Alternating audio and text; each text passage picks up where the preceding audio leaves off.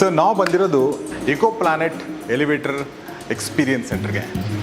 ಈ ಟವರ್ ನೋಡ್ತಿದ್ದೀರಾ 6 floor, ಪಕ್ಕದ್ದೇನು ನೋಡ್ತಿದ್ದೀವಿ 5 flours. ಇದು ಕಸ್ಟಮರ್ ನಮಗೆ ಕೊಟ್ಟಿರೋಂಥ ಗಿಫ್ಟು. ಅವ್ರ ಗಿಫ್ಟನ್ನ ಅವ್ರಿಗೇನೆ ಈ ಮುಖಾಂತರ ರಿಟರ್ನ್ ಮಾಡ್ತಾ ಇದ್ದೀವಿ ಅಷ್ಟೇ. ನಾವು ಬ್ಲ್ಯಾಕ್ ಬ್ಯೂಟಿ ಅಂತ ಕರಿಬೋದು. ಇದು black leaf, mirror with black scratch proof ಇದೆ. ಈ ಓನ್ ಪ್ಯಾಟ್ರನ್ಸ್ ಇರುತ್ತೆ ನಮ್ಮಲ್ಲಿ. ಈ ಪ್ಯಾಟ್ರನ್ಸನ್ನು ನಿಮಗೆ ಬೇಕಾಗಿರೋಂಥ ಡ್ರಾಯಿಂಗ್ ಕೊಟ್ಟರು ಕೂಡ ನಿಮ್ಗೆ ಎನ್ಗ್ರೇವ್ ಆಗಿ ಬರುತ್ತೆ. ನಿಮ್ಮ ತಂಬ್ ಇರಬೇಕು, ಆವಾಗಲೇ ನಿಮ್ಮ ಬಟನ್ ಆಕ್ಸೆಸ್ ತೊಗೊಳ್ಳೋಂಥದ್ದು. ನಮ್ಗೆ ಹಾಗೆ ಬಟನ್ಸ್ ತೊಗೊಳ್ಳೋದಿಲ್ಲ. ತಂಬ್ ತೊಗೊಂಡಾದ್ಮೇಲೆ ಈ ಬಟನ್ ಆಕ್ಸೆಸ್ ತೊಗೊಳ್ಳೋಂಥದ್ದು. Yes sir, please. ಇದು ಅಷ್ಟೇ. ಏನೀಗ ನೋಡ್ತಾ ಇದ್ದೀರಾ, ಇದೊಂಥರ ನಿಮ್ಮ ಏನೇ ವಿಡಿಯೋಸು ಏನೇ ಇದ್ರೂ ಕೂಡ ನಿಮ್ಮ ಮನೆ ವಿಡಿಯೋಸ್ ಇದನ್ನೆಲ್ಲ ಇದ್ರಲ್ಲಿ ಹಾಕ್ಕೋಬೋದು. ನಮ್ಮ ಲಿಫ್ಟ್ ಆಸ್ಥೆಟಿಕ್ಸ್ ಇದೆಲ್ಲ ನಾವು ಹಾಕ್ಕೊಂಡಿರ್ತೀವಿ. ನಿಮಗೆ ಬೇಕಾಗಿರೋಂಥ ಗೃಹ ಪ್ರವೇಶ ಅದನ್ನೆಲ್ಲ ಹಾಕ್ಕೋಬೋದು. ಇದು ಟಚ್ ಸ್ಕ್ರೀನು ವಿತ್ ಟ್ಯಾಬ್. ಇನ್ನು ಹಾಗೆ ನಾವು ಬಂತು ಅಂತಂದರೆ ರಾಜೂರ್, ಇದು ಇದೇನು ಆ್ಯಕ್ಚುಲಿ ನೀವು ಅಲ್ಲಿ ಕೆಳಗಡೆ ನೋಡಿದೆ ನಾನು. Yes sir. The main part actually this is the heart ನಮ್ಮದು. If it single passenger 32 passenger, safety will be the same. ಏನು ಚೇಂಜಸ್ ಇರಲ್ಲ.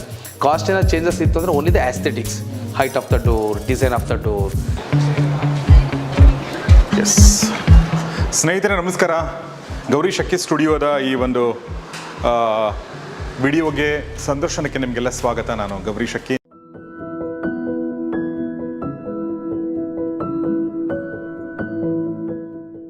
ಸರ್, ನಾವು ಬಂದಿರೋದು ವಿಧಾನಸೌಧ ಲೇಔಟ್ ಪೀಣ್ಯ 3rd ಸ್ಟೇಜಲ್ಲಿರುವಂಥ ಇಕೋ ಪ್ಲಾನೆಟ್ ಎಲಿವೇಟರ್ ಎಕ್ಸ್ಪೀರಿಯನ್ಸ್ ಸೆಂಟರ್ಗೆ. ಸ್ನೇಹಿತರೆ, ಯೂಶ್ವಲಿ ನಮ್ಮ ಮನೆಗಳಲ್ಲಿ ಮತ್ತು ಆಫೀಸ್ಗಳಲ್ಲಿ ನೀವು ನೋಡಿರ್ತೀರ, ಒಂದು ಲಿಫ್ಟ್ ಇರುತ್ತೆ ಮತ್ತು ನಾವು ಅದರಲ್ಲಿ ಹೋಗಿ ಬಂದು ಮಾಡ್ತಿರ್ತೀವಿ. ಆದರೆ ಇಲ್ಲಿ ನೋಡಿ ನೀವು, ನಾನು ಫಸ್ಟ್ ಬಂದು ಹಂಗೂ ಅಬ್ಸರ್ವೇಷನ್ ಬರಲಿಲ್ಲ. ಆಮೇಲೆ ನಾನು ಗಮನಿಸಿದೆ ಎಷ್ಟೊಂದು ಲಿಫ್ಟ್ಗಳಿದೆ ಇಲ್ಲಿ. 1 2 3 4 5 ಲಿಫ್ಟ್ ಇಲ್ಲಿದೆ. ಮತ್ತು ಲಿಫ್ಟ್ದ ಬಟನ್ಗಳು ಕೂಡ ಅಲ್ಲಿದೆ ನೋಡಿ, ಹಿಂದೆ ನೀವು ನೋಡ್ತಾ ಇದ್ದೀರಾ. ಸೊ ಒಟ್ಟಿನಲ್ಲಿ ಇದು ಕೇವಲ 1 ಫ್ಲೋರ್ ಮಾತ್ರ ಅಲ್ಲ, 4 ಫ್ಲೋರ್ಗಳು ಇದೇ ಥರ ಮಾಡಿದ್ದಾರೆ ಎಕ್ಸ್ಪೀರಿಯನ್ಸ್ ಸೆಂಟರ್ಗೆ. ಸೊ ಹೀಗಾಗಿ ಬನ್ನಿ, ಹಾಗಾದರೆ ಇವತ್ತು ಈ ಒಂದು ಎಲಿವೇಟರ್ ಕಂಪನಿಯ ಓನರ್ ಜೊತೆ ಮಾತಾಡೋಣ ಮತ್ತು ಅವ್ರ ಬಗ್ಗೆ ತಿಳ್ಕೊಳ್ಳೋಣ.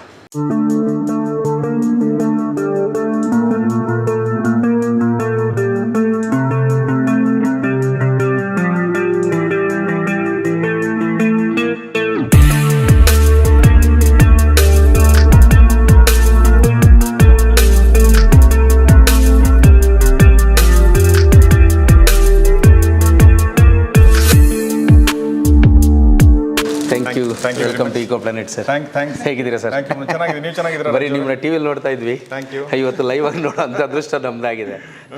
ನಾವು 1 ಲಿಫ್ಟ್ ನೋಡ್ತಿದ್ವಿ, ಇವತ್ತು 4 ಫ್ಲೋರ್ಗಳಲ್ಲಿ 4-5 ಲಿಫ್ಟ್ ನೋಡುವಂಥ ಭಾಗ್ಯ. ಎಸ್, 5 ಇಲ್ಲ, ಐ ಥಿಂಕ್ ಮೋರ್ ದೆನ್ 40+ ಇದೆ. Yes, thank you very much. Thank you sir.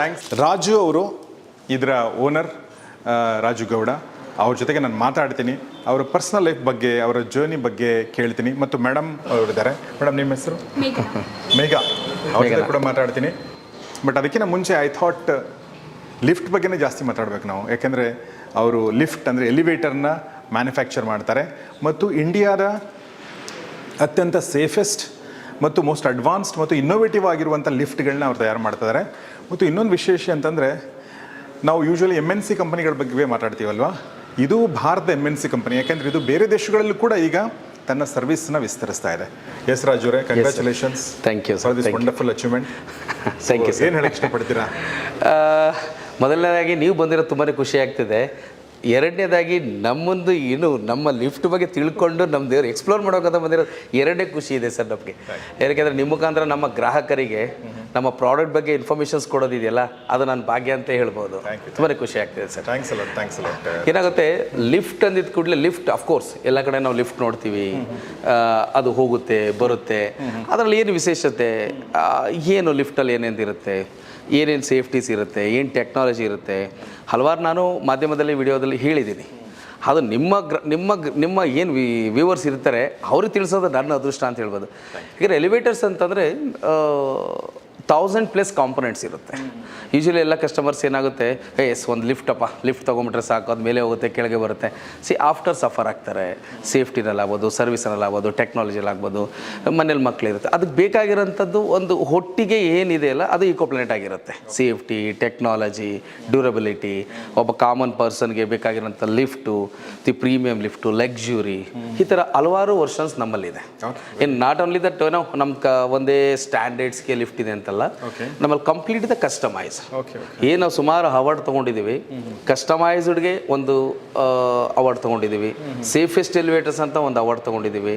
Technologically the safest elevators ತೊಗೊಂಡಿದ್ದೀವಿ. ಬೆಸ್ಟ್ ಆಸ್ಥೆಟಿಕ್ಸ್ ಇನ್ ಇಂಡಿಯಾ ಅಂತ ತೊಗೊಂಡಿದ್ದೀವಿ. ಸಿ ಮೋರ್ ಎವರ್ ನಮ್ದೇನು ನೀವು ವಿಸಿಟ್ ಮಾಡಿದಿರಲ್ಲ ನಮ್ಮ ಈ ಎಕ್ಸ್ಪೀರಿಯನ್ಸ್ ಸೆಂಟರ್ಸ್, ಇದು ಇಂಡಿಯಾಗೇ the biggest experience centres.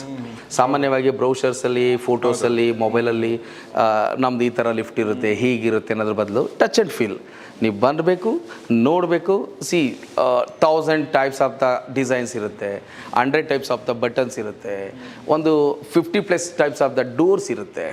C ಈ ಥರ ನನಗೇನು ಅಂತಂದರೆ ನಮ್ಮ ಗ್ರಾಹಕರಿಗೆ ಅವ್ರು ನೋಡಬೇಕು, ಯಾವ ಫ್ಲೋರ್ಗೆ ಯಾವ ಇದಕ್ಕೆ ಯಾವ ಸೆಟ್ ಆಗುತ್ತೆ ಅದನ್ನು ಸೆಲೆಕ್ಟ್ ಮಾಡಬೇಕು. ಜಸ್ಟ್ ಪಿಕ್ ಆ್ಯಂಡ್ ಚೂಸ್, ಅದು ನೋಡಿ ಮಾಡಬೇಕು ಅನ್ನೋದು ನನ್ನ ಆಸೆಯಿಂದ ಇದು ಮಾಡಿರೋಂಥ ಎಕ್ಸ್ಪೀರಿಯನ್ಸ್ ಸೆಂಟರ್ಸ್. ಸೊ ಲಿಫ್ಟ್ ಅಂದಮೇಲೆ ನಾವು ಲಿಫ್ಟ್ಗಳ ಬಗ್ಗೆ ಮಾತಾಡೋದಲ್ಲ, ಲಿಫ್ಟನ್ನು ನೋಡಬೇಕು. ಹೀಗಾಗಿ ಇಲ್ಲಿ 5 ಲಿಫ್ಟ್ಗಳಿದೆ. ರಾಜು ಅವರೇ, ಈ ಒಂದು ಫ್ಲೋರಲ್ಲಿ ನೆಕ್ಸ್ಟ್ ಫ್ಲೋರಲ್ಲಿ ಏನೆಲ್ಲ ವ್ಯತ್ಯಾಸಗಳಿದೆ? ಈ ಒಂದು ಫ್ಲೋರಲ್ಲಿ 5 ಲಿಫ್ಟ್ ಇದೆ, ಇದ್ರ ಬಗ್ಗೆ ಏನು ಹೇಳಕ್ಕೆ ಇಷ್ಟಪಡ್ತೀನಿ? ಅಂದರೆ ಇದು ಆಗಲೇ ನಾನು ಹೇಳಿದಾಗೆ ಕಂಪ್ಲೀಟ್ ಕಸ್ಟಮೈಸ್. ಇದು ಮಿಡಲ್ ಓಷನ್ ಅಂತ ಹೇಳ್ಬೋದು. ಈಗ ನಾನು ನಾರ್ಮಲಾಗಿ ಅಪಾರ್ಟ್ಮೆಂಟ್ಸ್ ಯೂಸ್ ಮಾಡುವಂಥದ್ದು ಕ್ಯಾಟಗರೀಸ್. ಸಿ ಈ ಫ್ಲೋರಲ್ಲಿ ನಮ್ಮದು ಈ ಅಪಾರ್ಟ್ಮೆಂಟ್ಸು ರೆಗ್ಯುಲರ್ ಮಲ್ಟಿಪಲ್ ಫ್ಲೋರ್ಸ್ ಇರೋವಂಥದ್ದು ಅಥವಾ ಕಮರ್ಷಿಯಲ್ಗೆ ಇರೋಂಥ ಮಾಡಲ್ಸು. ಅಂತ ಅದರಲ್ಲೂ ಕೂಡ ಹಲವಾರು ಟೈಪ್ ಇರುತ್ತೆ. ಈಗ ನಾವು ಹೇಳಿದಾಗೇ ಕೆಲವರು ಪ್ಯಾನಿಕ್ ಆಗ್ತಾರೆ, ನಮಗೆ ಗ್ಲಾಸ್ ಡೋರ್ ಬೇಕು ಅಂತ ಇರುತ್ತೆ. ಸಿ ಆ ರೀತಿ ಎಸ್, ಇದು apartment users is the button. G button ವರ್ಷನ್ಸಲ್ಲಿ ಇದು ಲಿಫ್ಟ್ ಮಾಡಿರೋಂಥದ್ದು. ಇದೇನಾಗಿದೆ ಮೇಂಟೆನೆನ್ಸ್ ಫ್ರೀ. ಈಗಾಗಲೇ ನಾವು ನೋಡಿದಾಗೆ ಇದು ಕಂಪ್ಲೀಟ್ ಎಲ್ಲ ಸ್ಕ್ರಾಚ್ ಪ್ರೂಫ್. ಈಗ ನಾರ್ಮಲ್ ಏನಾಗುತ್ತೆ, ಕಮರ್ಷಿಯಲ್ ಅಂದಿದ ತಕ್ಷಣವೇ ಮಲ್ಟಿಪಲ್ ಪರ್ಸನ್ಸ್ ಯೂಸ್ ಮಾಡ್ತಾರೆ. ಯೂಶಲಿ ಏನಾಗುತ್ತೆ, ಎಲ್ಲರೂ ನೋಡೋಂಥದ್ದು ನಮಗೆ ಸ್ಕ್ರಾಚಸ್ ಆಗಿಬಿಡುತ್ತೆ, ಮೇಂಟೆನೆನ್ಸ್ ಹೇಗೆ ಅಂತ ಬರುತ್ತಲ್ಲ, ಇದೆಲ್ಲ ಸ್ಕ್ರಾಚ್ ಪ್ರೂಫ್. ನಿಮ್ಮ ಕೀ ತೊಗೊಂಡು ನಾವು ಸ್ಕ್ರಾಚ್ ಮಾಡಿದ್ರು ಕೂಡ ನಿಮಗೆ ಸ್ಕ್ರಾಚಸ್ ತೊಗೊಳ್ಳೋದಿಲ್ಲ.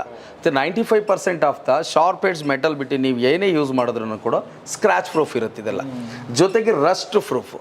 ನಾವು ಏನು ಯೂಸ್ ಮಾಡ್ತಾ ಇದ್ದೀವಿ, ಬೇಸಿಕಲಿ ರೆಗ್ಯುಲರ್ ಆಗಿ ಶೀಟ್ಸ್ ಅಂತ ಬಂದಿದ್ದ ಕೂಡಲೇ 304, 202, 404 ಅಂತ ಹಲವಾರು ಗ್ರೇಡ್ಸ್ ಇರುತ್ತೆ. ಅದು ಸಮ್ ಆಫ್ ಇಯರ್ಸ್ ಹೋದಲ್ಲಿ ರಸ್ಟ್ ಬರೋಂಥದ್ದು, ಅದೆಲ್ಲ ಒಂದು ಶೈನಿಂಗ್ ಶೇಡ್ ಆಗುವಂಥದ್ದೆಲ್ಲ ಬರುತ್ತಲ್ಲ, ಅದಕ್ಕೆ ಅದೊಂದು ಪ್ಯಾಟರ್ನ್ಸ್. ನಾವು ಯೂಸ್ ಮಾಡೋಂಥ 304 with Rust proof sheets use ಮಾಡ್ತೀವಿ. ನೀವು ಒಂದು 100 ಇಯರ್ಸ್ ಆದ್ರೂ ಕೂಡ ಈ ಬ್ಯೂಟಿ ಹಾಗೇ ಇರುತ್ತೆ. ಹೀಗೆ ಈ ಥರ ಹಲವಾರು ಶೀಟ್ ಯೂಸ್ ಮಾಡ್ತೀವಿ. ಕೆಲವರು ಸ್ವಲ್ಪ ಪ್ರೀಮಿಯಂ ಕೇಳ್ತಾರೆ, ನಂಗೆ ಸ್ವಲ್ಪ ಸ್ಕ್ರಾಚ್ ಪ್ರೂಫು ಕೂಡ ಬೇಕು, ಜೊತೆಗೆ ಸ್ವಲ್ಪ ಲಕ್ಸುರಿ ಬೇಕು ಅಂತ. ಆಗ ನಾವು ಮಾಡಿದಂಥದ್ದು ಇದು ಬ್ಲ್ಯಾಕ್ ಬ್ಯೂಟಿ ಅಂತ ಕರಿಬೋದು. ಇದು black leaf mirror with black scratch proof ಇದೆ. ಈ ಥೀಮಲ್ಲಿ ಈ ಥರ ಮಾಡಿರ್ತೀವಿ. ಇದೇ ಒಂದೇ ಪ್ಯಾಟ್ರನ್ಸಲ್ಲಿ ವಿತ್ ಕೋಲೈಟು, ಕಸ್ಟಮೈಸ್ ಡಿಸೈನ್ಸು. ಈಗ ನೀವು ನೋಡಿದಾಗೆ ಈ ಒಳಗಡೆ ಒಂದು ಕೋಲೈಟ್ ಯೂಸ್ ಮಾಡಿ, ಕೋಲೈಟ್ ಇನ್ ದ ಸೆನ್ಸ್ ಏನೋ ಸ್ವಲ್ಪ ಲಕ್ಸುರಿ ಲೈಟ್ಸ್ಗಳು ಕೊಟ್ಬಿಟ್ಟು ಆ ಥರ ಫೀಲ್. ನೀವು ಏನು ಯೂಸ್ ಮಾಡ್ತಾ ಇದ್ದೀರಾ, ಫ್ಯಾನ್ಸ್ ಎಲ್ಲ ಬಂದು ಇಟ್ಸ್ ಲೈಕ್ AC 24 ಟೆಂಪ್ರೇಚರ್ನ ಮೇಂಟೈನ್ ಮಾಡುತ್ತೆ. ಆ ಫ್ಯಾನಲ್ಲೂ ಕೂಡ ಆಟೋ ಮಾಡಿರ್ತೀವಿ. ಈಗ ನಿಮಗೆ ಲೈಟ್ಸ್ ಫ್ಯಾನ್ ಎಲ್ಲ ಇದೆ, ಪವರ್ ಸೇವಿಂಗ್ಸ್ ಇದೆಲ್ಲ. ಈಗ ನಿಮಗೆ ಕಾಲ್ ಯಾರು ಯೂಸ್ ಮಾಡ್ತಿಲ್ಲ, ಡೆಸಿಗ್ನೇಷನ್ಸ್ ಯಾವುದು ಫ್ಲೋರ್ ಕೊಟ್ಟಿಲ್ಲ ಅಂದರೆ ಏನಾಗುತ್ತೆ, ಕಂಪ್ಲೀಟ್ ಈಗ ಸ್ವಿಚ್ ಆಫ್ ಆಗುತ್ತೆ. ವ್ಯಾನ್ ಯಾವಾಗ ನಮ್ಮ ಡೋರ್ ಕ್ಲೋಸ್ ಆಗುತ್ತೆ, ಯಾರು ಲಿಫ್ಟ್ ಯೂಸ್ ಮಾಡ್ತಿಲ್ಲ ಅಂತಂದರೆ ಕಂಪ್ಲೀಟ್ ಫ್ಯಾನ್ ಲೈಟ್ಸ್ ಎಲ್ಲ ಆಟೋಮೆಟಿಕಲಿ ಕ್ಲೋಸ್ ಆಗಿಬಿಡುತ್ತೆ. ಜೊತೆಗೆ ಇದು ಡ್ಯೂರಬಿಲಿಟಿ, ಇಂಧನ ಉಳಿತಾಯ. ಅದಕ್ಕೆ ಪ್ಲಾನೆಟ್ ಅಂತ ಹೆಸರು. ಈಕೋ ಅಂದಿದ ತಕ್ಷಣನೇ ಇಟ್ ಇಸ್ ಸೇವಿಂಗ್ಸ್. ಇದರಲ್ಲಿ ನೆಕ್ಸ್ಟ್ ನಾನು ಹೋಗ್ತಾ ಹೇಳ್ತೀನಿ ನಮ್ಮಲ್ಲಿ ಏನೇನು ಥರ ಬೆನಿಫಿಟ್ಸ್ ಇರುತ್ತೆ ಕಸ್ಟಮರ್ಗೆ ಅಂತ ಹೇಳಿ. ಅದು ಒನ್ ಆಫ್ ದ ಥಿಂಗ್ಸ್. ಇದರಲ್ಲಿ ಆಟೋಮೇಷನ್ಸ್ ಏನಿರುತ್ತೆ, ಇಟ್ಸ್ ಕಂಪ್ಲೀಟ್ ಆಟೋಮೆಟಿಕ್ ಇರುತ್ತೆ. ಇದು ಬಂದು ಇಟ್ಸ್ ಕಾಪರ್ ಫಿನಿಷಸ್. ಇದು ಕಾಪರ್ ಫಿನಿಷಸಲ್ಲಿ ಇದು ಕೂಡ ಸ್ಕ್ರಾಚ್ ಪ್ರೂಫ್. ಏನು ನೀವು ಇದನ್ನು ಯೂಸ್ ಮಾಡ್ತಾ ಇದ್ದೀವಿ ಸ್ಕ್ರಾಚ್ ಪ್ರೂಫಲ್ಲಿ ಲಕ್ಸುರಿ ವರ್ಷನ್ಸ್, ಮಿಡಲ್ ವರ್ಷನ್ಸಲ್ಲೇ ಕಡೆ ಇದು ಲಕ್ಸುರಿ ವರ್ಷನ್ಸ್ ಇರುತ್ತೆ. ಆ ಕಾಪರ್ ಫಿನಿಷಸಲ್ಲಿ ಕೂಡ ಇದನ್ನು ಇರುತ್ತೆ. ನಿಮಗೆ ಈ ರೀತಿ 250 ಪ್ಯಾಟ್ರನ್ಸ್ ಇರುತ್ತೆ. ಏನೀಗ ನಾವು ಬರೀ ಇಲ್ಲೊಂದು ಇಷ್ಟು ತೋರಿಸಿದ್ದೀವಿ, ಒಂದು 50-60 ಮಾಡಲ್ಸ್ ಅಂತ ಇದೆಯಲ್ಲ, ಅಷ್ಟಕ್ಕೆ ಸೀಮಿತ ಅಲ್ಲ. ಆ ಪ್ಯಾಟ್ರನ್ಸನ್ನು ನಿಮಗೆ ಚಾರ್ಟ್ ಕೊಡ್ತೀವಿ. ಅದು ನಿಮಗೆ ಒಂದು 260+ ಡಿಸೈನ್ಸ್ ಇರುತ್ತೆ. ನಿಮಗೆ ನನಗೆ ಫಸ್ಟ್ ಫ್ಲೋರ್ಗೆ ಡೋರ್ ಇದಿರಲಿ, ಸೆಕೆಂಡ್ ಫ್ಲೋರ್ಗೆ ನನಗೆ ಆ ಡೋರ್ ಕೊಡಿ, ಥರ್ಡ್ ಫ್ಲೋರ್ ನಮ್ಮನೆ ವುಡನ್ ಪ್ಯಾಟ್ರನ್ಸ್ ಇದೆ, ವುಡನ್ ಡೋರ್ ಕೊಡಿ ಅಂದರೆ ಈ ಥರ ಹಲವಾರು ನಮ್ಮಲ್ಲಿ ಕಸ್ಟಮೈಸ್. ಲಿಫ್ಟ್ ಒಂದಕ್ಕೆ ಡೋರ್ಗಳು ಬೇರೆ ಬೇರೆ ಮಾಡಿ, ಅಫ್ಕೋರ್ಸ್ ಒಂದು ಕ್ಯಾಬಿನ್ ಇರುತ್ತೆ, ಪ್ರತಿ ಫ್ಲೋರ್ಸ್ಗೂ ಒಂದೊಂದು ಡೋರ್ ಇರುತ್ತೆ, ಫಿಕ್ಸ್ ಡೋರ್ಸ್. ಹಾಗೆ ಅವರು ಕೂಡ ಆಪ್ಷನ್ಸ್ ಕೂಡ ನಮ್ಮಲ್ಲಿ ಇರುತ್ತೆ. ಯು ನೆವರ್ ಸೇ ನೋ, ನಮಗಿಲ್ಲ ಇದೇ ಸ್ಟ್ಯಾಂಡರ್ಡ್ಸು ಹೀಗೆ ಕೊಡಬೇಕು ಅಂತ ಏನಿಲ್ಲ. ಅದ್ರ ತಕ್ಕಂತೆ ಈಗ ಕಾಪರ್ ಫಿನಿಷಸ್ಗೆ ಕಾಪರ್ ಕಲರ್, ಗೋಲ್ಡ್ ಫಿನಿಷಸ್ಗೆ ಗೋಲ್ಡ್ ಕಲರ್, ಬ್ಲ್ಯಾಕ್ ಫಿನಿಷಸ್ಗೆ ಬ್ಲ್ಯಾಕ್ ಕಲರ್, SS ಫಿನಿಷಸ್ಗೆ SS ಕಲರ್. ಹೀಗೆ ಹಲವಾರು ರೀತಿಯ ಬಟನ್ಸಲ್ಲೂ ಕೂಡ ನಮ್ಮಲ್ಲಿ ಆಪ್ಷನ್ಸ್ ಇರುತ್ತೆ. ಇದ್ರ ಜೊತೆಗೆ ಮೋರ್ ಎವರ್ ಟಚ್ಲೆಸ್ ಇದು. ನೀವೆಲ್ಲ ಕಡೆ ಏನು ಮಾಡ್ತೀರಾ, ಸ್ವಲ್ಪ ಕೈ ವೆಟ್ಟಾದ್ರೂ ನಾವು ಬಟನ್ ಆಕ್ಸೆಸ್ ತೊಗೊಳ್ಳೋದಿಲ್ಲ. ಇದು ಹಾಗಲ್ಲ ನೋಡಿ, ನಾನು ಮುಟ್ಟೋದೇ ಇಲ್ಲ, ಇದನ್ನ ನಾವು ಡಿಸ್ಟೆನ್ಸ್ ಮೇಂಟೈನ್ ಮಾಡಿರ್ತೀವಿ. 5mm, 6mm, 10mm ಟಚ್ಲೆಸ್. ಈ ಕೋವಿಡ್ ಟೈಮಲ್ಲಿ ಇಂಟ್ರೊಡ್ಯೂಸ್ ಮಾಡಿದ್ವಿ, ಮುಟ್ಟೋಂಗಿಲ್ಲ. QR ಕೋಡ್ ಆಪ್ಷನ್ಸು ಕೂಡ ಇದರಲ್ಲಿ ಇರುತ್ತೆ. ಮುಟ್ಟಿದ್ರೆ ನಮಗೆ ಏನು COVID-19 ಅಟ್ಯಾಕ್ ಮಾಡುತ್ತೆ, ಪಾಸಿಟಿವ್ ಬರುತ್ತೆ ಅಂತಿದ್ದಲ್ಲ, ಆಗ ನಾವು ಮಾಡಿದ್ದು. ಇದನ್ನು ನಾವು ಡಿಸ್ಟೆನ್ಸ್ ಈಗ ಕಡಿಮೆ ಮಾಡಿದ್ವಿ. ಕೋವಿಡ್ ಟೈಮಲ್ಲೆಲ್ಲ 50mm, 75mm ಇಟ್ಟಿದ್ವಿ. ಆ ಸೆನ್ಸ್ ಏನಿರುತ್ತಲ್ಲ ಇದು ಈ ಥರ ಅದು ತಕ್ಕಂತೆ ಕೂಡ ಇವತ್ತಿನ ಜನ್ರೇಷನ್ಗೆ ಏನು ಬೇಕು ಅದು ಮಾಡಿದೆ. ಇದು ಇಸ್ ಅ ಗೋಲ್ಡ್ ಥೀಮ್. ಈ ಥರ ಸಿಂಗಲ್ ಡೋರ್ ಆಪ್ಷನ್ಸಲ್ಲಿ ಇದರಲ್ಲಿ ನಿಮ್ಗೆ ಹಲವಾರು ರೀತಿ ಸಿಗುತ್ತೆ ಪ್ಯಾಟ್ರನ್ಸು. ಅದರಲ್ಲಿ ಒಂದು ಥೀಮು, ಇದು ಕ್ಲೋಸ್ ಡೋರ್ ಇರುತ್ತೆ. ಯೂನಿಫಾರ್ಮಿಟಿ ನಮಗೆ ಒಳಗಡೆದು ಕೂಡ ಅದು ಆಪ್ಷನ್ಸ್ ಮಾಡಿರ್ತೀವಿ. ಏನು ಡೋರ್ ಥೀಮ್ ಇದೆ ಅದನ್ನೇ ಆಪ್ಷನ್ಸ್ ಇರುತ್ತೆ. ನೀವು ಇದನ್ನು ತೋರಿಸಿ ನೋಡಿ, ಈ ಥರ ಈ ಓನ್ ಪ್ಯಾಟ್ರನ್ಸ್ ಇರುತ್ತೆ ನಮ್ಮಲ್ಲಿ. ಈ ಪ್ಯಾಟ್ರನ್ಸನ್ನು ನಿಮಗೆ ಬೇಕಾಗಿರೋಂಥ ಡ್ರಾಯಿಂಗ್ ಕೊಟ್ಟರು ಕೂಡ ನಿಮ್ಗೆ ಎನ್ಗ್ರೇವ್ ಆಗಿ ಬರುತ್ತೆ. ಏನೀಗ ನೋಡ್ತಾ ಇದ್ದೀವಲ್ಲ ಗೌರಿ ಸರ್, ಇದು ಸಾಮಾನ್ಯವಾಗಿ 3 ಥರ ಡಿಸೈನ್ಸಲ್ಲಿ ಬರುತ್ತೆ. ಒಂದು ಕೋಟೆಡ್, ಇನ್ನೊಂದು SS ಶೀಟ್ ಮೇಲೆ ಲ್ಯಾಮಿನೇಟ್, ಇನ್ನೊಂದು ಲೈವ್ ಎಚಿಂಗ್. ನಮ್ಮಲ್ಲಿ ಏನು ಅಂತಂದರೆ ಕಸ್ಟಮರ್ಗೆ ಆಲ್ವೇಸ್ ಕ್ವಾಲಿಟಿ ಏನು ಥಿಂಕ್ ಮಾಡ್ತೀವಿ. ಏನೇನು ಡಿಸೈನ್ ನೋಡ್ತಾ ಇದ್ದೀರಲ್ಲ, ಇದು ಯಾವುದೂ ಕೂಡ ಕೋಟೆಡ್ ಅಥವಾ ಲ್ಯಾಮಿನೇಟ್ ಅಲ್ಲ, ಇಟ್ಸ್ ಎ ಲೈವ್ ಎಚಿಂಗ್. ಇದನ್ನು ವೈಲ್ ಮ್ಯಾನುಫ್ಯಾಕ್ಚರ್ ಟೈಮಲ್ಲಿ ಸಮ್ ಆಫ್ ದ ಹೀಟಲ್ಲಿ ಕಲರ್ ಕೋಟ್ ಆಗಿರುತ್ತೆ. ನಿಮ್ಮ ಗೋಲ್ಡ್ ಏನಾದರೂ ಶೇಡ್ ಆದ್ರೂ ಕೂಡ ಇದು ಶೇಡ್ ಆಗೋದಿಲ್ಲ. ಇದನ್ನು ಹೀಟಲ್ಲಿ, ಸರ್ಟನ್ ಹೀಟಲ್ಲಿ ಈ ಕಲರ್ ಅದನ್ನು ಬೈ ಮ್ಯಾನುಫ್ಯಾಕ್ಚರ್ ಟೈಮಲ್ಲೇ ಮಾಡಿರ್ತಾರೆ. ಇದು ನಿಮಗೆ ಬೇಕಾಗಿರೋಂಥ ಎನ್ಗ್ರೇವ್ ಆಗುತ್ತೆ. ಶೀಟ ತಗೊಂಡು ಅದ್ರ ಮೇಲೆ ನಿಮಗೆ ಕೊಟ್ಟಿರೋಂಥ ನಿಮ್ಮ ಓನ್ ಪ್ಯಾಟರ್ನ್ಸ್ ಇದ್ರ ಕಡೆ ನಿಮ್ಮ ಫ್ಯಾಮಿಲಿ ಫೋಟೋಸ್ ಕೂಡ ಹಾಕ್ಬೋದು ನಾವು. ಈಗ ನಮ್ಮ ಅದರ್ ಶೋರೂಮಲ್ಲಿ ನಿಮಗೆ ಬುದ್ಧ ಡಿಸೈನ್ಸ್, ಗಣೇಶ ಡಿಸೈನ್ಸ್, ಕೆಲವೊಂದು ನಮ್ಮ ಮುಸಲ್ಮಾನ್ ಬಾಂಧವರದ್ದು ಅವ್ರದ್ದು ದೇವರು ಆಗ್ಬೋದು, ಪ್ರತಿಯೊಂದೂ ನಿಮ್ಗೆ ಇದೇ ಬೇಕು ಅಂತಂದರೆ ಡ್ರಾಯಿಂಗ್ ಕೊಟ್ಟರೆ ಸಾಕು, ಅದನ್ನೇ ನಮ್ಮ ಶೀಟ್ ಮೇಲೆ ಬಂದಿರುತ್ತೆ. ಹಾಗಿರುತ್ತೆ. ಹೀಗೆ this is the wood pattern. ಈಗ ಲೇಟೆಸ್ಟಾಗಿ ಎಲ್ಲ ಏನು ಮೇಂಟೆನೆನ್ಸ್ ಫ್ರೀ ನಮಗೆ ವುಡ್ ಡಿಸೈನ್ ಬೇಕು ಅಂತಂದರೆ it is a wood pattern.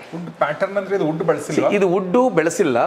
ಇದೇನು ಮಾಡಿರ್ತದೆ, SS ಅಲ್ಲೇ ನಾವೇನು ಮಾಡಿರ್ತೀವಿ, ಹೀಟಿಂಗಲ್ಲಿ ಸೇಮ್ ವುಡ್ಡನ್ನು ಇದಕ್ಕೆ ನಾವು ಬೈ ಮ್ಯಾನುಫ್ಯಾಕ್ಚರ್ ಟೈಮಲ್ಲಿ ನಿಮ್ಗೆ ಬೇಕಾಗಿರೋಂಥ ಗ್ರೈನ್ಸ್ ಏನಿರುತ್ತಲ್ಲ, ನಿಮ್ಮ ಫಾರ್ ಎಕ್ಸಾಂಪಲ್ ನಮ್ದು ಇಲ್ಲಿ ವೀನಿಯರಲ್ಲಿ ಕೆಲವೊಂದು ಗ್ರೈನ್ಸ್ ಇದೆ, ನಿಮ್ಗೆ ಬೇಕಾಗಿರೋಂಥ ಗ್ರೈನ್ಸ್ಗೂ ಕೂಡ ನಾವು ಅದನ್ನು ಮಾಡಿಕೊಡ್ತೀವಿ. ನಾಟ್ ಓನ್ಲಿ ದ ಕಲರ್, ನಿಮಗೆ shape grains, Indian teak grains R ನಮ್ಮ ಬರ್ಮಾ ಟೀಕು. ಇದೇನು ಆ್ಯಕ್ಚುಲಿ ಮಟೀರಿಯಲ್? ಇದು ಒಂದು 2 ಥರ ಆಪ್ಷನ್ಸ್ ಬರುತ್ತೆ. ಒಂದು ಅಲ್ಯೂಮಿನಿಯಂ ಮೇಲೆ ಕೋಟೆಡ್ ಆಗುವಂಥದ್ದು, SS ಮೇಲೆ ಆಗುವಂಥದ್ದು. ಇದು SS ಅಲ್ಲಿ ನಾವು ಯೂಸ್ ಮಾಡಿರೋಂಥದ್ದು. ಇದು ಅಲ್ಯೂಮಿನಿಯಂ ಮೇಲೆ ಕೆಲವೊಂದು ಆಗುತ್ತೆ. ಕಾಸ್ಟ್ ಕಟಿಂಗ್ ಮಾಡಬೇಕಾದ್ರೆ ಕೆಲವರು ಮ್ಯಾನುಫ್ಯಾಕ್ಚರ್ ಏನು ಮಾಡ್ತಾರೆ, MS ಮೇಲೆ ಕೋಟಿಂಗ್ ಮಾಡೋದು, ಪೌಡರ್ ಕೋಟ್ ಮಾಡೋಂಥದ್ದೆಲ್ಲ ಮಾಡ್ತಾರೆ. PVD ಕೋಟಿಂಗ್ ಆಪ್ಷನ್ಸ್ ಎಲ್ಲ ಬರುತ್ತೆ. ಅದೆಲ್ಲ ಹೋಗ್ಬಿಡುತ್ತೆ ನಿಮಗೆ ಒಂದು 2-3 ಇಯರ್ಸ್ ಆಗ್ತಿದ್ದಾಗೆ ಅದು ಹೋಗೋ ಚಾನ್ಸಸ್ ಇರುತ್ತೆ. ಇದು ಪರ್ಮನೆಂಟು. ಇದಕ್ಕೆ ನಮ್ಗೆ ಏನಾಗ್ತೀವಿ, ಇದೆಲ್ಲ ನಿಮಗೆ ಲೈಫ್ ಟೈಮ್ ರಿಪ್ಲೇಸ್ಮೆಂಟ್ ವಾರಂಟಿ ಕೊಟ್ಟಿರ್ತೀವಿ. ಆಸ್ಥೆಟಿಕ್ಸಲ್ಲಿ ಯಾವುದೇ ಶೇಡ್ ಆದ್ರೂ ಕೂಡ, ರಸ್ಟ್ ಆದ್ರೂ ಕೂಡ ಪೀಸ್ ಟು ಪೀಸ್ ನಮ್ಮಲ್ಲಿ ರಿಪ್ಲೇಸ್ ಇರುತ್ತೆ. ಹೀಗೆ ಈ ಥರದ್ರಲ್ಲಿ 200+ ಡಿಸೈನ್ಸ್ ಇರುತ್ತೆ. ಹೀಗೆ ನೀವು ಪ್ಯಾಟರ್ನ್ಸ್ ನೋಡಿದ್ರಿ, ಕಂಪ್ಲೀಟ್ ದ ಕಸ್ಟಮೈಸ್ ಇರುತ್ತೆ. ಹೈಟ್ ಎಲ್ಲ ಬಂದು it is a standard height. ನಾವು ನೆಕ್ಸ್ಟ್ ಫ್ಲೋರ್ ಹೋದಾಗ ಏನಾಗುತ್ತೆ, that is a premium segment. ಅದ್ರ ನೆಕ್ಸ್ಟ್ ಫ್ಲೋರ್ಗೆ ಏನಿರುತ್ತೆ, ದ ಲಕ್ಸುರಿ ವರ್ಷನ್ಸ್. ಹೀಗೆ ಸ್ಟೇಜ್ ಬೈ ಸ್ಟೇಜ್ ಕೂಡ ಮಾಡಿಬಿಟ್ಟಿದೆ, ಅವ್ರಿಗೆ ಕನ್ಫ್ಯೂಷನ್ಸ್ ಆಗೋದು ಬೇಡ ಅಂತ. ನೆಕ್ಸ್ಟ್ ಅದಕ್ಕೆ ಬೇಕಾಗಿರೋಂಥ ಈ ವರ್ಷನ್ಸ್ಗೆ ಬಟನ್ಸು, ನಮಗೆ ಕಲರ್ ವೈಟ್ ಬೇಕು, ಬ್ಲ್ಯಾಕ್ ಬೇಕು, ಗೋಲ್ಡ್ ಬೇಕು, ರೋಸ್ ಗೋಲ್ಡ್ ಬೇಕು, blue R something, sky, wooden colour, ಹೇಗೆ ಕಲರ್ ಇರುತ್ತೆ ಆ ಥರ ಆಪ್ಷನ್ಸ್ ನಮ್ಮಲ್ಲಿ ಇರುತ್ತೆ. ಇದು ನೋಡಿದಾಗೆ ಏನು ನೀವು ಪ್ಯಾಟ್ರನ್ಸ್ ಇದು ನೋಡ್ತಾ ಇದ್ದೀರಲ್ಲ, ಇಲ್ಲಿ ಪಾಸ್ವರ್ಡ್ಸ್ ಎಲ್ಲ ಇದೆ. ಯೂಶ್ವಲಿ ಏನಾಗುತ್ತೆ, ಈಗ ನಿಮ್ಮದು ಗ್ರೌಂಡ್ ಫ್ಲೋರಲ್ಲಿ ಪಾರ್ಕಿಂಗ್ ಇರುತ್ತೆ, 1st, 2nd, 3rd ಮನೆ ಒಳಗಡೆ ಲಿಫ್ಟ್ ಬರುತ್ತೆ. ಹಾಗೇನಾಗುತ್ತೆ, ಸೆಕ್ಯೂರಿಟಿ ಇಶ್ಯೂಸ್. ಇದು ಏನಾಗುತ್ತೆ, ಒಂದು by mobile app, Bluetooth and wifi ಅದರಲ್ಲಿ ಇರುತ್ತೆ. ನಿಮ್ಮ ತಂಬ್ ಇರಬೇಕು, ಆವಾಗಲೇ ನಿಮ್ಮ ಬಟನ್ ಆಕ್ಸೆಸ್ ತೊಗೊಳ್ಳೋಂಥದ್ದು. ನಮ್ಗೆ ಹಾಗೆ ಬಟನ್ಸ್ ತೊಗೊಳ್ಳೋದಿಲ್ಲ, ತಂಬ್ ತೊಗೊಂಡಾದ್ಮೇಲೆ ಈ ಬಟನ್ ಆಕ್ಸೆಸ್ ತೊಗೊಳ್ಳೋಂಥದ್ದು. ಒಂದು ತಂಬ್ ಇರಬೇಕು, 2000+ ತಂಬ್ ಆಕ್ಸೆಸ್ ಇರುತ್ತೆ. ಇನ್ನೊಂದು ಪಾಸ್ವರ್ಡ್, ಇನ್ನೊಂದು RFID ಕಾರ್ಡ್, ಮತ್ತೊಂದು ಐ ಕಾಂಟ್ಯಾಕ್ಟ್ಸ್. ಇದು ಕ್ಯಾಬಿನಲ್ಲಿ ಹಾಕುವಂಥದ್ದನ್ನ COP ಅಂತ ಕರಿತೀವಿ. It's A car operated panel. ಈಗ ಫಾರ್ ಎಕ್ಸಾಂಪಲ್ ಗ್ರೌಂಡ್ ಫ್ಲೋರ್ ನಿಮ್ಮ ಪಾರ್ಕಿಂಗ್, 1st, 2nd ನೀವು ಟೆನೆಂಟ್ಸ್ ಕೊಟ್ಟಿರ್ತೀರಾ, 3rd, 4th ನೀವು ಡೂಪ್ಲೆಕ್ಸ್ ಹೌಸಲ್ಲಿ ಇರ್ತೀರಾ. ಹಾಗೆ ಏನು ಮಾಡ್ತೀವಿ, ಕ್ಯಾಬಿನಲ್ಲಿ ಇದನ್ನು ಕೊಡ್ತೀವಿ. ಗ್ರೌಂಡು 1st, 2nd ಯಾರಾದರೂ ಯೂಸ್ ಮಾಡ್ಬೋದು. 3rd and 4th ಹೋಗಬೇಕು ಅಂತಂದರೆ ನಿಮ್ಮ ಆಕ್ಸೆಸ್ ಮಾಡೇ 4th button, 3rd button press ಮಾಡಿದ್ರೆ ಮಾತ್ರ ತೊಗೊಳುತ್ತೆ. It is security. ಕಂಪ್ಲೀಟ್ ಇದೆ ಸೆಕ್ಯೂರಿಟಿ. ನೀವು ಯಾವುದೋ ಕಂಟ್ರಿಲಿ ಹೋಗಿರ್ತೀರಾ, ಹೋಸ್ಟ್ ನಾನು ಲಿಫ್ಟ್ ಆಫ್ ಮಾಡಿಲ್ಲ, ಆಗ ನಾವೇನು ಮಾಡೋದು, ಬೈ ಮೊಬೈಲ್ ಆ್ಯಪ್ ಥ್ರೂನಲ್ಲಿ ಇದನ್ನು ಕಂಪ್ಲೀಟ್ ಲಾಕ್ ಮಾಡ್ಬೋದು, ಕಂಪ್ಲೀಟ್ ಸ್ಲೀಪ್ ಮಾಡಿಕೊಡ್ಬೋದು. ಹೀಗೆ ಮಲ್ಟಿಪಲ್ ಆಪ್ಷನ್ಸ್ ಇರುತ್ತೆ. ಟೆಕ್ನಾಲಜಿ ನೆಕ್ಸ್ಟ್ ಹೋಗ್ತಾ ಹೇಳ್ತೀನಿ. ಹೀಗೆ ಹಲವಾರು ಅದಕ್ಕೆ ಬೇಕಾಗಿರೋಂಥ ಕಲರ್ಸ್ಗೆ ಮ್ಯಾಚ್ ಮಾಡೋವಂಥದ್ದು ನಮ್ಮಲ್ಲಿರುತ್ತೆ. ಇದು ಕೂಡ ನಿಮಗೆ 50 to 70 types of the colours ಇರುತ್ತೆ. ಇದು ಸ್ಕೈ ಬ್ಲೂ, ಮತ್ತು ಈಗ ನಾವು ವುಡನ್ ನೋಡಿದ್ವಿ, ಸೇಮ್ ವುಡನ್ ಪ್ಯಾಟ್ರನ್ಸ್ ಅದಿರುತ್ತೆ. ಸಮ್ ಟೈಮ್ ಏನಾದರೂ ನಿಮಗೆ ನಿಮ್ಮ ಏನು ಫೋಟೋಸ್ ಬೇಕಿದ್ರಲ್ಲಿ, ಡೆಸಿಗ್ನೇಷನ್ ಏನಾದರೂ 2 for home theatre, 3 for gym, first floor ನಿಮ್ಮ ಮೇನ್ ಲಿವಿಂಗ್ ಏರಿಯಾ, ಆ ಥರ ಡೆಸಿಗ್ನೇಷನ್ ಹೇಳಿದ್ರು ಕೂಡ ಯಾರಿಗಾದ್ರೂ ಈಸಿ ಫೈಂಡ್ ಔಟ್ ಮಾಡಲಿಕ್ಕೆ ಅದು ಬರುತ್ತೆ. ಫಾರ್ ಎಕ್ಸಾಂಪಲ್ ಹೋಟೆಲ್ಸ್ಗಾದರೆ 100 series, first floor is 100 series hotels rooms, second floor for 200 to 300 series, ಹಾಗೇನೂ ಕೂಡ ನಾವು ಡೆಸಿಗ್ನೇಷನ್ ಕೊಡ್ಬೋದು. ಈಸಿಲಿ ಕ್ಯಾನ್ ಫೈಂಡ್ ಔಟ್ ಅಷ್ಟೇ ಫ್ಲೋರ್ನ. ಹಾಗೆ ಇದು ಈ ಫ್ಲೋರಲ್ಲಿರೋಂಥ ಇನ್ಫಾರ್ಮೇಷನ್ಸ್. ಒಂದು ಅಂತ ಹೇಳ್ಬೇಕೇನಂದರೆ ಈ ಎಸ್ಥೆಟಿಕ್ಸ್ ಇದೆಯಲ್ಲ ಭಾಳ ಭಾಳ ಇಂಪಾರ್ಟೆಂಟ್. ಅಂದ್ರೆ ನೋಡೋಕೆ ಚಂದ ಕಾಣೋದು. ನನಗೆ ನಿಮ್ಮ ಲಿಫ್ಟ್ಗಳು ಟೆಕ್ನಾಲಜಿ ನಮ್ಗೆ ಅಷ್ಟೊಂದು ಅರ್ಥ ಆಗಲ್ಲ. ನಮ್ಗೆ ಏನು ಅರ್ಥ ಆಗುತ್ತೆ, ನೋಡೋಕೆ ಹೆಂಗೆ ಕಾಣ್ತದೆ ಅನ್ನೋದು ಅರ್ಥ ಆಗುತ್ತೆ basically. So the colour, the pattern, ಅದೇನು ಯೂಸ್ ಮಾಡಿದರೆ ಭಾಳ ಚೆನ್ನಾಗಿದೆ. ಎಸ್ಪೆಷಲಿ ನೋಡಿ ಈಗ ಇದ್ರ ಕಲರ್ ನೋಡಿ ಎಷ್ಟು ಬ್ಯೂಟಿಫುಲ್ ಆಗಿದೆ ಅಂದರೆ ನನಗೆ ಭಾಳ ಚೆನ್ನಾಗಿ ಅನಿಸ್ತು. ಕೂಲಾಗಿರುತ್ತೆ. ಕೆಲವರು ಏನಾಗುತ್ತೆ, ಈಗ ನಮಗೆ ಇಸ್ ಅ ಫ್ಯಾಮಿಲಿ, ನಮ್ಮ ಫ್ಯಾಮಿಲಿ 4500 ಫ್ಯಾಮಿಲೀಸ್ ಇದ್ದಾರೆ. ಇನ್ the sense 4500 plus lifts running ಇದೆ ನಮ್ದು ಆಲ್ರೆಡಿ. ಆ 4500 ಫ್ಯಾಮಿಲೀಸ್ ಹೇಗೆ ಬರ್ತಾರೆ ಅಂತಂದರೆ, ಚಿಕ್ಕ ಮಕ್ಕಳು ಬರ್ತಾರೆ. ಇವತ್ತು ವೀಕೆಂಡ್ ಅಂತಂದರೆ ಸುಮಾರು family, husband and wife and aged person, ತಂದೆ ತಾಯಿ ಮಕ್ಕಳೆಲ್ಲ ಬಂದಾಗ ಒಬ್ಬೊಬ್ಬರು ಡೈರೆಕ್ಷನ್ಸ್ ಹೆಂಗೋಗುತ್ತೆ ಅಂತಂದರೆ, ಮಗು ಬಂದಿದ್ದ ಕೂಡಲೇ ಬಟನ್ಸ್ಗೆ ಹೋಗುತ್ತೆ. ವೈಫ್ ಏನು ಮಾಡ್ತಾರೆ, ಆಸ್ಥೆಟಿಕ್ಸ್ ನೋಡ್ತಾರೆ, ಎಸ್ ನನ್ನ ರೂಮ್ಗೆ ಇದಕ್ಕೆ ಹಾಕೋಣ ಅಂತ. ಹಸ್ಬೆಂಡ್, ತಂದೆ ತಾಯಿ ಏನು ಮಾಡ್ತಾರೆ, ಸೆನ್ಸರ್ಸ್ ಇದೆಯಾ, ಸೇಫ್ಟಿ ಇದೆಯಾ, ನಾನು ಭಯ ಬಿಡತ್ತಪ್ಪ ಲಿಫ್ಟಲ್ಲಿ ಎಲ್ಲೋ ಸಿಕ್ಕಾಕೊಂಡ್ಬಿಟ್ಟಿದ್ದು, ಇದಕ್ಕೆ ಏನೇನು ಸೇಫ್ಟಿ ಅಂತ ಕನ್ಸರ್ನ್ ಇರುತ್ತೆ. ಒಬ್ಬ ಮನೆ ಯಜಮಾನ ಏನು ನೋಡ್ತಾರೆ, ಡ್ಯೂರಬಿಲಿಟಿ ಎಷ್ಟು, ದ ಕಾಸ್ಟ್ ಏನು, ಮತ್ತು ಇದ್ರದ್ದು ಎಷ್ಟು ವರ್ಷ ನಮ್ಮದು ವಾರಂಟಿ ಇರುತ್ತೆ, ಮತ್ತು ಇದು ಎಷ್ಟು ವರ್ಷ ವಾರಂಟಿ ಇದಕ್ಕೆ ಬರುತ್ತೆ, ಈ ಕ್ಯಾಲ್ಕುಲೇಷನ್ಸಲ್ಲಿ ನಮ್ಗೆ ಬರುತ್ತೆ. ಇದು ಎಲ್ಲದಕ್ಕೂ is equal to the eco planet. ನಮ್ಮಲ್ಲಿ ಕಸ್ಟಮರ್ ಈಗ ಇವತ್ತು ಒಂದು ಇಯರ್ಲಿ 1500 ಪ್ಲಸ್ ಲಿಫ್ಟ್ ಮಾಡ್ತೀವಿ ಅಂತಂದರೆ the main reason is the mouth market. ನಮ್ಮ ಕಸ್ಟಮರ್ಸ್ ಏನಿದ್ದಾರೆ ಅವರು ನಮಗೆ ಕೊಟ್ಟಿರೋಂಥದ್ದು ಇದೆಲ್ಲ ಗಿಫ್ಟ್. ಏನು ಈಗ ಈ ಟವರ್ ನೋಡ್ತಿದ್ದೀರಾ 6 ಫ್ಲೋರು, ಪಕ್ಕದ್ದೇನು ನೋಡ್ತಿದ್ದೀವಿ 5 ಫ್ಲೋರ್ಸು, ಇದು ಕಸ್ಟಮರ್ ನಮಗೆ ಕೊಟ್ಟಿರೋಂಥ ಗಿಫ್ಟು. ಅವ್ರ ಗಿಫ್ಟನ್ನ ಅವ್ರಿಗೇನೆ ಈ ಮುಖಾಂತರ ರಿಟರ್ನ್ ಮಾಡ್ತಾ ಇದ್ದೀವಿ ಅಷ್ಟೇ ನಾವು. ಹಾಗಿರುತ್ತೆ. ಯಾಕಂದರೆ ಬೇಕೇ ಬೇಕು. ಇವತ್ತಿನ ಲಿಫ್ಟ್ ಅಂದಿದ್ದ ಕೂಡಲೇ ನೀವು ಹೇಳಿದಾಗೆ sir, aesthetics of course is a first impressions. ಏನಾಗುತ್ತೆ ಆಸ್ಥೆಟಿಕ್ಸ್, ವಾವ್ ಫ್ಯಾಕ್ಟ್ಸ್ ಬೇಕು ಅಂತಂದರೆ ಡೋರ್ ಹೆಂಗಿದೆ, ಬಟನ್ಸ್ ಹೆಂಗಿದೆ ಅಂತ. ಇನ್ ಡೀಪಾಗಿ ಹೋದಾಗ ನಾವು ಪ್ರತಿಯೊಂದನ್ನು ನಾವು ಜಡ್ಜ್ ಮಾಡಿ ಆಸ್ಥೆಟಿಕ್ಸ್ ಕೊಟ್ಟಿದ್ದೀವಿ. ಗ್ಲಾಸಿನ ಸ್ವಲ್ಪ ಅವಾಯ್ಡ್ ಮಾಡಿದ್ದೀವಿ. ಗ್ಲಾಸಿ ವಿತ್ ಸ್ಕ್ರಾಚ್ ಪ್ರೂಫ್. ಏನಾಗುತ್ತೆ ನಮ್ಗೆ ಗೊತ್ತಿದೆ, ಕ್ಲೀನ್ ಮಾಡ್ತಾ ಹೇರ್ಲಿನ್ ಸ್ಕ್ರಾಚಸ್ ಬರೋದಾಗ್ಬೋದು, ಇದು ಯಾವುದೂ ಬರೋದಿಲ್ಲ. It is age already more than 3-4 years ಆಗಿರುತ್ತೆ. ಯಾವುದು ಕೂಡ ನಿಮ್ಗೆ ಸ್ಕ್ರಾಚಸ್ ಕಾಣಿಸೋದಿಲ್ಲ. ನಿಮಗೆ ಡೀಪಾಗಿ ಹೋದಾಗ ಎಲ್ಲೋ ಸಣ್ಣ ಪುಟ್ಟ ಸ್ಕ್ರಾಚಸ್ ಇರುತ್ತೆ. ಅದು ನಮ್ಮ ಅಜೆಂಡಾ, ಕಸ್ಟಮರ್ಗೆ ಡಿಸೈನ್ಸ್ ಜೊತೆಗೆ ದ ಲಾಂಗ್ ಡ್ಯೂರಬಿಲಿಟಿ ಕೊಡಬೇಕು ಅನ್ನೋದಷ್ಟೇ. ಸೊ ಹಾಗೆ ನೆಕ್ಸ್ಟ್ ಫ್ಲೋರಿಗೆ ಹೋಗೋಣ. Yes sir. ಈಗ ನಾವು ನೆಕ್ಸ್ಟ್ ಫಸ್ಟ್ ಫ್ಲೋರ್ಗೆ ಹೋಗೋಣ. S sir, please. ಇದು ಅಷ್ಟೇ, ಏನೀಗ ನೋಡ್ತಾ ಇದ್ದೀರಾ, ಇದೊಂಥರ ನಿಮ್ಮ ಏನೇ ವಿಡಿಯೋಸು ಏನೇ ಇದ್ರೂ ಕೂಡ ನಿಮ್ಮ ಮನೆ ವಿಡಿಯೋಸ್ ಇದನ್ನೆಲ್ಲ ಇದ್ರಲ್ಲಿ ಹಾಕ್ಕೋಬೋದು. ನಮ್ಮ ಲಿಫ್ಟ್ ಆಸ್ಥೆಟಿಕ್ಸ್ ಇದೆಲ್ಲ ನಾವು ಹಾಕ್ಕೊಂಡಿರ್ತೀವಿ. ನಿಮಗೆ ಬೇಕಾಗಿರೋಂಥ ಗೃಹ ಪ್ರವೇಶ ಅದನ್ನೆಲ್ಲ ಹಾಕ್ಕೋಬೋದು. ಇದು ಟಚ್ ಸ್ಕ್ರೀನು ವಿತ್ ಟ್ಯಾಬ್. ಒಳಗಡೆ ಬಂದು ಕೂಡ ನೀವು ಮಾಡ್ಕೋಬಹುದು ಅದನ್ನ. ಹೌದು ಮಾಡ್ಬೋದು, ಹೌದು, inside and outside. So this is first floor. This is the first floor. ಇದು ಬಂದು ಮಹಾರಾಜ ಸೀರೀಸ್ ಅಂತ ಹೇಳ್ತೀವಿ. ಇದು Maharaja series in the sense, ಈಗ ನೋಡಿ ಇದು ಹೈಟ್ ಬಂದು ಆಲ್ಮೋಸ್ಟ್ 10 ಫೀಟ್ ಇದೆ. ಯೂಶಲಿ ನಿಮಗೆ ಲಿಫ್ಟ್ ಅಂತ ಬಂದಿದ್ದ ಕೂಡಲೇ ನಮಗೆ 6 feet 8 inches ಇರುತ್ತೆ. ಇದು 10 feet. ಕೆಲವೊಂದು ಮನೆ 12 ಅಡಿ ರೂಫ್ ಕೊಟ್ಟಿರ್ತಾರೆ, ಫ್ಲೋರು, ಲಿವಿಂಗ್ ಏರಿಯಾ ಎಲ್ಲ ದೊಡ್ಡದಿರುತ್ತೆ. ಅದಕ್ಕೆ ಸೆಂಟರ್ ಆಫ್ ದ ಅಟ್ರಾಕ್ಷನ್ಸ್ ಥರ ನಮ್ಮ ಲಿಫ್ಟ್ ಇರುತ್ತೆ. ಅವ್ರ ಕನ್ಸರ್ನ್ ಇರುತ್ತೆ ಏನು, ನಾವು ಓನ್ಲಿ ದ ಸ್ಟಾರ್ ಹೋಟೆಲ್ಸಲ್ಲಿ ನೋಡಿರ್ತೀವಿ. ಈಗ ನಾವು ದುಬೈ ಮತ್ತೊಂದು ಕಂಟ್ರಿ ಅಥವಾ ಇಲ್ಲೇ ನಮ್ಮ 5 star ಹೋಟೆಲ್ಗೆ ಹೋದಾಗ ಒಂದು ಬಿಗ್ ಡೋರ್ಸ್ ಅದೆಲ್ಲ ಇರುತ್ತೆ. ಇದನ್ನ ಏನಂದರೆ ಮಹಾರಾಜ ಸೀರೀಸಲ್ಲಿ ವಿತ್ ಕ್ಲಾಡಿಂಗ್ ಕೊಡ್ತೀವಿ. ನಾವೇ ಏನು ಡೋರ್ ಫಿನಿಷರ್ಸ್ ಕೊಟ್ಟಿರ್ತೀವಿ ವಿತ್ ಅದನ್ನು ಕ್ಲಾಡಿಂಗ್ ಕೊಟ್ಟಿರ್ತೀವಿ. ಆವಾಗ ಅದಕ್ಕೆ ಬ್ಯೂಟಿ ಬರುತ್ತೆ. ಇದು ಇನ್ನೊಂದು ಏನಂತಂದರೆ again that it's a linen, rose gold with linen, it's complete the scratch proof. 0.7 mm deep engrave ಇರುತ್ತೆ ಇದರಲ್ಲಿ. 0.7 mm ಡೀಪ್ ಎನ್ಗ್ರೇವ್ ಇರುತ್ತೆ. ಹಾಗಾಗಿ ಇದು ಒಂದು ರೋಸ್ ಗೋಲ್ಡ್ ಇರುತ್ತೆ. ಇದರಲ್ಲಿ titanium Lenin finish. This is also scratch proof. ಇದೆಲ್ಲ ನಿಮಗೆ ಸ್ಕ್ರಾಚಸ್ಸೇ ಬರೋದಿಲ್ಲ. 90% ಆಫ್ ದ ಸ್ಕ್ರಾಚ್ನ ಅವಾಯ್ಡ್ ಮಾಡುತ್ತೆ. ಈಗ ರೆಗ್ಯುಲರ್ ಲಿಫ್ಟ್ ಎಲ್ಲ ನಮಗೊಂದು 5 yearsಗೆ ಹಳೆ ಲಿಫ್ಟ್ ಥರ ಕಾಣಿಸಿದ್ರೆ ಇಟ್ಸ್ ಮೋರ್ ದೆನ್ 20 ಇಯರ್ಸ್ ಆದರೂ ಹೊಸ ಥರ ಇರುತ್ತೆ. ಇದು ಲಕ್ಸುರಿ ಸೆಗ್ಮೆಂಟ್ ಇದು. It's a premium. One more ಫ್ಲೋರಲ್ಲಿ ನಮ್ದು ಇದಕ್ಕಿಂತ ಲಕ್ಸುರಿ ಸೆಗ್ಮೆಂಟ್ ಇರುತ್ತೆ. ಇದನ್ನ ಕೆಲವೊಂದು ಕಂಪ್ನಿಯರು ಇದನ್ನ ಲಕ್ಸುರಿ ಅಂತ ಕನ್ಸಿಡರ್ ಮಾಡ್ತಾರೆ. ಕೆಲವೊಂದು ಏನು ಮಾಡ್ತಾರೆ, ಇಟ್ಸ್ ಎಲ್ಲೇ ನೀವು ಹೋದ್ರೂ ಕೂಡ 7 ಫೀಟ್ ಮೇಲೆ ನಿಮಗೆ ಡೋರೇ ಕೊಡೋದು ಸಿಗೋದಿಲ್ಲ ನಿಮಗೆ. ಈ ಥರ 9 ಫೀಟು 10 ಫೀಟ್ ಡೋರ್ಸ್ ಎಲ್ಲ ನೋಡ್ಲಿಕ್ಕೆ ಆಗೋದಿಲ್ಲ. ಬಿಕಾಸ್ ನಮ್ಮಲ್ಲಿ ಬೇಕಾಗಿರೋಂಥ ಮ್ಯಾನುಫ್ಯಾಕ್ಚರ್ಗೆ ಈ 10 ಫೀಟ್ ಇದೆಲ್ಲ ಕಂಪ್ಲೀಟ್ ಇಂಪೋರ್ಟ್ ಶೀಟ್ಸ್. ಹೀಗೇನು ನೀವು ನೋಡ್ತಿದ್ದೀರಾ, ಏನು 81 ಸ್ಟ್ಯಾಂಡರ್ಡ್ ಜರ್ಮನ್ ಸ್ಟ್ಯಾಂಡರ್ಡನ್ನು ವರ್ಕ್ ಮಾಡ್ತಿರೋಂಥದ್ದು. ಈ ಸೆಗ್ಮೆಂಟ್ ನೆಕ್ಸ್ಟ್ ಸೆಗ್ಮೆಂಟ್ ಎಲ್ಲ ಬಂದು ಹೋಟೆಲ್ ಅಥವಾ ಬಂಗ್ಲೋ, ಈ ಥರ ದೊಡ್ಡ ದೊಡ್ಡ ಬಿಗ್ ವಿಲ್ಲಾಸು ಅದಕ್ಕೆ ಬರುತ್ತೆ. ಆಲ್ಸೋ ದ ಬಜೆಟ್ ಫ್ರೆಂಡ್ಲಿ ಕೂಡ ಇರುತ್ತೆ ಈ ಫ್ಲೋರ್ದು. ಹಾಗೆ ಇದು ಬಂದು ಟೈಟಾನಿಯಂ ಡಿಸೈನ್ಸು. ಇದು ರೆಗ್ಯುಲರಾಗಿ ನೀವು ನೋಡುವಂಥ SS ಪ್ಯಾಟ್ರನ್ಸು. ಇದು ನಿಮಗೆ LCD ಡಿಸ್ಪ್ಲೇ. ಇದು SS ಪ್ಯಾಟ್ರನ್ಸು. ನಮಗೆ ಎಸ್ಥೆಟಿಕ್ಸ್ ಅಂತ ಬಂದಾಗ, ರೆಗ್ಯುಲರ್ ಎಸ್ಥೆಟಿಕ್ಸ್ ಬೇಕು ನಮಗೆ ಅಂತ ಬಂದಾಗ ಇದು ನಮಗೆ ಬರೋವಂಥದ್ದು. ಹೀಗೆ ಇದು ಬಂದು ರೆಗ್ಯುಲರ್ ಬೇಸಿಕ್ ಕಲರ್ಸ್ ಬಂದು. ಇನ್ನು ಹಾಗೆ ನಾವು ಬಂತು ಅಂತಂದರೆ ರಾಜು ಅವರು ಇದೇನು ಆ್ಯಕ್ಚುಲಿ ನೀವು ಅಲ್ಲಿ ಕೆಳಗಡೆ ನೋಡಿದೆ ನಾನು. Yes sir the main part actually ಏನು ಎಸ್ಥೆಟಿಕ್ಸ್ ನೋಡ್ತಾ ಇದ್ದೀವಿ. ನಮ್ಮ ಲ್ಯಾಂಗ್ವೇಜಲ್ಲಿ as a customer aesthetics is important ಅಂತ ಹೇಳ್ತಾರೆ. ನಮಗೆ ನೀವು ಕೇಳೋದಾದರೆ ದಿಸ್ ಇಸ್ ದ ಇಂಪಾರ್ಟೆಂಟ್ ಅಂತ ನಾವು ಹೇಳ್ತೀವಿ. ನಾವು ಯಾರಾದರೂ ಕಸ್ಟಮರ್ಸ್ಗೆ ನಾವೇನಾದರೂ ಎಕ್ಸ್ಪ್ಲೈನ್ ಮಾಡಬೇಕಾದ್ರೆ ಅಫ್ಕೋರ್ಸ್ ಕೆಳಗಡೆಯಿಂದ ನಮ್ಮ ಎಸ್ಥೆಟಿಕ್ಸ್ ಇರೋದ್ರಿಂದ ಅದನ್ನು ತೊಗೊಂಡ್ಬಂದ್ಬಿಟ್ಟು ನೆಕ್ಸ್ಟ್ ಇದನ್ನು ತೊಗೊಳ್ತೀವಿ. ದಿಸ್ ಇಸ್ ದ ಹಾರ್ಟ್ ನಮ್ಮದು ಏನಿರುತ್ತೆ, ಹಾರ್ಟ್ ಅಂತಲೇ ಹೇಳ್ಬೋದು, heart of the lift. This the motors.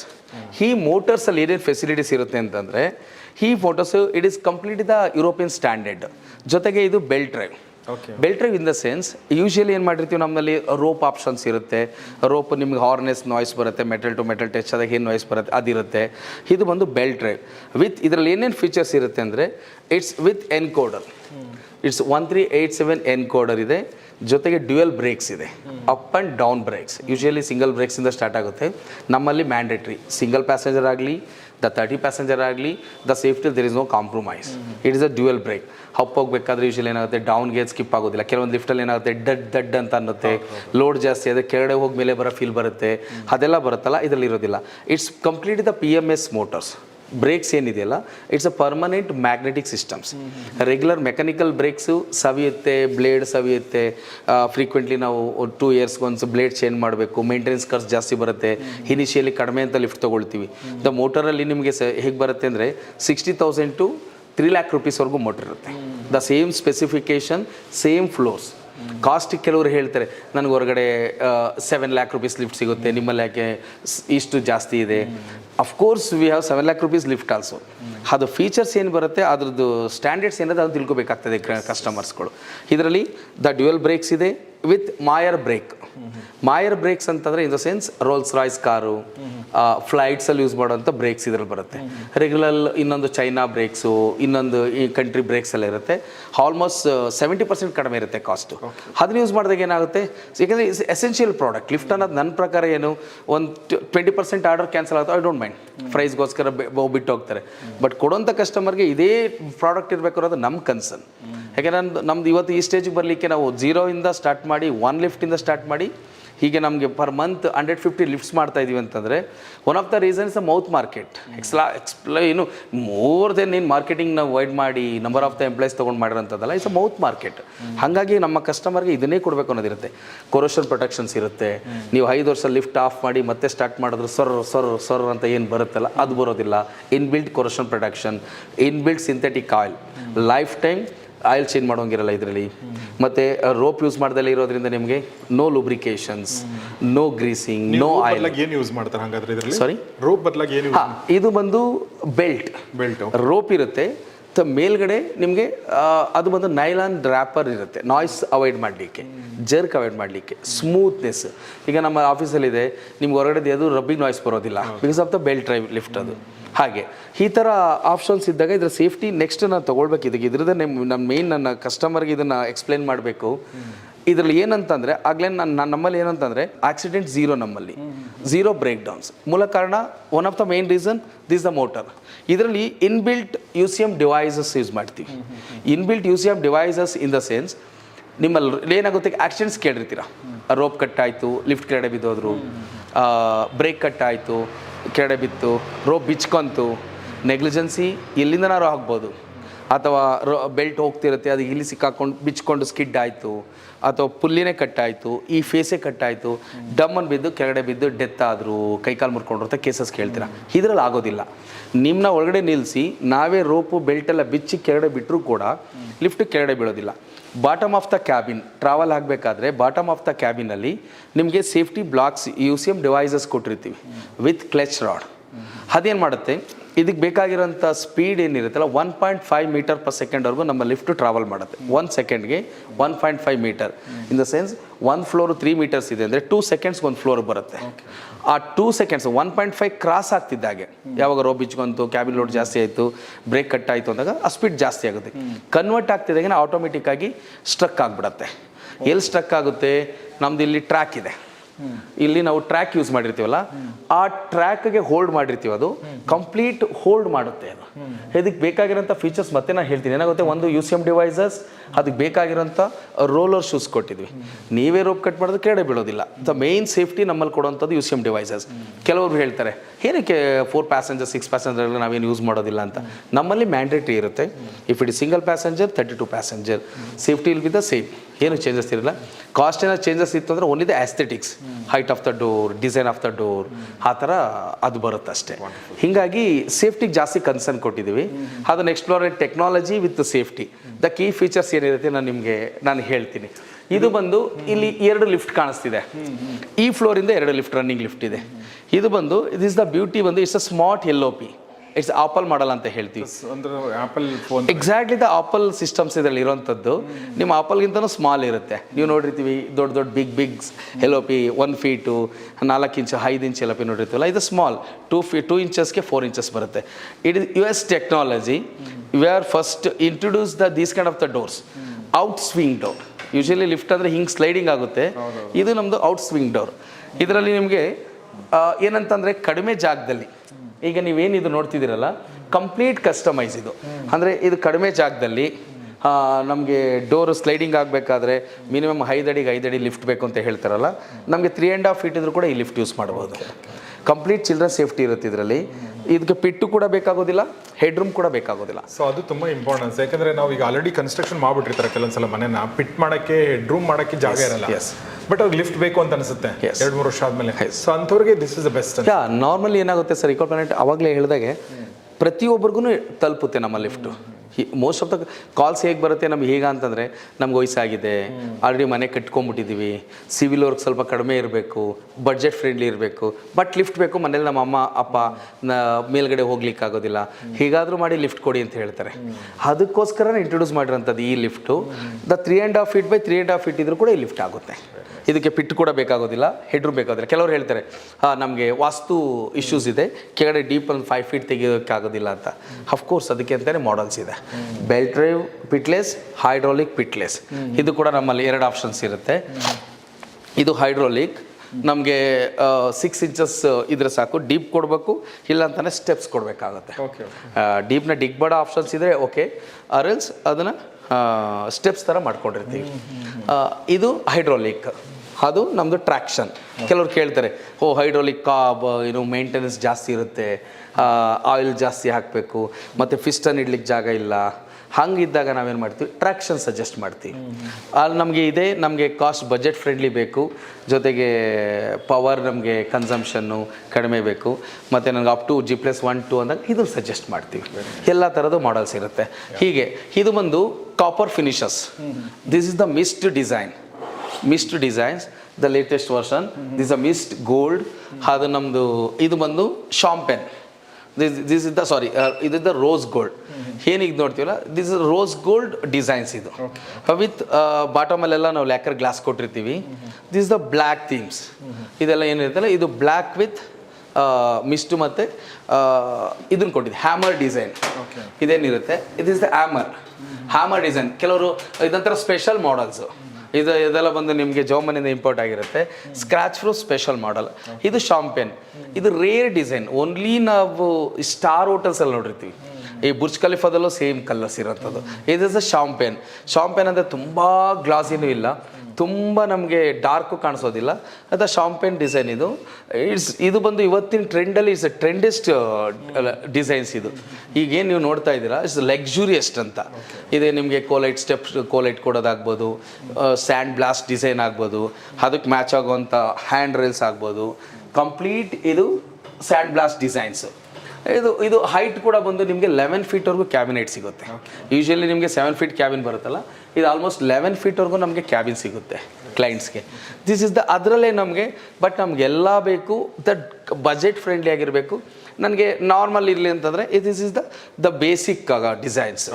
S S ಅಲ್ಲೇ ಮಹಾರಾಜ ಸೀರೀಸ್. ಇದು ಎಸ್ ಎಸ್ ಅಲ್ಲೇ Maharaja series with black mirror with S S cabin.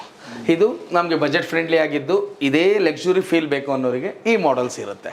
ಹೀಗೆ ಬೇಸಿಕಲ್ಲೂ ನಿಮಗೆ ಡಿಸೈನ್ ಸಿಗುತ್ತೆ, ಪ್ರೀಮಿಯಮಲ್ಲೂ ಕೂಡ ಇದೇ ಹೈಟ್ಸು ಸಿಗುತ್ತೆ. ಇದು ರೇರ್, ನೀವೆಲ್ಲೂ ನೋಡ್ಲಿಕ್ಕಾಗೋದಿಲ್ಲ. It's only in eco planet special. ನಮ್ಮ designs antique is a purely S S antique series. ಇದಂತೂ ಡಿಫ್ರೆಂಟ್ ಹೇರ್ಲೈನ್, ಆ್ಯಂಟಿಕ್ ಹೇರ್ಲೈನ್ ಮಾಡಿಸಿದ್ದೀವಿ. ಇದಂತೂ ತುಂಬ ಫಾಸ್ಟ್ ಮೂವಿಂಗ್ ಇದೆ. ಇದನ್ನು ಇಲ್ಲಿ ಬಂದ ಮೇಲಂತೂ ಇದಂತೂ ಸಿಕ್ಕಾಪಟ್ಟೆ ರಿಕ್ವೈರ್ಮೆಂಟ್ಸ್ ಇದೆ. ಮೇಂಟೆನೆನ್ಸ್ ಫ್ರೀ ಮತ್ತು ತಮ್ಮಾರ್ಕ್ ಬರೋದಿಲ್ಲ. ಅದಕ್ಕೆ ಆದಂಥ ಅದ್ರದ್ದು ಬ್ಯೂಟಿ ಇದೆ. ಅಫ್ಕೋರ್ಸ್ ಇದು ಸ್ಯಾಂಡ್ ಬ್ಲಾಸ್ಟ್ ಡಿಸೈನ್ಸ್ ಈ ಥರ ಇದರಲ್ಲಿರೋಂಥದ್ದು ಇದೆ. ಅದೇ ನಾವು ಅಪ್ಗ್ರೇಡ್ ವರ್ಷನ್ ಏನು ಬೆಲ್ಟ್ ಡ್ರೈವ್ ನೋಡಿದ್ವಿ, ಅದರಲ್ಲಿ ಇದು the rope drive. So belt cost ಜಾಸ್ತಿ ನಮಗೆ, ಅದರಲ್ಲೇ ಸೇಮ್ ಪರ್ಫಾರ್ಮೆನ್ಸಲ್ಲಿ ರೋಪ್ ಬೇಕು ಅಂದಾಗ ಈ ರೋಪ್ ಮೋಟರ್ಸ್ ಇರುತ್ತೆ. ಇದನ್ನು ಕೂಡ ನೋ ಲುಬ್ರಿಕೇಶನ್ಸ್, ಇದರಲ್ಲಿ ಎಲ್ಲ ಇನ್ಬಿಲ್ಟ್ ಏನು UCM ಡಿವೈಸಸ್ ಆಗ್ಬೋದು, ಅದೆಲ್ಲ ಕೂಡ ಇದರಲ್ಲೂ ಇನ್ಬಿಲ್ಟ್ ಇರುತ್ತೆ. Especially made for the premium customer. The smallest compact noiseless. ಇದೆಲ್ಲ ಮಹಾರಾಜ ಸೀರೀಸ್. ಅದು ಹೈಟ್ ಕಡಿಮೆ ಇತ್ತು ನಮಗೆ, ಮತ್ತು ಎಂಪ್ಲಾಯೀಸ್ಗೆ ನಮಗೆ ಸಾಕಾಗ್ತಾ ಇರಲಿಲ್ಲ. ಇಟ್ಸ್ ಮೋರ್ ದೆನ್ 500+ ಎಂಪ್ಲಾಯೀಸ್ ಇದ್ದಾರೆ ನಮ್ಮ ಅದರಲ್ಲಿ. ಫೀಲ್ಡಲ್ಲಿ ಮಾಡೋದು ನಮ್ಮ 3 ಸೆಗ್ಮೆಂಟ್ ಇರುತ್ತೆ. ಇದು ಬಂದು ನೋಡಿ ಈ ಥರ ಇದೆಲ್ಲ ಪ್ರತಿ ಫ್ಲೋರ್ಗೂ ನಾವು ಇದನ್ನು ಒಂದೊಂದು ಡಿಸೈನ್ಸ್ ಹಾಕಿದ್ದೀವಿ. ದಿಸ್ ಈಸ್ ಆಲ್ಸೋ ನಮಗೆ ಕಸ್ಟಮರ್ಗೆ ಆಪ್ಷನ್. ಈ ವೀಗ್ರು ಇದೊಂದು ಟೈಪ್ ಇದೆ, ಗ್ರೌಂಡ್ ಫ್ಲೋರಲ್ಲಿ ಒಂದಿದೆ, ಒಳಗಡೆ ಡೈಮಂಡು, ಇದನ್ನು ಕೂಡ ಒಂದು special models. Yes sir.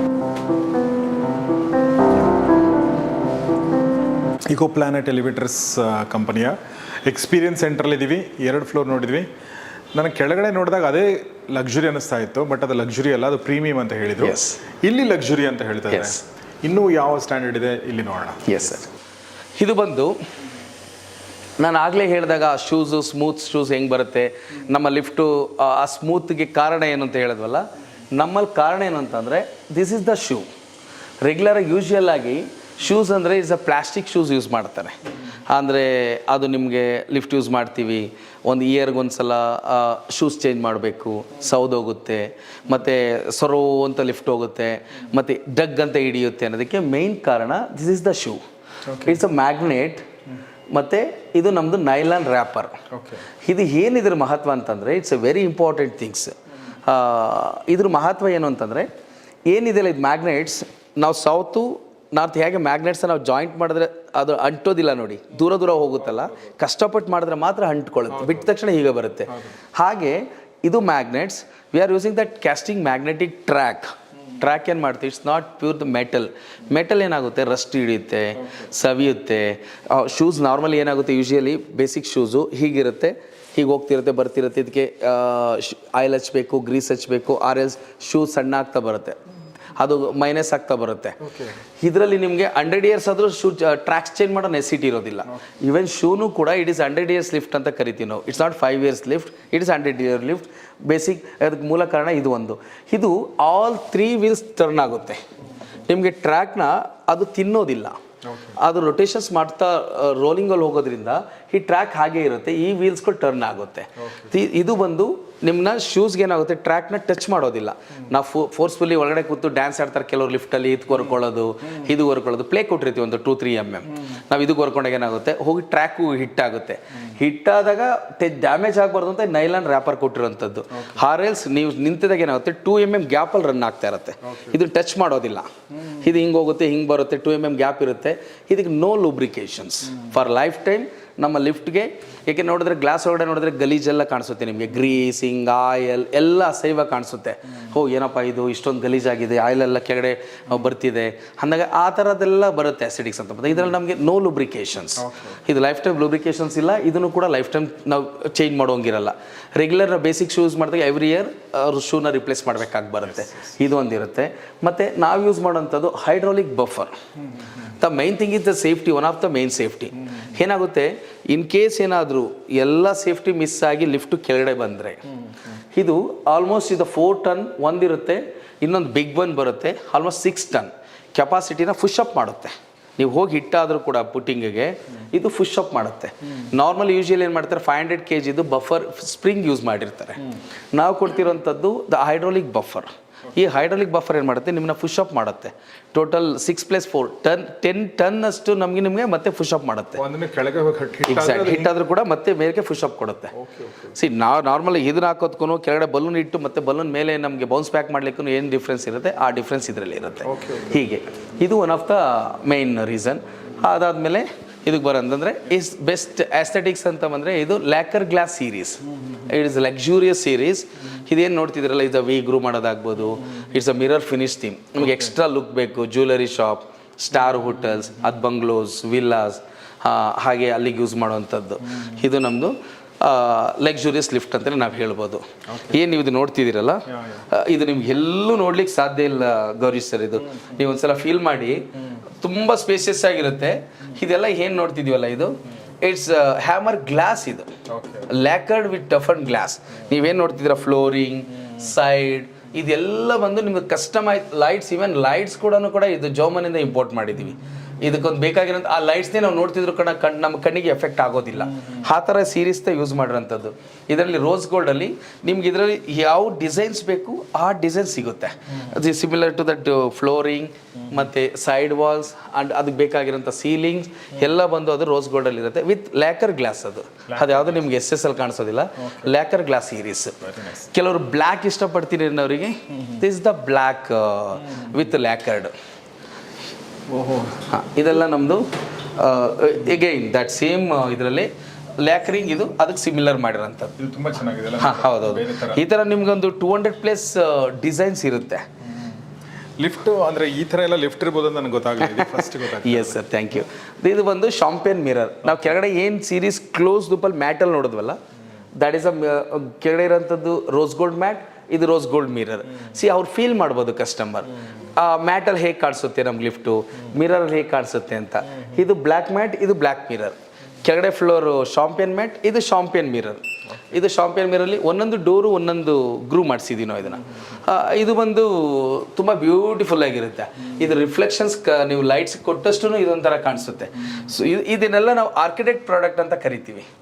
Architect ಅವರು ಏನು ಮಾಡ್ತಾರೆ, ಆರ್ಕಿಟೆಕ್ಟ್ ಅಂದರೆ ಪ್ರತಿ ಮನೆಗೂ ಒಂದೊಂದು ಡಿಫ್ರೆಂಟ್ ಸ್ಪೆಷಲ್ ಥೀಮಲ್ಲಿ ಮಾಡ್ತಾರೆ. ಹಾಗಾಗಿ ಅವರಿಗೆ ಇದು ಅನುಕೂಲ ಆಗೋಂಗೆ ನಾವು ಇದನ್ನು ಮಾಡಿ. ಮನೆ ಕಟ್ಟುವಾಗಲೇ ನಿಮಗೆ ಅಪ್ರೋಚ್ ಮಾಡಿದರೆ ನೀವು ಆ ಮನೆಗೆ ಹೇಗೆ ಎಸ್ಥೆಟಿಕ್ಸ್ ಇದೆ ಅದೇ ಥರ ಮಾಡಿ. Exactly sir. ಅದು ಲಿಫ್ಟ್ಗೆ ನಾವು ಅದ್ರ ಮಾತಾಡೋಣ. ಬೇಸಿಕ್ಕಿಂದ ಗ್ರೌಂಡ್ ಪುಟಿಂಗಿಂದ ನಮ್ಗೆ ಲಿಫ್ಟ್ ನಮ್ಮ ಹತ್ರ ಡ್ರಾಯಿಂಗ್ ತೊಗೋಬೇಕಾಗುತ್ತೆ. ಇದು ಬಂದು ನಮಗೆ ಬ್ರೈಟ್ ಆಗಿರಬೇಕು, ತುಂಬ ಬ್ರೈಟ್ ಬೇಕು ನನಗೆ. ಆ ಡಾರ್ಕ್ ಅಂತ ಅಂದರೆ ಇದು ಬರುತ್ತೆ. ಇಟ್ಸ್ ಅ ವೈಟ್ ಬ್ಯೂಟಿ ಅಂತ ನಮಗಿದು. ಇದೆಲ್ಲ ಏನಿದೆ, ಇದು ಸ್ಪೆಷಲ್ ಡೈಮಂಡ್ಸ್ ಕೊಟ್ಟಿರೋಂಥದ್ದು. ಈಗೇನು ನೋಡ್ತಿದ್ವಿ ಇದೆಲ್ಲ ಎಕ್ಸ್ಟರ್ನಲ್, ಇದು ಸ್ಪೆಷಲ್ ಡೈಮಂಡ್ಸ್. ಅದ್ರ ತಕ್ಕಂತೆ ಡೋರಲ್ಲಿರೋಂಥ ಫಿನಿಶಸ್ ಕೊಟ್ಟಿದ್ವಿ. It's a white lacquered with toughened. ಅದ್ರ ತಕ್ಕಂತೆ ಇದಕ್ಕೆ ಬೇಕಾಗಿರೋಂಥ ಬಟನ್ಸನ್ನು ನಾವು ಕೊಟ್ಟಿದ್ದೀವಿ. ಈ ಥರ ನಿಮಗೆ ಯಾವ್ಯಾವ ಥರ ಬೇಕು, ಹೈ ಲಕ್ಸುರಿ ಬೇಕಾ, ದ ಪ್ರೀಮಿಯಮ್ ಬೇಕಾ, ದ ಕ್ಲಾಸಿಕ್ ಒನ್, ಆ ಥರ ಮಿಡಲ್ ವರ್ಷನೇ ನಮ್ಮದು ಲಕ್ಸುರಿ ಇರುತ್ತೆ. ಅದರಲ್ಲಿ ಅದು ತಕ್ಕಂತೆ ನಮಗೆ ಕೊಟ್ಟಿದ್ದೀವಿ. ಇದು ಬಂದು ರೆಗ್ಯುಲರ್ ರೋಪ್ ಮೆಷಿನ್. ರೆಗ್ಯುಲರಾಗಿ ನಮಗೆ ಬೆಲ್ಟ್ ಅಫೋರ್ಡ್ ಮಾಡಲಿಕ್ಕಾಗಲ್ಲ, ನಮಗೆ ರೋಪ್ ಮಿಷನ್ ಎಲ್ಲ ಸೇಫ್ಟಿ ಇರೋಂಥದ್ದು ರೋಪ್ ಮಿಷನ್ ಬೇಕು ಅಂದಾಗ ಇದು ನಮ್ಮದು ಇರೋವಂಥದ್ದು. ಇದು ಕೂಡ ಇಂಪೋರ್ಟ್ ಫ್ರಮ್ ಯುರೋಪಿಯನ್ ಸ್ಟ್ಯಾಂಡರ್ಡಲ್ಲಿ, ಯುರೋಪಲ್ಲೇ ಇರುತ್ತೆ. ಮೇಯ್ನ್ ಬಂದು ನಮ್ಮದು ಇದು ಕಂಟ್ರೋಲರ್. ಏನು ನಮ್ಮ ಕಂಟ್ರೋಲರ್ ಇದೆಯಲ್ಲ, it's A ಮೋನೋಬ್ಲಾಕ್ controller. ಮೋನೋಬ್ಲಾಕ್ controller in the sense, main ಆಗಲೇ ನಾನು ಹೇಳಿದಾಗೆ ಒಂದು ಹಾರ್ಟ್ ಅಂತ ಹೇಳಿದೆ ನಾನು. ಮೋಟರ್ಸ್ ಬಂದು ಹಾರ್ಟ್, ಬ್ರೈನ್ ಬಂದು ಈ ಕಂಟ್ರೋಲರ್. ಇದನ್ನು ಇಡೀ ನಿಮ್ಮ ಲಿಫ್ಟನ್ನ ಮಾನಿಟ್ರಿಂಗ್ ಮಾಡುವಂಥದ್ದು ಈ controller with IoT technology. It's A cloud solutions. ಆ ಡಿಸ್ಪ್ಲೇ ಬರ್ತಿದೆ. ಈ ಕ್ಲೌಡ್ ಸೊಲ್ಯೂಷನ್ ಏನು ಅಂತಂದರೆ, ಇದರಲ್ಲಿ ನಾವು ಕಂಪ್ಲೀಟ್ ಇಂಟ್ರೊಡ್ಯೂಸ್ ಮಾಡ್ತಾ ಇದ್ದೀವಿ. ಹೀಗಾಗಿ ನಾವು ಕ್ಯಾಬಿನಲ್ಲಿ ಇರ್ತೀವಿ, ನಾವೇನೋ ಇಶ್ಯೂಸ್ ಆಯಿತು, ಇಲ್ಲಿ ಪುಷ್ ಟು ಟಾಕ್ ಆಪ್ಷನ್ಸ್ ಇದೆ. ಈ ಕಾಲ್ ಬಟನ್ ಪ್ರೆಸ್ ಮಾಡ್ತು ಅಂತಂದರೆ ಮೈಕು ಮತ್ತು ಸ್ಪೀಕರ್ಸ್ ಕೊಟ್ಟಿದ್ದೀವಿ. It's with IoT technology. IoT technology in the sense ಇದು ಇಂಟರ್ನೆಟ್ ಆಫ್ ಥಿಂಗ್ಸ್ ಅಂತ ಇನ್ಬಿಲ್ಟ್ ಇರುತ್ತೆ ನಮ್ಮ ಲಿಫ್ಟಲ್ಲಿ. ಏನು ಸ್ಪೆಷಲ್ ಅಂತ ನಾವು ಕೇಳಿದ್ವಲ್ಲ, ನಾಡೋದಿಲ್ಲ ಆಸ್ಥೆಟಿಕ್ಸ್. ನಮಗೆ ಸ್ಪೆಷಲ್ ಅನ್ಸೋಂಥದ್ದು ಇದು, ಮತ್ತು ನಮ್ಮ ಮೋಟರ್ಸ್ ಮತ್ತು controller. It's a micro processor with IoT technology with mobile app. ನಿಮ್ಮ ಲಿಫ್ಟಲ್ಲಿ ನಮಗೆ ಒಂದು ಸಿಮ್ ಕಾರ್ಡ್ಸ್ ಕೊಡ್ತು ಅಂದರೆ, ನೀವು ವೈಫೈ ಕೊಡ್ತು ಅಂತಂದರೆ ಇದರಲ್ಲಿ ಅಡಾಪ್ಟ್ ಆಗಿರುತ್ತೆ. ಕಂಪ್ಲೀಟ್ ಸರ್ಕ್ಯೂಟ್ಸ್ನ ಹೇಗೆ ಮಾಡ್ತೀವಿ ಅಂತ ನಾವು ಇಲ್ಲಿ ತೋರಿಸಿದ್ದೀವಿ. ಇದು ಕಾಲ್ COP ಅಂದರೆ ಕ್ಯಾಬಿನ್ ಒಳಗಡೆ ಬರೋವಂಥದ್ದು, ಅದು ಲ್ಯಾಂಡಿಂಗ್ ಇರೋವಂಥದ್ದು. ಒಂದು ಲೈವ್ ಇಂಟರ್ಕಾಮ್. ನಾವು ಈ ಬಟನ್ ಪ್ರೆಸ್ ಮಾಡಿದ ಕೂಡಲೇ ಪರ್ಟಿಕ್ಯುಲರ್ ನಂಬರ್ಸ್, ಈಗ ನಿಮ್ಮ ಮನೆ ಓನರ್ಸ್ದು, ಸೆಕ್ಯೂರಿಟಿದು, ಲಿಫ್ಟರ್ದು ಮ್ಯಾಂಡೇಟ್ರಿ ಆಗಿ 2 ಪೀಪಲ್ಸ್ ಇರುತ್ತೆ. ನಮ್ಮ ಕಾಲ್ ಸೆಂಟರ್ ಕನೆಕ್ಟ್ ಆಗುತ್ತೆ, ನಿಮಗೆ ಆ 9 ಜನಕ್ಕೂ ಕನೆಕ್ಟ್ ಆಗುತ್ತೆ. ನೀವು ಅಟೆಂಡ್ ಮಾಡಿಲ್ಲ ಅಂದರೆ ಇನ್ನೊಬ್ರಿಗೆ, ಅವ್ರು ಅಟೆಂಡ್ ಮಾಡಿಲ್ಲ ಇನ್ನೊಬ್ರಿಗೆ, ಹೀಗೆ ಕನೆಕ್ಟ್ ಆಗ್ತಾ ಹೋಗುತ್ತೆ. ನೀವು end of the day call centre ನಮಗೆ ಬರುತ್ತೆ, ನಾವು ಅಟೆಂಡ್ ಮಾಡಲೇಬೇಕು. ಅಲ್ಲಿ ಮೈಕು ಸ್ಪೀಕರ್ಸ್ ಇರುತ್ತೆ. ನೀವು ಮಾತಾಡೋದು ನಮಗೆ ಕೇಳಿಸುತ್ತೆ, ನಾವು ಮಾತಾಡೋದು ನಿಮಗೆ ಕೇಳಿಸುತ್ತೆ. ಅವ್ರ ಫೋನ್ ಇಟ್ಕೊಂಡಿರಲ್ಲ ಅಥವಾ ನೆಟ್ವರ್ಕ್ ಬರೋದಿಲ್ಲ ಆ ಲಿಫ್ಟಲ್ಲಿ, ಅಯ್ಯೋ ಪ್ಯಾನಿಕ್ ಆಗಿಬಿಡ್ತಾರಲ್ಲ, ಅವಾಗ ಯೂಸ್ ಆಗುತ್ತೆ. ಇದು ಒಂದು ಲೈವ್ ಕಾಲ್, ಲೈವ್ ಇಂಟರ್ಕಾಮ್, ಒಂದು ಲೈವ್ ಮಾನಿಟರಿಂಗ್. ನಿಮ್ಮ ಮೊಬೈಲಲ್ಲಿ ನಿಮ್ಮ ಲಿಫ್ಟ್ ಏನಾಗ್ತಿದೆ ಅಂತ ನೋಡ್ಬೋದು. ಕ್ಯಾಮ್ರಾ ಏನಾದ್ರು ಕೊಡ್ತು ಅಂತಂದರೆ ಕ್ಯಾಮ್ರಾ ಆ್ಯಕ್ಸಸ್ ತೊಗೊಂಡು ನೀವು ಕ್ಯಾಮ್ರಾದಲ್ಲಿ ಯಾರು ಹೋಗ್ತಿದ್ದಾರೆ, ಲಿಫ್ಟಲ್ಲಿ ಯಾರು ಯೂಸ್ ಮಾಡ್ತಿದ್ದಾರೆ, ಅದರೊಳಗೆ ಯಾರು ಸ್ಕ್ರ್ಯಾಚ್ ಮಾಡಿದ್ರು, ಇದನ್ನೆಲ್ಲ ನೋಡ್ಬೋದು. ನೀವು ಮಾನಿಟರಿಂಗ್ ಕೂಡ ಮಾಡ್ಬೋದು. ಜೊತೆಗೆ live error clear remotely. Usually lift ಅಂದರೆ ಏನು ಬರುತ್ತೆ, ನಮಗೆ ಲಿಫ್ಟ್ ಬ್ರೇಕ್ ಡೌನ್ಸ್ ಬಂತು, ಏನಾಗಿದೆ ಇಶ್ಯೂ ನಮಗೆ ಗೊತ್ತಿಲ್ಲ, ಅದೇನಾಗಿದೆ ಅಂತ ನಮ್ಗೆ ಗೊತ್ತಿಲ್ಲ ಅಂತ ಬಂದಾಗ ನಮಗೆ ಎಲ್ಲ ಇದರಲ್ಲಿ ನಡೆಯುವಂಥದ್ದೆಲ್ಲ ನಿಮ್ಮ ಮೊಬೈಲಿಗೆ ಬರುತ್ತೆ. ಲಿಫ್ಟ್ ಯಾವ ಫ್ಲೋರಲ್ಲಿದೆ, ಫಾರ್ ಎಕ್ಸಾಂಪಲ್ ಏನಾದರೂ ನೀವು ಲಿಫ್ಟನ್ನು ನಾನು ಇನ್ನೊಂದು ಫ್ಲೋರಿಗೆ ಕಳಿಸ್ಬೇಕು, ನೀವು ಪಾರ್ಟಿ ಫ್ಲೋರಲ್ಲಿ ಇರ್ತೀರ, ಪಾರ್ಟಿ ಹಾಲ್ ಇರುತ್ತೆ, ಆ್ಯಕ್ಸಸ್ ಕಾರ್ಡ್ ಕೊಟ್ಟಿರ್ತೀರ, ಗ್ರೌಂಡ್ ಫ್ಲೋರ್ ನಿಮ್ಮ ಯಾರು ಗೆಸ್ಟ್ ಬಂದರೆ ಅವ್ರಿಗೆ ನೀವು ಪಾಸ್ವರ್ಡ್ ಕೊಡ್ಲಿಕ್ಕೆ ಇಷ್ಟ ಇಲ್ಲ ಅಂದಾಗ ನೀವು ನಿಮ್ಮ ಮೊಬೈಲ್ ತೆಗೆದ್ಬಿಟ್ಟು G ಅಂತ ಹೊಡೆದ್ರೆ ಲಿಫ್ಟ್ ಗ್ರೌಂಡ್ಗೆ ಹೋಗುತ್ತೆ. G stop, ground floor door open ನಿಂತ್ಕೊಳ್ಳುತ್ತೆ. ಅವ್ರು ಒಳಗಡೆ ಎಂಟರ್ ಆದ ತಕ್ಷಣ ನೀವು 4th ಅಂತ ಹೊಡೆದ್ರೆ 4th ಫ್ಲೋರ್ಗೆ ಬರುತ್ತೆ. ಅದನ್ನು ನೀವು ಯಾರಿಗೂ ಪಾಸ್ವರ್ಡ್ ಕೊಡೋ ಅವಶ್ಯಕತೆ ಇರೋದಿಲ್ಲ. ಫಾರ್ ಎಕ್ಸಾಂಪಲ್ ಪಾಸ್ವರ್ಡ್ ಕೊಟ್ರಿ, ಯಾರೋ ನಿಮ್ಮ ಮನೇಲಿ ಸ್ವೀಪರ್ಸ್ ಆರ್ ಮತ್ತೊಬ್ಬರು ಡ್ರೈವರು ಮತ್ತೊಬ್ಬರು ಕೊಟ್ರಿ, ಅಯ್ಯೋ ಅವ್ರು ಕೆಲಸ ಬಿಟ್ಟರು, ಮತ್ತು ಅವ್ರು ನಮ್ಮ ಪಾಸ್ವರ್ಡ್ ಎಲ್ಲ ಗೊತ್ತಿದೆ ಅನ್ನೋ ಫೀಲ್ ಇದ್ದರೆ ಎಂಟ್ರಿ ಮಾಡಬೇಕಾದ್ರೆ Rama ID number 1 is a professional driver ಅಂತ ಕೊಟ್ಟಿರ್ತೀರ. ಅವರು ಹೋಗಿದ್ದ ಕೂಡಲೇ ನಿಮ್ಮ ಮೊಬೈಲ್ ತೆಗೆದುಬಿಟ್ಟು ರಾಮ ID ಡಿಲೀಟ್ ಅಂತ ಹೊಡೆದ್ರೆ ಅವ್ರು ಮತ್ತೆ ಆ್ಯಕ್ಸಸ್ ತೊಗೊಳ್ಳೋದಿಲ್ಲ. ಅದು ಕೂಡ ಇದರಲ್ಲಿ ಆ್ಯಡ್ ಆನ್ ಮತ್ತು ಡಿಲೀಟ್ ಆಪ್ಷನ್ಸು ಕೂಡ ನಮ್ಮ ಮೊಬೈಲ್ ಆ್ಯಪಲ್ಲಿ ಬರುತ್ತೆ. ಹೀಗೆ ಹಲವಾರು ಟೆಕ್ನಾಲಜಿ ನಮ್ಮ ಈಕೋ ಪ್ಲಾನೆಟ್ ಅಂತಂದರೆ ಒಂದು ಸೇಫ್ಟಿ, ಒಂದು technology, durability, aesthetics, it's a complete solutions ಅಂತ ನಾವು ಹೇಳ್ಬೋದು. ಹಾಗೆ ಇದರಲ್ಲಿ ಇರೋಂಥದ್ದು ಮೇಯ್ನು ಇದು ನಿಮಗೆ ಕನ್ಸಂಪ್ಷನ್ ಪವರ್. ಇದರಲ್ಲಿ ಇನ್ನೊಂದು ಮೇನ್ ಫೆಸಿಲಿಟೀಸ್ ಏನಂದರೆ Gourish sir, the first one is the braking register. Breaking register ಏನು ಕೆಲಸ ಅಂತಂದರೆ ಬ್ರೇಕ್ ಡೌನ್ಸ್ ಬರಲಿಕ್ಕೆ ಲಿಫ್ಟು ಕಾರಣ ನಿಮಗೆ ಮೇಯ್ನ್ ರೀಸನ್ ಬಂದು power issues, earthing issues, safety issues, mechanical safety ಬಿಟ್ಟು ಏನೇ ಇಶ್ಯೂಸ್ ಆದ್ರೂ ಕೂಡ ನಮಗೆ ಪವರ್ ಏನಾಗುತ್ತೆ, ಸಡನ್ನಾಗಿ ವೋಲ್ಟೇಜ್ ಜಾಸ್ತಿ ಆಗುತ್ತೆ, ಸುಟ್ಟೋಗುತ್ತೆ. ಕಡಿಮೆ ವೋಲ್ಟೇಜ್ ಬರುತ್ತೆ, ಲಿಫ್ಟ್ ಆಫ್ ಆಗುತ್ತೆ. ಮೇಲ್ಗಡೆ ನಾವು 2 ಯೂನಿಟ್ಸ್ ಇಟ್ಟಿದ್ದೀವಿ. ಒಂದು ಬ್ರೇಕಿಂಗ್ ರಿಜಿಸ್ಟರ್, ಇನ್ನೊಂದು SMPS ಲೈಕ್ 17H/6 ಬ್ಯಾಟ್ರೀಸ್ ಕೊಟ್ಟಿರ್ತೀವಿ. ಅಂದರೆ ಲೈಕ್ UPS. ಕಡಿಮೆ ವೋಲ್ಟೇಜ್ ಬಂದರೆ ಅದು ಯುಟಿಲೈಸ್ ಮಾಡ್ಕೊಳ್ಳುತ್ತೆ.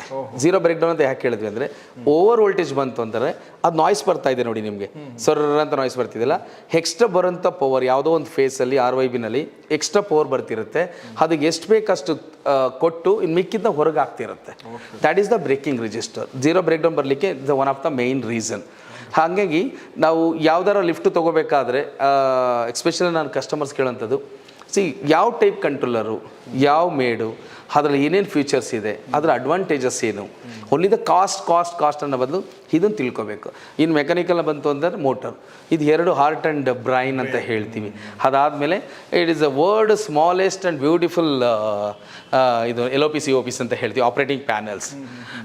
ಇದು ನೋಡಿ, ನೀವು smallest buttons, the smallest vertical, ಇದು box type, the regular Apple model, ಈ ಥರ ಸುಮಾರು ಆಪ್ಷನ್ಸ್ ಇರುತ್ತೆ. ಇದು ಕ್ಯಾಬಿನಲ್ಲಿ ಬರೋಂಥದ್ದು.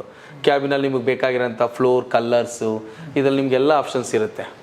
ನಿಮಗೆ ಕ್ಯಾಬಿನ್ ಬ್ರೈಟ್ನೆಸ್ ಜಾಸ್ತಿ ಮಾಡ್ಕೊಳ್ಳೋದು, ಕಡಿಮೆ ಮಾಡ್ಕೊಳ್ಳೋದು, ನಿಮಗೆ ತುಂಬ ಬ್ರೈಟ್ ಬೇಡ ಅಂತಂದರೆ ಅದನ್ನು ಕಡಿಮೆ ಜಾಸ್ತಿ ಮಾಡ್ಕೊಳ್ಳೋಂಥದ್ದು.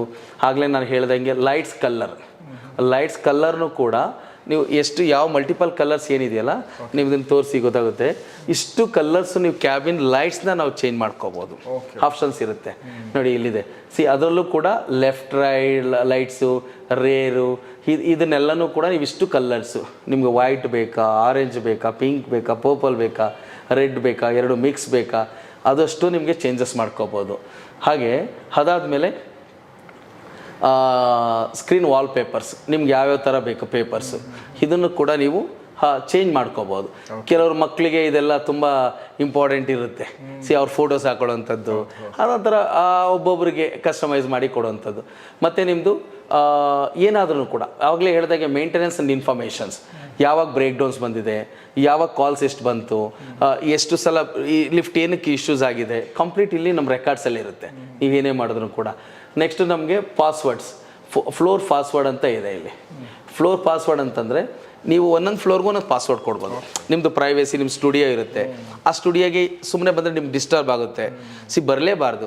ನೀವು ಫ್ಲೋರ್ ಪಾಸ್ವರ್ಡ್ ಹಾಕ್ಬಿಟ್ಟು ನಿಮ್ಮ ಪರ್ಟಿಕ್ಯುಲರ್ ಒಬ್ರಿಗೆ ಕೊಟ್ಬಿಟ್ಟು ನಿಮ್ಮ ಎಂಪ್ಲಾಯೀಸಿಗೆ ಕೊಟ್ಬಿಟ್ಟು 1 2 3 4 ಅಂತ ಕೊಡ್ತು ಅಂತಂದರೆ ಲಾಕ್ ಆಗುತ್ತೆ. ನೀವು ಬರಬೇಕು ಅಂದರೆ ನಿಮ್ಮ ಫ್ಲೋರ್ಗೆ 1 2 3 4 ಸ್ಟಾರ್ ಕೊಟ್ಬಿಟ್ಟು ಥರ್ಡ್ ಪ್ರೆಸ್ ಮಾಡಿದ್ರೆ ಥರ್ಡ್ ಫ್ಲೋರ್ ಬರ್ಲಿಕ್ಕೆ ಸಾಧ್ಯ.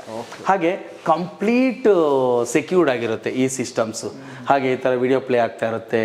ನೀವು ಯಾವುದು ಫ್ಯಾನು ಲೈಟ್ಸ್ ಎಲ್ಲ ಬಂದು ಕಂಪ್ಲೀಟ್ ನಮ್ಮದು ಆಟೋಮೆಟಿಕ್ ಇರುತ್ತೆ.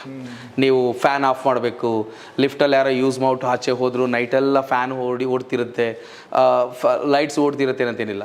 ನಿಮ್ಮ ಡೆಸ್ಟಿನೇಷನ್ ಮುಗಿಸಿ ನೀವು ಆಚೆ ಹೋಗಿ 5 ಸೆಕೆಂಡ್ಸ್ಗೆ ನಾವು ಟ್ಯೂನ್ ಮಾಡಿರ್ತೀವಿ. 5 seconds R 10 seconds R 15 seconds tune ಮಾಡಿ ಅದು ನೀವು ಆಚೆ ಹೋಗಿದ ಕೂಡಲೇ ಆ ಸೆಕೆಂಡ್ಸ್ಗೆ ಆಫ್ ಆಗಿಬಿಡುತ್ತೆ, ಕಂಪ್ಲೀಟ್ ಸ್ಲೀಪ್ ಹೋಗ್ಬಿಡುತ್ತೆ. ಮೋರ್ ಎವರ್ ನಿಮಗೆ ನಮ್ಮ ಲಿಫ್ಟಲ್ಲಿ ಪವರ್ ಕನ್ಸಂಪ್ಷನ್ಸ್ ಇರುತ್ತೆ. ಆ ಕನ್ಸಂಪ್ಷನ್ ಹೇಗೆ ಅಂತಂದರೆ ನಾವು ಯೂಸ್ ಮಾಡೋಂಥ ಮೈಕ್ರೋಪ್ರೊಸೆಸ್ ಕಂಟ್ರೋಲರಲ್ಲಿ ಈಗ ನಾರ್ಮಲಾಗಿ ನಾವು ಕೆಳಗಡೆಯಿಂದ ಮೇಲೆ ಬಂದ್ವಿ, ಲಿಫ್ಟು 0 ಪವರಲ್ಲಿ ಹೋಗಿರುತ್ತೆ. ಯೂಶಲಿ ಎಲ್ಲರೂ ಏನು ಅಂದ್ಕೊಳ್ತಾರೆ, ನಮ್ಮನ್ನ ಕ್ಯಾರಿ ಮಾಡಬೇಕಾದ್ರೆ ಜಾಸ್ತಿ ಪವರ್ ತೊಗೊಳುತ್ತೆ, ಡೌನ್ ಆಗಬೇಕಾದ್ರೆ ಹಾಗೆಲ್ಲ. It's vertical transport working with the balancing, the load balancing. Load balance ಹೆಂಗೆ ಅಂತಂದರೆ counter load is equal to the fully load, ಇದು ಕ್ಯಾಬಿನ್ ಲೋಡ್. ಕೌಂಟ್ರ್ ಲೋಡ್ ಏನಾಗುತ್ತೆ, ನಮ್ಮದು 6 ಪ್ಯಾಸೆಂಜರ್ ಲಿಫ್ಟ್ ಇದು ಅಂತಂದರೆ into the 68 kgs standard, 408 kgs ಅಂತಂದರೆ it's 816 kgsವರೆಗೂ ನಾವು ಕೌಂಟ್ರ್ ಬ್ಯಾಲೆನ್ಸ್ ಕೊಟ್ಟಿರ್ತೀವಿ. Counter load always is the higher ಸೈಡಲ್ಲಿ ಇರುತ್ತೆ. ಪ್ಯಾಸೆಂಜರ್ ಲೋಡ್ ನಾವು ಮೇಲೆ ಹೋಗ್ಬೇಕಾದ್ರೆ ಬ್ರೇಕ್ ಓಪನ್ ಮಾಡಲಿಕ್ಕೆ, ಕ್ಲೋಸ್ ಮಾಡಲಿಕ್ಕೆ, this is the brake, called brake. ಇದು ಮಾಡಲಿಕ್ಕೆ ಪವರ್ ನಮ್ಮ ಬ್ಯಾಟ್ರಿಯಿಂದ ತೊಗೊಳುತ್ತೆ. ಆ ಬ್ಯಾಟ್ರಿಯಿಂದ ತೊಗೊಳ್ಳೋ ಪವರ್ ನಾವು ತೊಗೊಳುತ್ತೆ, ನಿಮ್ಮ ಮೇನ್ ಪವರಿಂದ ತೊಗೊಂಡಿರೋದಿಲ್ಲ ನಾವು. ಇದನ್ನು 12 to 24 ವೋಲ್ಟ್ಸ್ಗೆ ಕನ್ವರ್ಟ್ ಮಾಡಿ ಬ್ಯಾಟ್ರಿ ಆಪ್ರೇಟೆಡ್ ಇರುತ್ತೆ. ಇದೆಲ್ಲ ನಿಮ್ಮ ಪವರ್ ತೊಗೊಳ್ಳೋದಿಲ್ಲ. Fan, lights, everything. ನಮ್ಮ ಕನ್ಸಂಪ್ಷನ್ ಪವರ್ ನೀವು ಬೇರೆ 30 times per day lift use ಮಾಡಿ ನೀವು 900 times ಪರ್ ಮಂತ್ ಯೂಸ್ ಮಾಡ್ತೀರಾ ಅಂತಂದರೆ ಬೇರೆ ಲಿಫ್ಟೆಲ್ಲ ನಿಮ್ಗೊಂದು 3000 4000 ಪವರ್ ಬಿಲ್ ಬಂತು ಅಂದರೆ ನಮ್ಮದರಲ್ಲಿ 400 to 600 rupeesವರೆಗೂ ಬರುತ್ತೆ.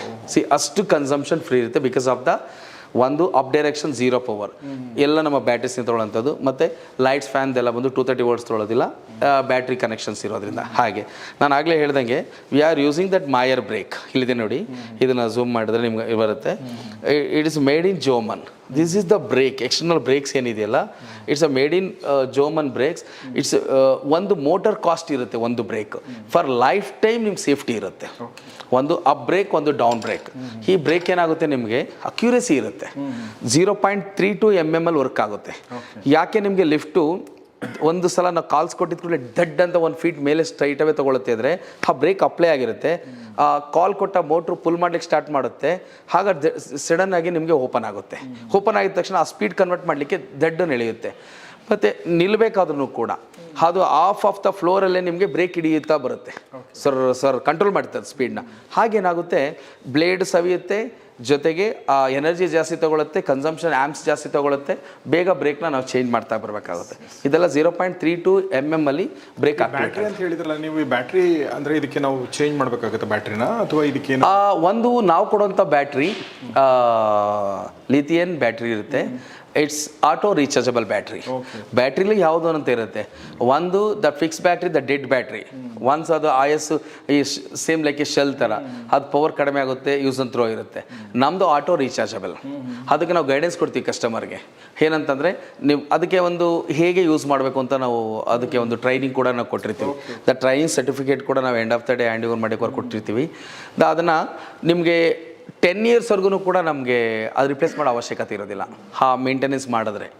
ಕೆಲವೊಂದು ಬ್ಯಾಟ್ರೀಸ್ ಎಲ್ಲ 6 ತಿಂಗಳಿಗೆ ಹೋಯಿತು 3 ತಿಂಗಳಿಗೆ ಹೋಗ್ತು ಅಂತಂದರೆ ಮೇಂಟೆನೆನ್ಸ್ ಅಂದರೆ ಏನು ಅಂತಂದರೆ ಕೆಲವ್ರು ಏನು ಮಾಡ್ತಾರೆ, ಎಲ್ಲ ಒಂದು ವೀಕ್ ನೀವು ಔಟ್ ಆಫ್ ಕಂಟ್ರಿ ಹೋಗ್ತಿರ್ತೀರಾ, ಕಂಪ್ಲೀಟ್ ಲಿಫ್ಟ್ ಬ್ಯಾಟ್ರಿಯಲ್ಲಿ ಆಫ್ ಮಾಡಿ ಹೋಗ್ತಿರಲ್ಲ, ಆಫ್ ಮಾಡಬಾರ್ದು. ಇನ್ಪುಟ್ ಪವರ್ ನಾವು ಸಪ್ರೇಟ್ ಕೊಟ್ಟಿರ್ತೀವಿ, ಯಾವಾಗಲೂ ಅದನ್ನು ಬ್ಯಾಟ್ರಿಲಿ ಆನ್ ಮಾಡಿಟ್ಟು ಅಂತಂದರೆ 10 ಇಯರ್ಸ್ವರೆಗೂ ಬ್ಯಾಟ್ರಿ ಬರುತ್ತೆ. ಯಾಕೆಂದರೆ ನಮ್ಮನಿಂದನೇ 5 ಇಯರ್ಸ್ ರಿಪ್ಲೇಸ್ಮೆಂಟ್ ವಾರಂಟಿ ಕೊಟ್ಟಿರ್ತೀವಿ ಎಲೆಕ್ಟ್ರಾನಿಕ್ಸ್ಗೆ. ಮೆಕ್ಯಾನಿಕಲ್ ಎಲ್ಲ ಬಂದು 10 ಇಯರ್ಸ್ ರಿಪ್ಲೇಸ್ಮೆಂಟ್ ವಾರಂಟಿ ಇರುತ್ತೆ. ಹಾಗಾಗಿ ನಮ್ಮ ರೆಸ್ಪಾನ್ಸಿಬಿಲಿಟಿ ಇರುತ್ತೆ. ಬಟ್ ಟ್ರೈನಿಂಗ್ ಅಂತೂ ನಾವು ಕೊಟ್ಟಿರ್ತೀವಿ. ಈಗ ನನಗೆ ನೆಕ್ಸ್ಟ್ ಎಷ್ಟು ಕಾಲ್ ಬರುತ್ತೋ ಗೊತ್ತಿಲ್ಲ, ನಮ್ಮ ಕಾಂಪಿಟೇಟರ್ಸ್, ನಮ್ಮ ಲಿಫ್ಟ್ ಕಂಪ್ನಿ ಸ್ನೇಹಿತರಿಂದ ಏನಕ್ಕೆ ಅಷ್ಟೊಂದು ಡೀಪಾಗಿ ಇಡ್ತಿರುತ್ತೆ. ನನಗೆ ಕೊಡಬೇಕು, ಕಸ್ಟಮರ್ಸ್ ತಿಳ್ಕೋಬೇಕು. ಜಸ್ಟ್ ಏನಂತಂದರೆ ಇವೆಲ್ಲ ನಾವು ಡಾಕ್ಟರ್ಸ್ ಇದ್ದಂಗೆ. ನಮ್ಗೆ ಯಾರಾದರೂ ಕನ್ಸಲ್ಟ್ ಬಂದಿದ್ದಾರೆ ಅಂದರೆ ಕನ್ಸಲ್ಟೆಂಟ್ ಏನಾಗಿರಬೇಕು ಅಂತಂದರೆ ಅವ್ರಿಗೆ ಎದುರಿಸೋವಂಥದ್ದಲ್ಲ, ಅವ್ರಿಗೆ ಇನ್ಫಾರ್ಮೇಷನ್ಸ್ ಕೊಡೋವಂಥದ್ದು. ನಾನು ಸೇಲ್ ಮಾಡಲಿಕ್ಕೆ ಇಷ್ಟ ಇಲ್ಲ, ನನಗೆ ಇನ್ಫಾರ್ಮೇಷನ್ಸ್ ಕೊಡಬೇಕು, ಅವ್ರು ಚೂಸ್ ಮಾಡಬೇಕು. ಒಂದು ಪೋಲ್ ಇರುತ್ತೆ ಲಿಫ್ಟ್, ಪ್ರತಿಯೊಂದು ಮೋಟ್ರಲ್ಲೂ ಒಂದು 15 ಟೈಪ್ಸ್ ಆಫ್ ದ ಮೋಟರ್ಸ್ ಇರುತ್ತೆ. ಆಗಲೇ ನಾನು ಬ್ರೇಕ್ಸ್ ಹೇಳಿದೆ, PMS ಬ್ರೇಕ್ ಆಗ್ಬೋದು, ಮ್ಯಾಗ್ನೆಟ್ಸಿಕ್ ಇದಾಗ್ಬೋದು, ಎಲ್ಲ ಇರುತ್ತೆ. 6 ಪೋಲಿಂದ ಸ್ಟಾರ್ಟ್ ಆಗುತ್ತೆ. 6 pole, 12 poles, 18 poles, 24 poles, 32 poles ಅಂತ ಮೋಟರಲ್ಲಿ ಸ್ಟ್ರೆಂತ್ ಅದು. Like 800cc car, 1 litre car, 1.2 litre engine.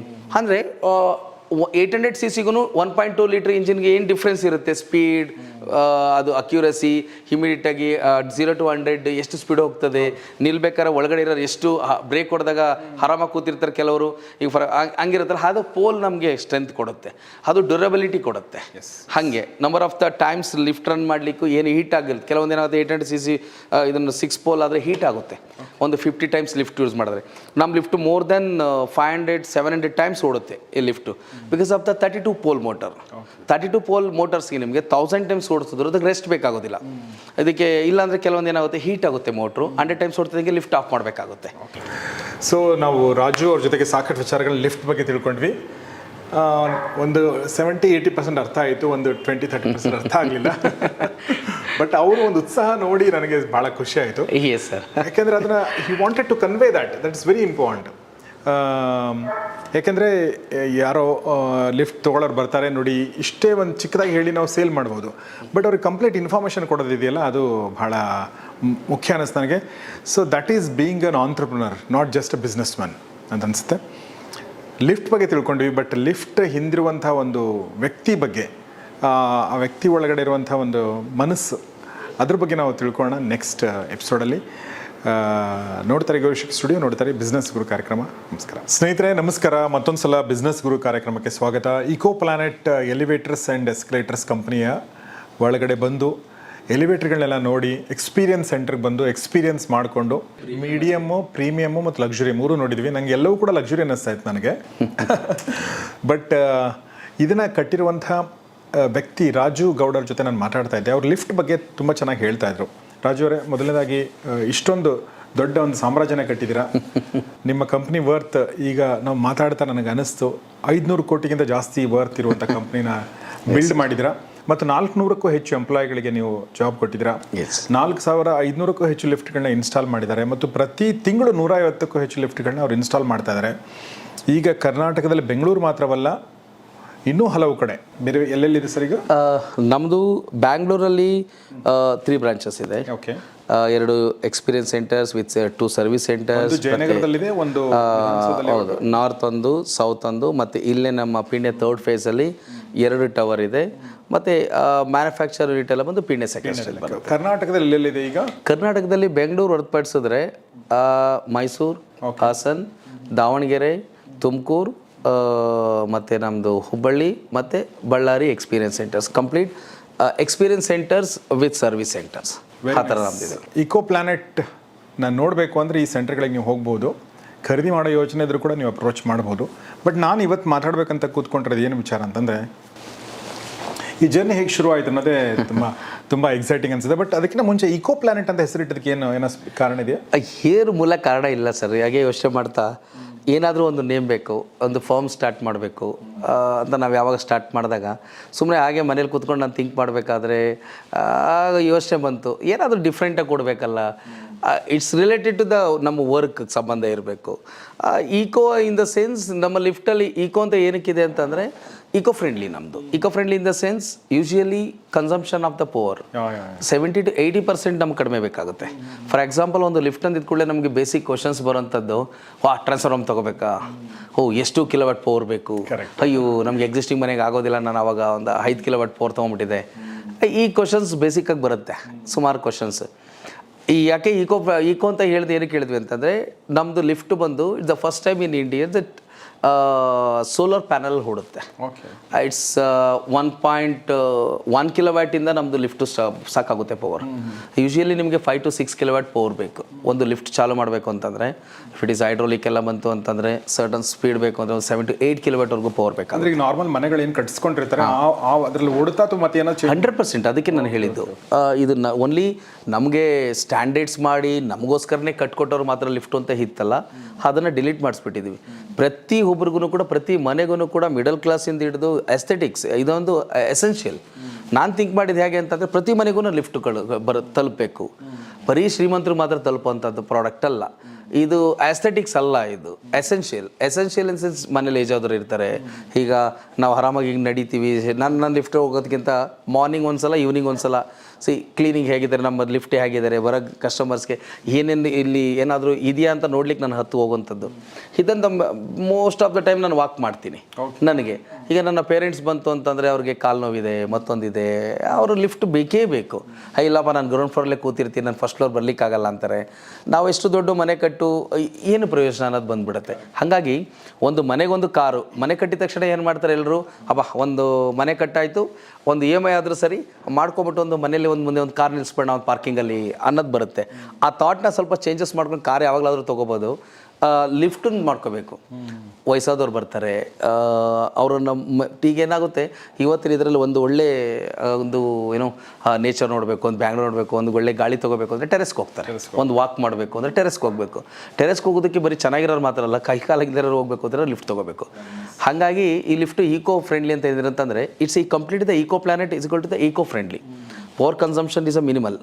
Single ಫೇಸಲ್ಲಿ ವರ್ಕ್ ಆಗುತ್ತೆ ನಮ್ಮ ಲಿಫ್ಟು. 3 ಫೇಸೇ ಬೇಕು ಅಂತ ಇಲ್ಲ. 1 kilometre is more enough. 7-8 kilometre ಬೇಕು ಅಂತ ಇಲ್ಲ.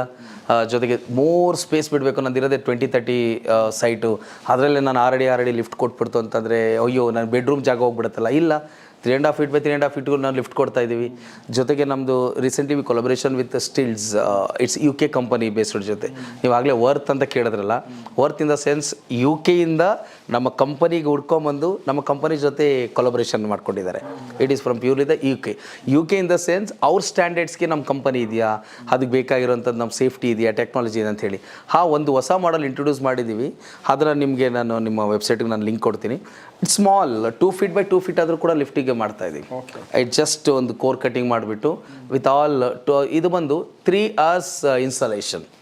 ಒಂದು ಲಿಫ್ಟ್ ಅಂದರೆ ನಾರ್ಮಲಾಗಿ ನಿಮ್ಗೆ ಏನು ಅನಿಸುತ್ತೆ ಮೈಂಡಲ್ಲಿ, 1 ವರ್ಷ ಬೇಕು, 6 ತಿಂಗಳು ಬೇಕು, 3 ತಿಂಗಳು ಬೇಕು ಅಂತಾರೆ. ಅಷ್ಟು ಸಿವಿಲ್ ವರ್ಕ್ ಎಲ್ಲ. It's a 0 civil work with 3 hours installation. ಆ ಪ್ರಾಡಕ್ಟ್ ನಮಗೆ ಕೊಲಾಬ್ರೇಷನ್ ಆಗಿದೆ ರೆಗ್ಯುಲರ್ ಲಿಫ್ಟ್ ಬಿಟ್ಟು.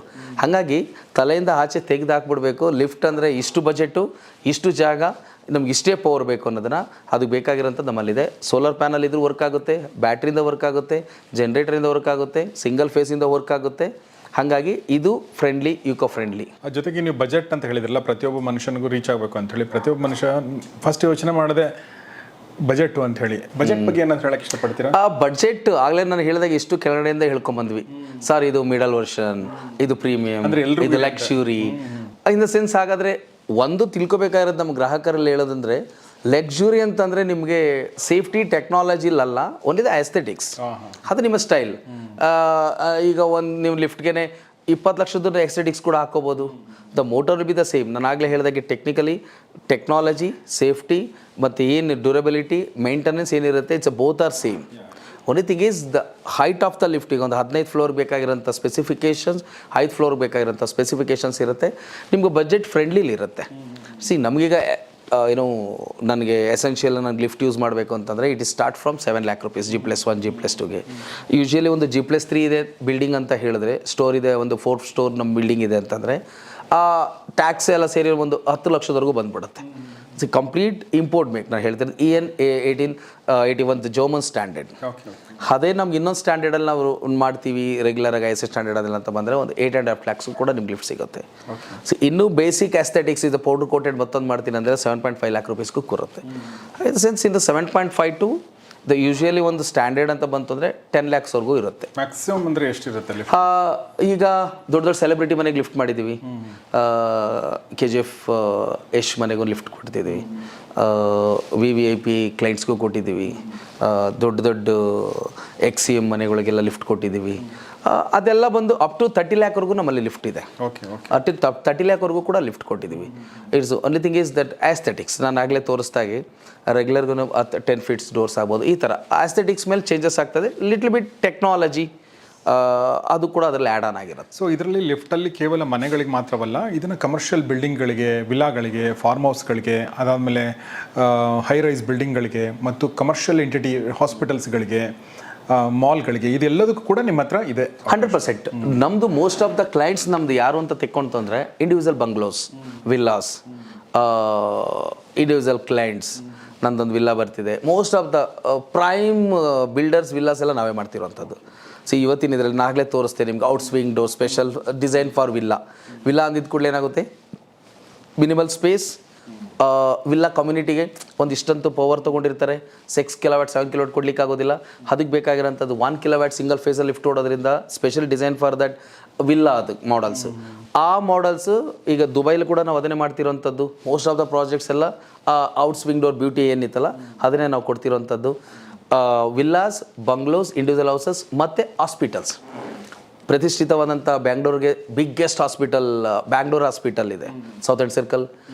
It is high speed, India's first time 2 meter per second, more than 2 meter per second hospital lift ಕೊಟ್ಟಿದ್ದೀವಿ ಅಂತಂದರೆ ವಿ ಆರ್ ದ ಫಸ್ಟ್.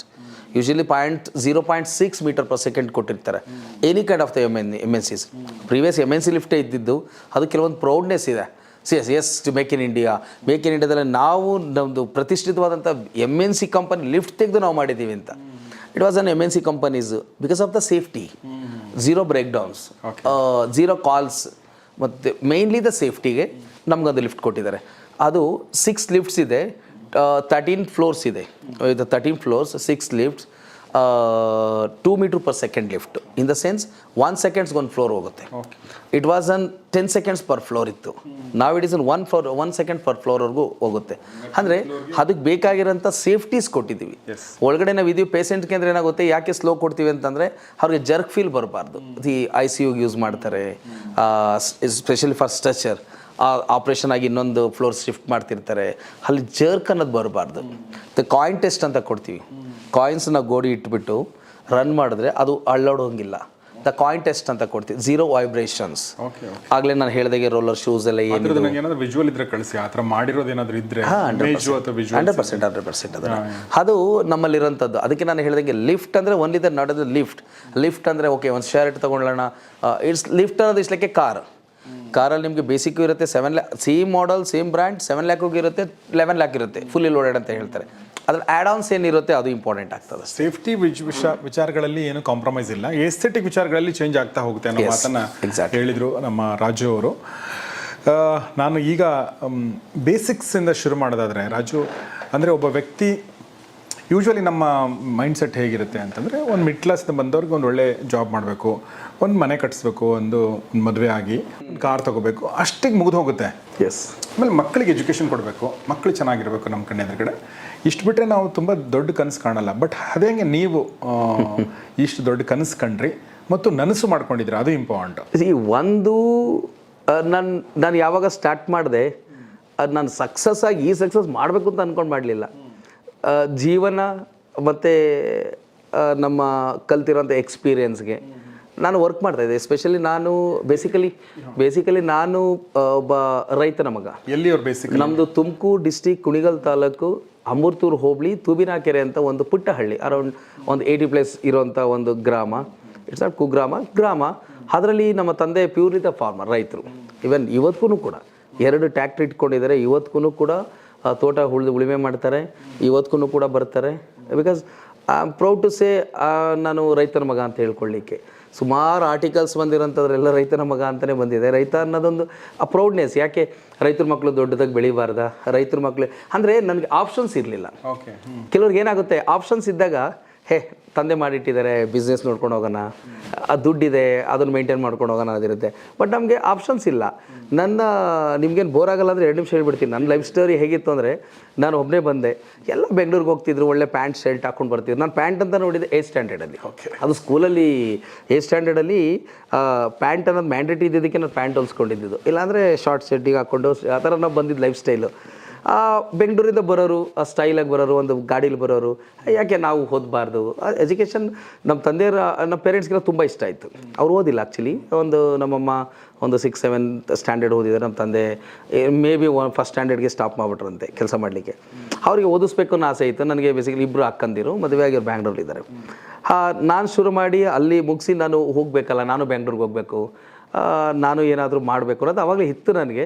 ಮನೇಲಿ ಕಳಿಸ್ತಿರ್ಲಿಲ್ಲ. ಒಬ್ಬನೇ ಮಗ, ಹಳ್ಳಿ ಕಡೆ ಒಂದು ರೂಢಿ ಇದೆ, 2 ಮಕ್ಕಳಿದ್ರು, ಒಬ್ಬ ಬ್ಯಾಂಗ್ಳೂರು, ಒಬ್ಬ ಹಳ್ಳಿಲಿರೋಂಥದ್ದು, ಹೊಲ ಉತ್ಕೊಂಡು ಮಾಡೋವಂಥದ್ದು ಅಂತ ಇರುತ್ತೆ. ಮಾಡಿರೋ ಜಮೀನು ಉಳಿಸ್ಕೊಂಡು ಹೋಗಬೇಕು ಅನ್ನೋದು.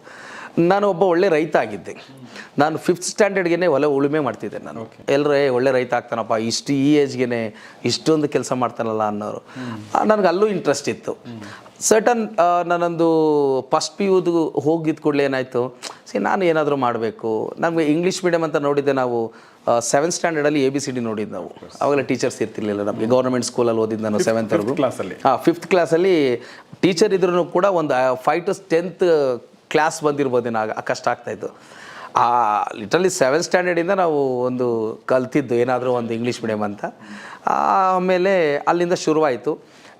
ನಂದು ಫಸ್ಟ್ PU ಬಂದಿದ್ದ ಕೂಡಲೇ ಆವಾಗ ನಮಗೆ ಯಾಕೆ ನಾವು ಇಲ್ಲಿ ಏನಾದರೂ ಮಾಡಬಾರ್ದು, ಎಲ್ಲರೂ ಥರ ನಾನು ಹೊಸ ಬಟ್ಟೆ ಹಾಕೊಂಡು, ನಾನು ಸ್ಟಾರ್ಟ್ ಆಗಿದ್ದು ನಾನು ಯಾಕೆ ಒಳ್ಳೆ ಬಟ್ಟೆ ಹಾಕೊಂಡು ಪ್ಯಾಂಟ್ ಶರ್ಟ್ ಹಾಕ್ಕೊಂಡು ಬೈಕಲ್ಲಿ ತೊಗೊಂಡು ಬರಬಾರ್ದು ಇಲ್ಲಿ ಅನ್ನೋದೊಂದು ಬಂತು. PU ಮುಗೀತು. ಡಿಗ್ರಿಗೆ ಅಂತ ನಾನು ಬ್ಯಾಂಗ್ಳೂರು ಬಂದೆ. PU ಮುಗಿಸಿದ ಕೂಡಲೇ ಏನು ಮಾಡಿದೆ, ನಮ್ಮ ತಂದೆ ಹತ್ರ, ನಮ್ಮಮ್ಮ ಅಂದರೆ ನನಗೆ ಭಾಳ ಪ್ರೀತಿ ಇತ್ತು. ನಮ್ಮ ತಂದೆ ಜೊತೆ ನಾನು ಜಾಸ್ತಿ ಭಯ ಇತ್ತು, ಮಾತಾಡ್ತಿರಲಿಲ್ಲ. ನಮ್ಮ ಅಮ್ಮ ಹೇಳಿದ್ರೆ ಕಳಿಸಲ್ಲ ಅಂದ್ಬಿಟ್ಟು ನಮ್ಮ ತಂದೆಗೆ ಅರೌಂಡ್ 2:30 4 o'clock ನ್ಯಾಷನಲ್ ಬಸ್ ಇತ್ತು. ಅದರಲ್ಲಿ ನನ್ನ ಫ್ರೆಂಡ್ ಒಬ್ಬ ಬಂದಿದ್ದ. ಅವ್ನು ಆಲ್ರೆಡಿ ಅವ್ನು SSLCಗೆ ಅವನು ಸ್ಕೂಲ್ ಎಲ್ಲ ಮುಗಿಸಿ ಕೆಲ್ಸಕ್ಕೆ ಸೇರ್ಕೊಂಡು ದುಡಿತಾ ಇದ್ದ. ಅವ್ನು ಹೇಳ್ತಾ ಇದ್ದೆ, ಈ ಥರ ಇದೆ ಬ್ಯಾಂಗ್ಳೂರು, ಅಲ್ಲ ಈ ಥರ ಇದೆ, ಆರಾಮಾಗಿ ಇರ್ಬೋದು, ಹಾಗೆ ಅಂತ. ನಾನು ನೋಡೋಣ ಪಾರ್ಟ್ ಟೈಮ್ ಜಾಬ್ ಮಾಡ್ಕೊಂಡು ಹೋಗೋಣ ಅಂದ್ಬಿಟ್ಟು 300 rupees ದುಡ್ಡು ತೊಗೊಂಡು ನಾನು ಎಸ್ಕೊಂಡು ಬಂದೆ. ನಮ್ಮ ಅಮ್ಮಗೆ ಹೇಳಿದ್ರೆ ಕಳಿಸೋದಿಲ್ಲ ಅಂತ. ಕಾಲೇಜ್ ನೋಡ್ಕೊಂಡು ಬರ್ತೀನಿ ಅಂತ ಬಂದೆ. ಆಲ್ರೆಡಿ ಎಲ್ಲ ಪ್ರಿಪ್ರೇಷನ್ಸ್ ಮಾಡಿಕೊಂಡು ಆಮೇಲೆ ಬಂದಿದ್ದ ಕೂಡಲೇ ಬ್ಯಾಚುಲರ್ಸ್ ರೂಮಲ್ಲಿ ನಾನು ಉಳ್ಕೊಂಡಿದ್ದೆ ಬಂದಿದ್ದಂಥ ಇದರಲ್ಲಿ. ಆಗ ಅದಾದಮೇಲೆ ಫ್ಯಾಮಿಲಿ ಮನೆಗೆ ಹೋದೆ. ಅವ್ರುಗಳಲ್ಲಿ ಜಗಳಗಳು, ಅಯ್ಯೋ ನಮಗೆ ಆಗೋದಿಲ್ಲ, ಇವ್ರು ಹೇಗಪ್ಪ ಇಟ್ಸ್ಕೊಳ್ಳೋದು.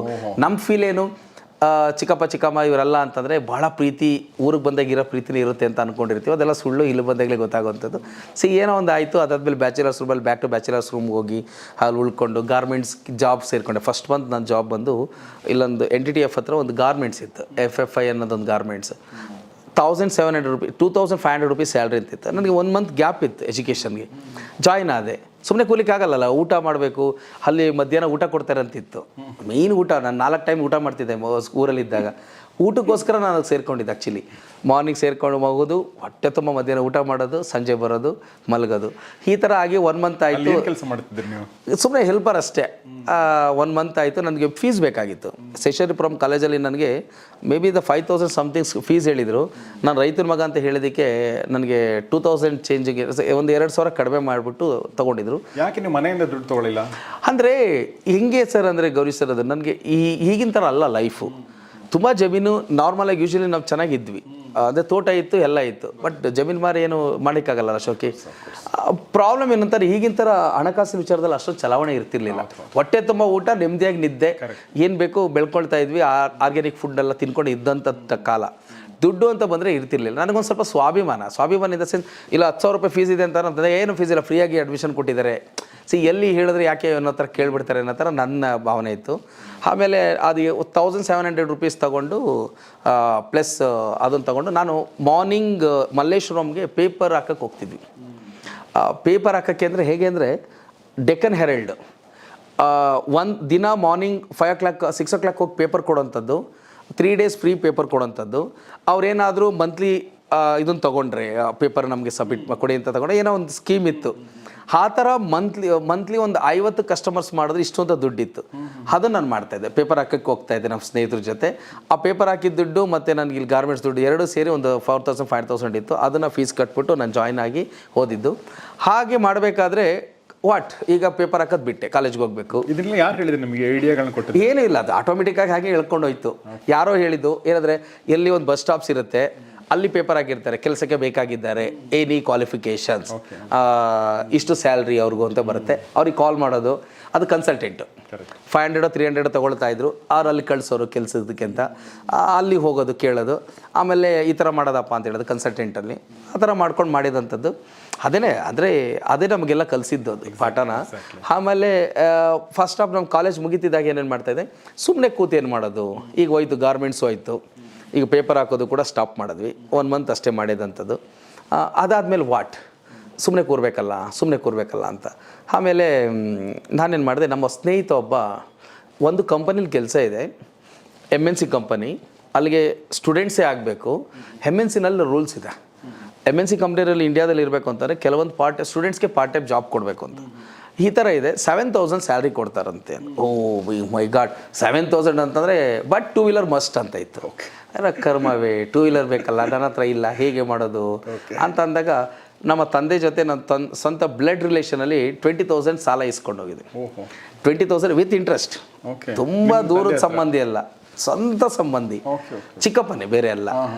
ಆ 20,000 ತಗೊಂಡೋಗಿ ನಾನು ಗಾಡಿ ತಗೊಂಡಾಗ ಅದಕ್ಕೆ EMI ಇದು ಮಾಡ್ಕೋಬೇಕು. ಅದು ನಮ್ಮ ಹೆಸರಲ್ಲಿ ಏನು ಇರಲಿಲ್ಲ ಡಾಕ್ಯುಮೆಂಟ್ಸ್ ಅಂದ್ಬಿಟ್ಟು ಇನ್ನೊಬ್ಬರ ಹೆಸರಲ್ಲಿ ತೆಕ್ಕೊಂಡು ಡೌನ್ ಪೇಮೆಂಟ್ ಮಾಡಿ ಲೋನ್ ತೊಗೊಂಡಿದ್ವಿ. ಹಾಗಾದ್ರೆ ಜಾಬ್ಗೆ ಹೋಗಬೇಕು. 7000 ಅಂದರೆ it's not A small, 1500 rupees EMI ಬರ್ತಾಯಿತ್ತು. ಖುಷಿ ನನಗೆ. ಆಮೇಲೆ ಅದು ಬಂದು MNC ಕಂಪನಿ, ಇದು ಲಿಫ್ಟ್ ಕಂಪನಿ. ಅದೇ ನನಗೆ ಪಾಠ ಕಲಿಸಿದಂಥದ್ದು ಈ ಲಿಫ್ಟ್ ಬರಲಿಕ್ಕೆ. ಸೊ ಫಸ್ಟ್ ಲಿಫ್ಟಲ್ಲಿ ಎಂಟ್ರಿ ಕೊಟ್ಟದ್ದು ಅವಾಗಲೇ ನೀವು? ಅದು ನನ್ನ ಕಾಲೇಜ್ ಟೈಮಲ್ಲೇ. ಅಲ್ಲಿಂದ ನಾನು ಹೋಗಿ ಕಾಲೇಜ್ ಮುಗಿಸ್ಕೊಳ್ಳೋದು. ದ ಬೇಸಿಕ್ ವರ್ಕ್ ಜಾಬ್ ನಂದು, in the sense lead generator ಅಂತ ಹೇಳ್ತೀವಿ. ಅದು ಬೇಸಿಕ್ ಅಂತಂದರೆ ಪ್ರಾಮುಖ್ಯತೆ ಇರೋಂಥ ಜಾಬ್. ಅದು ಎಲ್ಲಿ ಕನ್ಸ್ಟ್ರಕ್ಷನ್ ಆಗ್ತಾ ಇರುತ್ತೆ ಅಲ್ಲಿ ಹೋಗೋದು, ನಮ್ಮ ಕಂಪನಿ ಬಗ್ಗೆ ರೆಪ್ರೆಸೆಂಟೇಟಿವ್ ಮಾತಾಡಿ ನಮ್ಮ ಕಾರ್ಡ್ ಕೊಟ್ಟು ಅವ್ರ ಕಾಂಟ್ಯಾಕ್ಟ್ ಡೀಟೇಲ್ಸ್ ತಂದು ಅವ್ರಿಗೆ ಶೇರ್ ಮಾಡೋದು. ಅಷ್ಟೇ ನನ್ನ ಕೆಲಸ. ಹೋಗೋದು, ಬಿಲ್ಡಿಂಗ್ ಹತ್ತೋದು. ಡೈಲಿ ನನಗೆ 4 ಬಿಲ್ಡಿಂಗ್ ಟಾರ್ಗೆಟ್ ಕೊಟ್ಟಿದ್ದು, ಒಂದು 4 ಕಾಂಟ್ಯಾಕ್ಟ್ಸ್ ಕೊಡಬೇಕು ಅಂತ. ನನಗೆ ಅಗ್ರೆಸಿವ್ 4 ಏನೋ ಒಂದು 8-10 ಬಿಲ್ಡಿಂಗ್ ಕೊಟ್ಬಿಡ್ತಾಯಿದ್ವಿ. ಅಂದರೆ ಆಗ ಎಕ್ಸ್ಟ್ರಾ ಇನ್ಸೆಂಟಿವ್ಸ್ ಇರ್ತಾಯಿತ್ತು, ತಗೊಳ್ಳೋದು ಅವ್ರಿಗೆ ಕೊಡೋದು ಮಾಡ್ತಾಯಿದ್ವಿ. ಹಾಗೆ ಗೊತ್ತಾಯ್ತು. ಅಂದರೆ ನೀವು ಹೇಳ್ತಾ ಇರೋದು, ಈಗ ನಿಮ್ಮ ಪೊಟೆನ್ಷಿಯಲ್ ಕಸ್ಟಮರು ಯಾರ ಹತ್ರ ಅವ್ರನ್ನ ರಿಕಗ್ನೈಸ್ ಮಾಡಿ ನಮ್ಮ ಲಿಫ್ಟ್ ನೀವು ಹೋಗಿ ಅವ್ರಿಗೆ ನಂಬರ್ಗಳನ್ನ ತೊಗೊಂಡು ಇವ್ರಿಗೆ ಕೊಡೋದು. ಎಲ್ಲಿ ಕನ್ಸ್ಟ್ರಕ್ಷನ್ ಆಗ್ತಾ ಇರುತ್ತೆ ಅಲ್ಲಿ ಹೋಗೋದು, ಓನರ್ ಯಾರು ಇರ್ತಾರೆ, ಅದಕ್ಕೆ ಕನ್ಸರ್ನ್ ಪರ್ಸನ್ ಯಾರು ಇರ್ತಾರೆ ಅದನ್ನು ತೊಗೊಳ್ಳೋದು, ಆ ಕಂಪನಿ ಮ್ಯಾನೇಜರ್ ಯಾರು ಇರ್ತಾರೆ, ಸೇಲ್ಸ್ ಮ್ಯಾನೇಜರ್ ಸಬ್ಮಿಟ್ ಮಾಡೋದು. It's A part time job ನಂದು. ಸಂಜೆನ ಅದು ಆಫ್ಟರ್ 2 o'clock 3 o'clock ಆದಮೇಲೆ ನಾನು 6-6:30 ವರ್ಕ್ ಮಾಡ್ತಾ ಇದ್ದೆ. ಈವ್ನಿಂಗ್ ಹೋಗ್ಬಿಟ್ಟು ಸಬ್ಮಿಟ್ ಮಾಡಿ ಬರುವಂಥದ್ದು, ಅಷ್ಟೇ ಮುಗಿತಾಯಿತ್ತು. ಹಾಗೆ ನಾನು ಮಾಡಿದಾಗ ಫಸ್ಟ್ ಇಯರ್ ಅದಾದಮೇಲೆ ಸೇಲ್ಸ್ ಎಕ್ಸಿಕ್ಯೂಟಿವ್ ಪೊಸಿಷನ್ಸ್ ಕೊಟ್ಟರು. ಒಂದು ಅರೌಂಡ್ 10 months ಆದಿ ಕೂಡಲೇ. ಇದು ಕಾಲೇಜ್ ಹೋಗ್ತಾನೆ ಆ 3 years ನನಗೆ ಪಾಠ ಕಲಿಸಿದಂಥದ್ದು. ನಾ ಹೇಳಿದ್ನಲ್ಲ, ನಾನು ಎಜುಕೇಷನ್ ಮುಗಿಯೋಷ್ಟೊತ್ತಿಗೆ ಪರ್ಫೆಕ್ಟ್ ಲಿಫ್ಟ್ ಮ್ಯಾನ್ ಆಗಿಬಿಟ್ಟಿದೆ ನಾನು. ಹೆಂಗಾಯ್ತು ಅಂದರೆ ಸೆಕೆಂಡ್ ಇಯರು ಸೇಲ್ಸ್ ಎಕ್ಸಿಕ್ಯೂಟಿವ್, ನಾನೇ ಆರ್ಡರ್ ಕ್ಲೋಸ್ ಮಾಡೋವಂಥದ್ದು, ಲೀಡ್ ತೊಗೊಂಬರೋದು, ಕೊಟೇಷನ್ಸ್ ನಾನೇ ಸಬ್ಮಿಟ್ ಮಾಡೋದು, ಆರ್ಡರ್ ಕ್ಲೋಸ್ ಏನು ಎಕ್ಸಿಸ್ಟಿಂಗ್ ಸೇಲ್ಸ್ ಮ್ಯಾನೇಜರ್ಸ್ ಏನು more than 40-50,000 ಸ್ಯಾಲ್ರಿ ತೊಗೊಳ್ತಾ ಇರೋರು, ನಾನು 7,000 ತೊಗೊಳ್ತಾ ಇರೋದು, ಮೋರ್ ದೆನ್ ಅವ್ರಿಗಿಂತ ನಾನೇ ಆರ್ಡರ್ ಜಾಸ್ತಿ ಮಾಡಿಬಿಡ್ತಾ ಇದ್ದೆ ದ ಸೆಕೆಂಡ್ ಇಯರಲ್ಲಿ. ಯಾಕಂದರೆ ನನಗದು ತುಂಬ ಇಂಟ್ರೆಸ್ಟ್ ಬಂತು. ಹೊಸ ಕ್ಲೈಂಟು, ಆರ್ಕಿಟೆಕ್ಟ್ಸು, ಇಂಜಿನಿಯರ್ಸು, ಓನರ್ಸು, ಹೊಸ ಮುಖಗಳು, ಏನೋ ಆ ಫೀಲ್ಡ್ ನಂಗೆ ತುಂಬ ಇಂಟ್ರೆಸ್ಟ್ ಆಯಿತು. ಸೆಕೆಂಡ್ ಇಯರ್ ಸೇಲ್ಸ್ ಎಕ್ಸಿಕ್ಯೂಟಿವ್ ಆಗಿದೆ. 3rd ಇಯರ್ ಕಂಟಿನ್ಯೂ ಮಾಡಿದೆ. ಅಂದರೆ ಅವಾಗ ನನಗೆ ಬೇಸಿಕ್ಕಿಂದ ಗೊತ್ತಾಗ್ಬಿಡ್ತು ಹೇಗೆ ಸ್ಟಾರ್ಟ್ ಮಾಡೋದು. ಟೆಕ್ನಿಕಲ್ ಹೆಡ್ ಆದೆ ನಾನು. 3rd ಇಯರಲ್ಲಿ ಟೆಕ್ನಿಕಲ್ ಹೆಡ್ ಆಗಿದೆ ನಾನು. ಟೆಕ್ನಿಕಲ್ ಆಗಿ ಏನು, ಡ್ರಾಯಿಂಗ್ ಗೊತ್ತು, ಎಲ್ಲ ಗೊತ್ತು. ಫಿಸಿಕಲ್ ಆಗಿ ಹೇಗೆ ಸ್ಟಾರ್ಟ್ ಮಾಡೋದು, ಇಶ್ಯೂಸ್ ಬಂದರೆ ಹೇಗೆ ಅಟೆಂಡ್ ಮಾಡೋದು. ಸರ್ ನನಗೆ ಸೂಟ್ ಹಾಕ್ಕೊಂಡಿದ್ದೀನಿ, ನೀವು ಬಂದಿದ್ದೀರಾ, ಸೂಟ್ ಹಾಕ್ಕೊಂಡಿದ್ದೀರಿ, ಕ್ಯಾಮ್ರಾಗೆ ಚೆನ್ನಾಗಿ ಕಾಣಬೇಕು ಅಂತ ಹೇಗಿದ್ದೀನಿ. ಇದನ್ನು ತೆಗೆದುಬಿಟ್ಟಾದರೆ ನಾನು ಪಕ್ಕ ಟೆಕ್ನಿಷಿಯನ್, ನಾನು ಕಂಪ್ಲೀಟ್ ಲಿಫ್ಟ್ ಮ್ಯಾನ್. ಅದಕ್ಕೆ ನಾನು ಹೇಳಿದ್ದು. ಅಂದರೆ ನಮ್ಮ ಫೀಲ್ಡಲ್ಲಿ ಈಗ ನಾನು ನೋಡಿ ಸುಮಾರು ಜನ ಕಾಲ್ ಮಾಡ್ತಾರೆ, ನನ್ನ ಹತ್ರ ಒಂದು 50 ಕೋಟಿ ದುಡ್ಡಿದೆ, ಹೇಗೆ ಸ್ಟಾರ್ಟ್ ಮಾಡೋದು ಅಂತ. ನಮ್ಮಲ್ಲಿ ದುಡ್ಡಿದ್ದು ಸ್ಟಾರ್ಟ್ ಮಾಡೋಂಥ ಬಿಸ್ನೆಸ್ ಅಲ್ಲ ಇದು. ನಮಗೆ ಗೊತ್ತಿರಬೇಕು, ಯಾರನ್ನೋ ಹೈಯರ್ ಮಾಡ್ಕೊಂಡು ಮಾಡೋದಕ್ಕಾಗಲ್ಲ. ಪ್ರತಿಯೊಂದು ನಮಗೆ ಗೊತ್ತಿದ್ರೆ ಮಾತ್ರ ಸರ್ವೆ ಆಗಲಿಕ್ಕೆ ಸಾಧ್ಯ. ಕಾಲೇಜಲ್ಲಿ ನೀವು ನೀವು ಆ ಕಂಪ್ನಿಯಲ್ಲಿ ಕೆಲಸ ಮಾಡೋಕ್ಕೆ ಶುರು ಮಾಡಿದ್ರಿ, ನೀವು ಸ್ಟೂಡೆಂಟ್ ಆಗೇ ಇದ್ರ? ಅಂದರೆ ಇನ್ ದ ಸೆನ್ಸ್ ಆ ಸ್ಟೂಡೆಂಟ್ಗೆ ಏನು ಪೊಸಿಷನ್ ಇತ್ತು ಅದೇ ಪೊಸಿಷನ್ ಇತ್ತಾ, ಅಥವಾ ನೀವು ಪೊಸಿಷನ್ ಚೇಂಜ್ ಮಾಡಿದ್ರಾ? ಇಲ್ಲ, ನಾನು ಸ್ಟೂಡೆಂಟ್ಸ್ ಆಗೇ ಇದ್ದೆ, ಪೊಸಿಷನ್ ಚೇಂಜ್ ಮಾಡಲಿಲ್ಲ. ಪರ್ಮನೆಂಟ್ ಎಂಪ್ಲಾಯ್ ಆಗಬೇಕು ಅಂತಂದರೆ ನಂದು ಇಲ್ಲಿಂದ ಮುಗಿಬೇಕು, ನಂದು ಎಜುಕೇಷನ್. 3rd ಇಯರ್ ಮುಗ್ದಿದ ಕೂಡಲೇ ನನಗೆ ಅಪಾಯಿಂಟ್ ಆಯ್ತು ಅಲ್ಲೇ. ಅಲ್ಲಿ ತನಕ ನೀವು ನನ್ನ ಸ್ಯಾಲ್ರಿ ಹೇಗಿತ್ತು ಅಂತಂದರೆ ಎಲ್ಲರೂ ಬೈಲಿಗೆ ಸ್ಟಾರ್ಟ್ ಮಾಡಿದ್ರ ಮೇಲೆ ಏನೋ ಇಷ್ಟೊಂದು ಸ್ಯಾಲ್ರಿ ತಗೋತಾ ಇದೆಯಾ, ಅದು ಜರ್ಮನ್ ಕಂಪ್ನಿಲಿ ಕೆಲಸ ಮಾಡ್ತಾ ಇದೆಯಾ, ಒಂದು ಜರ್ಮನ್ ಕಂಪನಿಯಲ್ಲಿ ಎಂಪ್ಲಾಯ್ ಆಗಿದೆಯಾ, ಇಷ್ಟು ಸ್ಯಾಲ್ರಿ ಬರ್ತಿದೆ ಯಾಕೆ ಬಿಟ್ಟೆ ಅಂತ. ನಂದು 7,000ಇಂದ ಅರೌಂಡ್ ಒಂದು ಇನ್ಸೆಂಟಿವ್ಸ್ ಎಲ್ಲ ಸೇರಿ ಒಂದು 12,000ವರೆಗೂ ಬರ್ತಾಯಿತ್ತು. 12,000 ಸೆಕೆಂಡ್ ಇಯರೆಲ್ಲ ಒಂದು 20,000ವರೆಗೂ ಇನ್ಸೆಂಟಿವ್ಸ್ ಆ್ಯಡ್ ಆನ್ ಆಗ್ತಾ ಹೋಗ್ತಾ ಇತ್ತು. ಥರ್ಡ್ ಇಯರ್ ನನಗೇನಾಗುತ್ತೆ, ನನಗೆ ಟೆಕ್ನಿಕಲ್ ಹೆಡ್ ಆಗ್ತೀರಾ? ಹೌದು, ಸೇಲ್ಸ್ ಇಂಜಿನಿಯರ್ ಅನ್ನೋದು ಪದವಿ ಕೊಡ್ತಾರೆ. ನನ್ನ ಎಜುಕೇಷನ್ಗೂ ಪದವಿಗೂ ಸಂಬಂಧ ಇಲ್ಲ. ಬೇಸಿಕಲಿ ಸಿವಿಲ್ ಇಂಜಿನಿಯರ್, ಮೆಕ್ಯಾನಿಕಲ್ ಇಂಜಿನಿಯರೇ ಬೇಕಿತ್ತು. ನನ್ನ ಎಕ್ಸ್ಪೀರಿಯನ್ಸ್ಗಳು ಕೊಡ್ತಾರೆ. GM ತುಂಬ ಸಪೋರ್ಟ್ ಮಾಡ್ತಾರೆ ನನಗೆ. ಇನ್ನೊಂದು ಸ್ಟೋರಿ ಇದೆ, ಇದೇ ವಿಚಾರದಲ್ಲಿ ಹೇಳ್ತೀನಿ. GM ತುಂಬ ಸಪೋರ್ಟ್ ಮಾಡ್ತಾರೆ ನನಗೆ. ಅವ್ರು ಆ್ಯಕ್ಚುಲಿ ನಾವು ಗೌಡಸು, ಅವರು ಬ್ರಾಹ್ಮಣರು, ಅಲ್ಲೆಲ್ಲ ಗಾಸಿಪ್ ಹೇಗೆ ಹೋಗ್ತಾ ಇತ್ತು ಅಂದರೆ ಓನ್ಲಿ ಬ್ರಾಹ್ಮಣರು ಇದು ಕೊಡ್ತಾರೆ. ತಪ್ಪದು. ಅವ್ರು ಎಲ್ಲಿ ಯಾರಿಗೆ ಅಲ್ಲಿ ವರ್ಕ್ ಮಾಡೋ ಯೋಗ್ಯತೆ ಇತ್ತು ಅವ್ರಿಗೆ ಚೆನ್ನಾಗೇ ನಾವು ಕೊಡ್ತಾಯಿದ್ರು. ಅಲ್ಲಿ ನನಗೆ ಕೊಟ್ಟರು. ಅದನ್ನು ತುಂಬಾ ಅವ್ರು ಹೇಳ್ತಿದ್ರು, ಅವ್ರು ಹೀಗೆ ಮಾಡಿ ಹಾಗೆ ಮಾಡಿ. ನನಗೆ ಕಮ್ಯುನಿಕೇಷನ್ ತುಂಬಾ ಕಡಿಮೆ ಇತ್ತು. ನನಗೆ ಏನು ನಾರ್ಮಲಿ ಒಂದು MNC ಕಂಪ್ನಿಲಿ ಕೆಲಸ ಮಾಡಬೇಕಾದ್ರೆ ಒಂದು 2 ರಿಕ್ವೈರ್ಮೆಂಟ್ಸ್ ಇರುತ್ತೆ ಅವ್ರಿಗೆ. ಒಂದು 100% ಇಂಗ್ಲೀಷ್ ಬರಬೇಕು. ಎರಡನೇದು ಬ್ಯಾಕ್ಗ್ರೌಂಡು ಇಂಜಿನಿಯರ್ ಆಗಿರಲಿ, ಯಾವುದು BE in mechanical R civil other anything in BE ಇರಬೇಕು ಅಂತ. ನಂದು ಯಾವುದೂ ಇಲ್ಲ, ರಿಲೇಟೆಡ್ ಇಲ್ಲ. ಸ್ಪೆಷಲಿ ಅವರು CEO ಗೆ ನನ್ನನ್ನು ರೆಕಮೆಂಡ್ ಮಾಡಿ ಡಿಮ್ಯಾಂಡ್ ಮಾಡಿ ನನಗೆ ಕೊಡಿಸಿದಂಥದ್ದು ನನಗೆ ಅದು ಪೊಸಿಷನ್ಸ್. ಅದನ್ನು ಒಂದೇ ವರ್ಷ ನಾನು ಕೆಲಸ ಮಾಡಿದ್ದು. ನನಗೆ ಅಷ್ಟರಲ್ಲೇ ಆಗ್ತಿರ್ಲಿಲ್ಲ. ಏನಾದರೂ ಮಾಡಬೇಕು, ಹೀಗಾದರೂ ಮಾಡಬೇಕು. ಆಗ ನಾನೇನು ಮಾಡಿದೆ, ಒಂದು ದಿನ ಕೂತು ನಾನು ಮಾತಾಡಿದೆ GM ಜೊತೆ. ನಾನೇ ಏನಾದರೂ ಮಾಡಬೇಕು ಅನ್ನಿಸ್ತಿದೆ ಸರ್ ನನಗೆ, ಈಗ ಹೇಗೆ ಹೇಳ್ತೀರಾ ಅಂತ.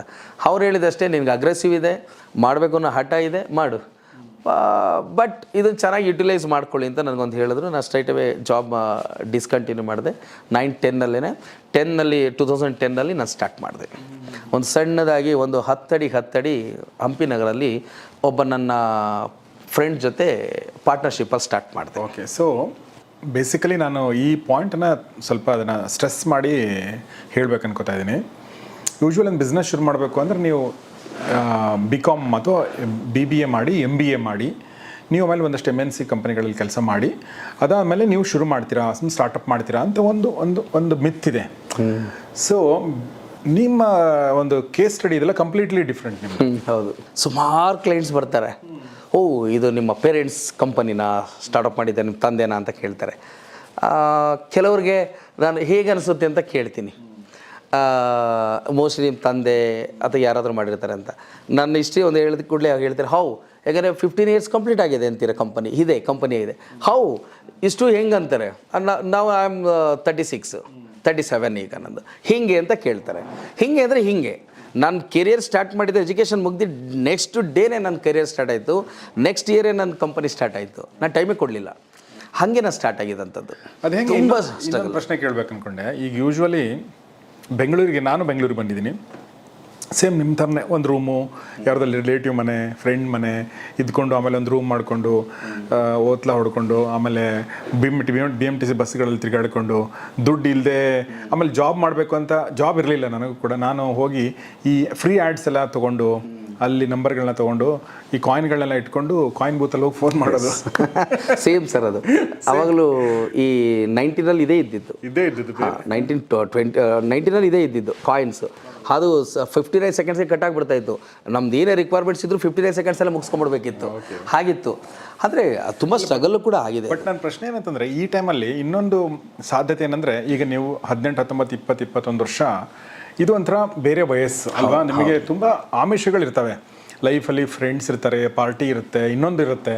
ಅದು ಹೆಂಗೆ ನೀವು ಅದನ್ನೆಲ್ಲ, ನಿಮಗೆ ಫ್ರೆಂಡ್ಸೇ ಆ ಥರ ಇರಲಿಲ್ವಾ? ಹೆಂಗೆ ಹೌಡು? ಇಲ್ಲ, ನಾನು ಶೇಷಾದ್ರಿಪುರಂ ಕಾಲೇಜ್ ಸೇರಿದಾಗ ನನಗೆ ಮಾರ್ನಿಂಗ್ ನಾನು ಪೇಪರ್ ಹಾಕಲಿಕ್ಕೆ ಹೋಗ್ತಾಯಿದ್ದೆ. ಅದಾದಮೇಲೆ ನಂದು ಈಗಿದ್ದಿತ್ತು. ನಾನು ಅಲ್ಲಿಗೆ ಹೋಗಿದ್ದ ಕೂಡಲೇ ಆ ಕೆಲಸ ಸಿಕ್ಕಿದ ಕೂಡಲೇ ಸ್ಟಾಪ್ ಮಾಡಿದೆ. ಯಾಕೆ ನನಗೆ ಓದಲಿಕ್ಕೂ ಕೂಡ ಟೈಮ್ ಬೇಕಿತ್ತು, ಬರಲಿಕ್ಕೂ ಟೈಮ್ ಬೇಕಿತ್ತು. ಆದರೆ ಏನೋ ಗೊತ್ತಿಲ್ಲ, ತುಂಬ ಇವಾಗಲೂ ಅಷ್ಟೇ. ನೀವು 5 ವರ್ಷದ ಹೇಳಿದ್ರೆ ನಾನು ಹೇಳ್ತೀನಿ, 10 ವರ್ಷದ ಹೇಳಿದ್ರೆ ಹೇಳ್ಬಿಡ್ತೀನಿ. ನೆನಪಿನ ಶಕ್ತಿ ಜಾಸ್ತಿ ಇತ್ತು ನನಗೆ ಓದಿನ ಕಡೆ ಇಂಟ್ರೆಸ್ಟ್ 100% ಅನ್ನೋದಕ್ಕಿಂತ ಫ್ಯೂಚರ್ ಬಗ್ಗೆ ಜಾಸ್ತಿ ಬಂದ್ಬಿಡ್ತು ನನಗೆ. ಬೆಂಗಳೂರು ಬಂದಿದ್ದ ಕೂಡಲೇ ನಾನು ಒಂದು ಬೈಕ್ ತೊಗೋಬೇಕು, ನಾನು ಒಂದು ಕಾರ್ ತೊಗೋಬೇಕು, ನಾನು ಒಂದು ಸೈಟ್ ತೊಗೋಬೇಕು, ನಾನು ಒಂದು ಮನೆ ಕಟ್ಟಬೇಕು, ನಾನು ಒಂದು ಚೆನ್ನಾಗಿರೋ ಆಫೀಸ್ ಮಾಡೋಕು. ಈ ಥರ ನಾನು ಲೈಫ್ ಬೆಳ್ಕೊಂಬಂದಿದ್ದು. ನನಗೆ ಬೇರೆ ಆ್ಯಕ್ಟಿವಿಟೀಸ್ ಕಾಣಿಸ್ತಾ ಇತ್ತು. ನಾನು ಒಂದು ಒಳ್ಳೆ ಗರ್ಲ್ಫ್ರೆಂಡ್ ಜೊತೆ ಓಡಾಡಬೇಕು. ನನ್ನ ಕ್ಲಾಸಲ್ಲಿ ನಡೀತಾ ಇರೋದು. ನನಗೆ ಒಂದು ಪಾನಿಪುರಿ ತಿನ್ನೋಕ್ಕೆ 3 ಜನ ಶೇರ್ ಮಾಡ್ಕೊಂಡು ತಿಂತಾಯಿದ್ವಿ. ಒಬ್ಬರು ರಘುವೀರ್ ಅಂದ್ಬಿಟ್ಟು ಕನಕಪುರದವನು, ಒಂದು ಇನ್ನೊಂದು ಹುಡುಗಿ ಇದ್ರವರು ಕುಣಿಗಲ್ಲವರು ಶೀಲಾ ಅಂತ, ನಾನೊಂದು, ನಾವು 3 ಜನ ಏನು ಮಾಡ್ತೀವಿ, ಹಳ್ಳಿಯಿಂದ ಬಂದವರು, ನಮ್ಗೆ ಇಂಗ್ಲೀಷ್ ಅಷ್ಟೊಂದು ಬರಲ್ಲ. ಈ ನಿದ್ದವರೆಲ್ಲ ಫುಲ್ ಎಲ್ಲ ಇಂಗ್ಲೀಷ್ ಮಾತಾಡ್ತಾ ಇದ್ರು. ಕ್ಲಾಸ್ ಶುರುವಾದರೆ ಇಂಗ್ಲೀಷಲ್ಲಿ ನಡೀತಾ ಇತ್ತು. ನಮ್ಮನ್ನು ಕ್ವಶನ್ಸ್ ಕೇಳಿದವರೇ ಸಾಕು. ನಾವು ಆಲ್ಮೋಸ್ಟು 10 ಬೆಂಚ್ ಇದೆ ಅಂತಂದರೆ 7th ಬೆಂಚಲ್ಲಿ ಕುತ್ಕೊಂಡಿರ್ತಾ ಇದ್ವಿ. ಕೇಳಿದವರು ಸಾಧೋದ್ರೆ ನನ್ನ ಹೈಟ್ ಬೇರೆ ಕಡಿಮೆ ಇದ್ದೆ. ಕೇಳಿದವ್ರೆ ಸಾಕು, ಎಲ್ಲಿ ಕ್ವಶನ್ಸ್ ಕೇಳ್ಬಿಟ್ರೆ ಏನೂ ಬರೋದಿಲ್ವಲ್ಲ ಅಂತ ಬರೀ ಮನೆಗೆ ಹೋಗಿ ನಾವು ನೋಡೋದು ಜಾಸ್ತಿ ಅದನ್ನೆಲ್ಲ, ಬೇರೆಯವ್ರ ಹತ್ರ ನೋಟ್ಸ್ ತೊಗೊಂಡು. ಆ ಥರ ನಾವು ಲೈಫ್ ಸ್ಟೈಲ್ ಬಂದಾಗ ಸಂಜೆ ಆಯಿತು ಅಂದರೆ, ಮಧ್ಯಾಹ್ನ ಆಯಿತು ಅಂದರೆ ಅಲ್ಲಿ ನಮ್ಮ ಕಾಲೇಜ್ ಶೇಷಾದ್ರಿಪುರಂ ಕಾಲೇಜಲ್ಲಿ ಪಾರ್ಕಲ್ಲಿ ಪಾನಿಪುರಿ ಹಾಕರು, ರಂಗಣ್ಣ ಅಂತ ಸಮಥಿಂಗ್ ಅವ್ರು, ಇವತ್ತು ನನಗಿದೆ. ಯಾವಾಗಲೂ ಅಲ್ಲಿ ಕುತ್ಕೊಳ್ಳೋದು, 10 ರೂಪಾಯಿ ತೆಗಿಯೋದು ನೋಡೋದು. ಐ ಥಿಂಕ್ 5 ರೂಪೀಸ್ ಏನೋ 6 ರೂಪೀಸ್ ಇತ್ತು, ತೆಗಿಯೋದು ನೋಡೋದು. ಆಗ ಅವನ ಹತ್ರ ದುಡ್ಡಿದ್ರೆ ನಾನು ಇವತ್ತು ಕೊಡಿಸೋವಂಥದ್ದು, ನೆಕ್ಸ್ಟ್ ವೀಕ್ ಅವ್ನು ಕೊಡಿಸೋವಂಥದ್ದು. ಈ ಥರ ಇದ್ದಿದ್ದು ನಮ್ಮ ಸ್ಟೈಲ್. ಅವನು ಕೂಡ ಪಾರ್ಟ್ ಟೈಮ್ ಕೆಲಸ ಮಾಡ್ತಿದ್ದ. ನನಗೆ ಇನ್ನೂ ಜ್ಞಾಪಕ ಇದೆ, ಎ ಎಂಟರ್ಪ್ರೈಸಸ್ ಅಂತ ಮಲ್ಲೇಶ್ವರಂ ಬನ್ವರ್ಡ್ ಮೇಲ್ಗಡೆ. ನಾನು ಯಾವಲ್ಲಲ್ಲಿ ಹೋಗೋದು, ಅವ್ನಿಗೆ ಸ್ವಲ್ಪ ದುಡ್ಡುಗಳು ಸಿಗ್ತಾಯಿತ್ತು. ಅದು ಇದು ಅವ್ರ ಮಾವನೇ ಅಲ್ಲಿ CA ಆಗಿದ್ರು, ಅವ್ರು ಕೆಲಸ ಮಾಡ್ತಾಯಿದ್ದ. ಹಾಗಾಗಿ ಬಂದು ಅದು ಮಾಡ್ಕೊಳ್ತೀವಿ. ಅವನೊಂದು ವೀಕು ನಾನೊಂದು ವೀಕು. ಈ ಥರ ಪಾನಿಪುರಿ ತಿನ್ಬೇಕಾದ್ರೂ 10 ಸಲ ಯೋಚನೆ ಮಾಡ್ತಾಯಿದ್ವಿ, ತಿನ್ನೋದಾ ಬೇಡವಾ ಅಂತ. ಈ ಥರ ಲೈಫ್ ಸ್ಟೈಲು. ನಮಗೂ ಆಸೆಗಳು ಇದ್ವು, ನಾವು ಒಳ್ಳೆ ಬಟ್ಟೆ ಹಾಕೋಬೇಕು. ನಾನು 1 ವರ್ಷಕ್ಕೆ 3 ಜೊತೆ ಬಟ್ಟೆ ಮೇಲೆ ನಾನು ತೊಗೊಂಡಿದ್ದು ಹಿಸ್ಟ್ರಿನೇ ಇಲ್ಲ. ಅದನ್ನೇ ವಾಶ್ ಮಾಡೋದು, ಅದನ್ನೇ ಹಾಕ್ಕೊಳ್ಳೋಂಥದ್ದು, ಅದನ್ನೇ ಪ್ಯಾಂಟು, ಅದನ್ನೇ ಇದು. ಈ ಥರ ಲೈಫ್ ಸ್ಟೈಲ್. ನಾನು ಮಲ್ಲೇಶ್ವರಂ ಸೈಕಲ್ ತುಳ್ಕೊಂಡು ಹೋಗ್ತಾಯಿದ್ದೆ. ನಂದಿಲೆ ಒಟ್ಟಿಂದ ಅಲ್ಲಿಗೆ ಸೈಕಲಲ್ಲಿ ಹೋಗ್ತಾಯಿದ್ದೆ. ನಾನು ಸೈಕಲಿಂದ ಬಂದು ನಾನು ಸೈಕಲ್ ಟ್ರಾವೆಲ್ ಮಾಡ್ತಾಯಿದ್ದೆ. ಈ ಕಂಪನಿ ಸೇರಿದ ಮೇಲೆ ನಾನು ಗಾಡಿ ತೊಗೊಂಡಿದ್ದು. ಹೀಗೆ ನಮಗೆ ಅವಕಾಶ ಸಿಗಲಿಲ್ಲ. ಮಾಡಬಾರ್ದು ಅನ್ನೋ ಆಸೆ ಇರಲಿಲ್ಲ ಅಂತಲ್ಲ, ಅದಕ್ಕೆ ಬೇಕಾಗಿರೋಂಥ ಅವಕಾಶ ಸಿಗಲಿಲ್ಲ. ಹಾಗಾಯಿತು.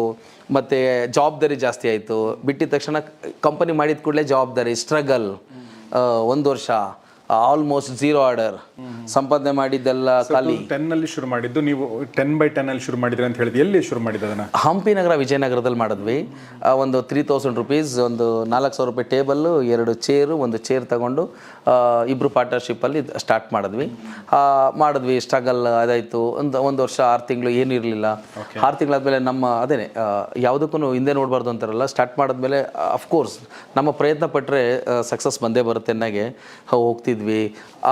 ಯಾರೋ ಒಬ್ರು ಕರೆದು ಆರ್ಡರ್ ಕೊಟ್ಟರು, ನಿಮ್ಮಲ್ಲಿ ನಿಮ್ಮ ಕಾನ್ಫಿಡೆನ್ಸ್ಗೆ ಆರ್ಡರ್ ಕೊಡ್ತಾ ಇದ್ದೀನಿ ಅಂತ ಒಳ್ಳೆ ಪ್ರೈಸ್ ಕೊಟ್ಬಿಟ್ಟು, ರಘುವನ್ನ ಕಸ್ಟಮರು ನಮ್ಮದು ಮೊದಲೇ ಆರ್ಡ್ರು ಕೊಡಿಗೆಹಳ್ಳಿ ಇದು ಬರುತ್ತಲ್ಲ, ಅದು ಓಲ್ಡ್ ಏರ್ಪೋರ್ಟ್ ರೋಡಲ್ಲಿ ಲೀಲಾ ಪ್ಯಾಲೇಸ್ ಬ್ಯಾಕ್ ಸೈಡ್ ಇವತ್ತಿಗೂ ಇದೆ. ನನ್ನ ಫಸ್ಟ್ ಆರ್ಡರ್ ಇವತ್ತಿಗೂ ಇದೆ. 2 ಲಿಫ್ಟ್ ಆರ್ಡರ್ ಕೊಟ್ಟರು ಅವ್ರು, ಜಯನಗರಲ್ಲೊಂದು, ಅಲ್ಲೊಂದು. ದುಡ್ಡು ಕೊಟ್ಬಿಟ್ಟು, ನಿಮ್ಮ ಕಾನ್ಫಿಡೆನ್ಸ್ ಇದೆ, ಕರೆದ್ರು, ನೋಡಿದ್ರು. ನಾನು ದಿನ ಹೋಗ್ತಾಯಿದ್ವಿ, ಕೊಡಿ ಸರ್ 1 ಚಾನ್ಸ್ ಕೊಡಿ, ನಾವು ಮಾಡ್ತೀವಿ, 1 ಚಾನ್ಸ್ ಕೊಡಿ ಅಂತ ಕೇಳೋದು. ಒಂದು 15 ದಿನ ಆದಮೇಲೆ ನಮ್ಗೆ ಕರೆದ್ರು. ನಾನು ಬೈದು ಕಳಿಸಿದ್ರು, ನೀನು ಹೋಗಿಲ್ವಲ್ಲ ಮಾರಾಯ, ನೀನು ಕೊಡೋಣ ನೋಡೋಣ, ಒಂದು ಕಾನ್ಫಿಡೆನ್ಸ್ ನಿನ್ನ ಮುಖದಲ್ಲಿ ಅದಿದೆ, ಅಗ್ರೆಸಿವ್ನೆಸ್ಸು, ನೀನೆಲ್ಲ ಹೋಗ್ತೀಯ ಮಾರಾಯ ಅಂತ. ಇವತ್ತು ನನ್ನ ಕಿವಿಗೆ ಹುಯ್ಯನಂತೆ. ಅದೇ ಕ್ಲೈಂಟ್ಸು ನನ್ನ ಲಾಸ್ಟ್ ಎಕ್ಸಿಬಿಷನಾಗಿ ಬಂದಿದ್ದರು, ತುಂಬಾ ಖುಷಿ ಪಟ್ಬಿಟ್ಟು ಹೋದರು. ರಘು ಅನ್ನೋ ಕಸ್ಟಮರ್, ಅವರು ಕೂಡ, ಅವರು ಮತ್ತಿಕೆರೆ ಇರೋವಂಥದ್ದು. ಬಂದು ಒಂದು ಚಾನ್ಸ್ ಕೊಟ್ಟರು. ಚಾನ್ಸ್ ಕೊಟ್ಟಾದಮೇಲೆ ತುಂಬ ಚೆನ್ನಾಗಿ ಯುಟಿಲೈಸ್ ಮಾಡ್ಕೊಂಡ್ವಿ. ಅದು ತಗೊಂಡು ಒಂದು 3 ಮಂತ್ಸಲ್ಲೇ 50 ಅರೌಂಡ್ ಒಂದು 30+ ಲಿಫ್ಟ್ ಆರ್ಡರ್ ಮಾಡಿಬಿಟ್ವಿ. ತಗೊಂಡು ಏನು ಮಾಡೋದು, ನಾವೇ ಲೋಡ್ ಮಾಡಿಸ್ಕೊಳ್ಳೋದು, ನಾವೇ ಅನ್ಲೋಡ್ ಮಾಡೋದು. ಆ ಕ್ಲೈಂಟ್ಸಿ ಆ ಕಡೆ ಹೋದಾಗ ಅನ್ಲೋಡ್ ಮಾಡೋದು, ಇದ್ದಂತೆ ವೆಯ್ಟ್ ಮಾಡೋದು, ಲೇಬರ್ ಬರ್ತಾರೆ ಸರ್ ಅಂತ. ಹಾಗೆ ನಾವು ಸ್ಟ್ರಗಲ್ ಪಟ್ಟಿದ್ದು ರೀತಿ ಹಂಗಿತ್ತು. ಹಾಗಾಗಿ ನಾನು ಅದಕ್ಕೆ ಹೇಳಿದೆ, ಆಮೇಲೆ ಲಿಫ್ಟ್ ಮ್ಯಾನ್ ಸರ್ ಅಂತ ನನಗೆ. ಆಮೇಲೆ ನಾವೇ ಬ್ರೇಕ್ ಡೌನ್ಸ್ ಅಟೆಂಡ್ ಮಾಡೋದು, ನಾನೇ ಸರ್ವಿಸ್ ಮಾಡೋದು.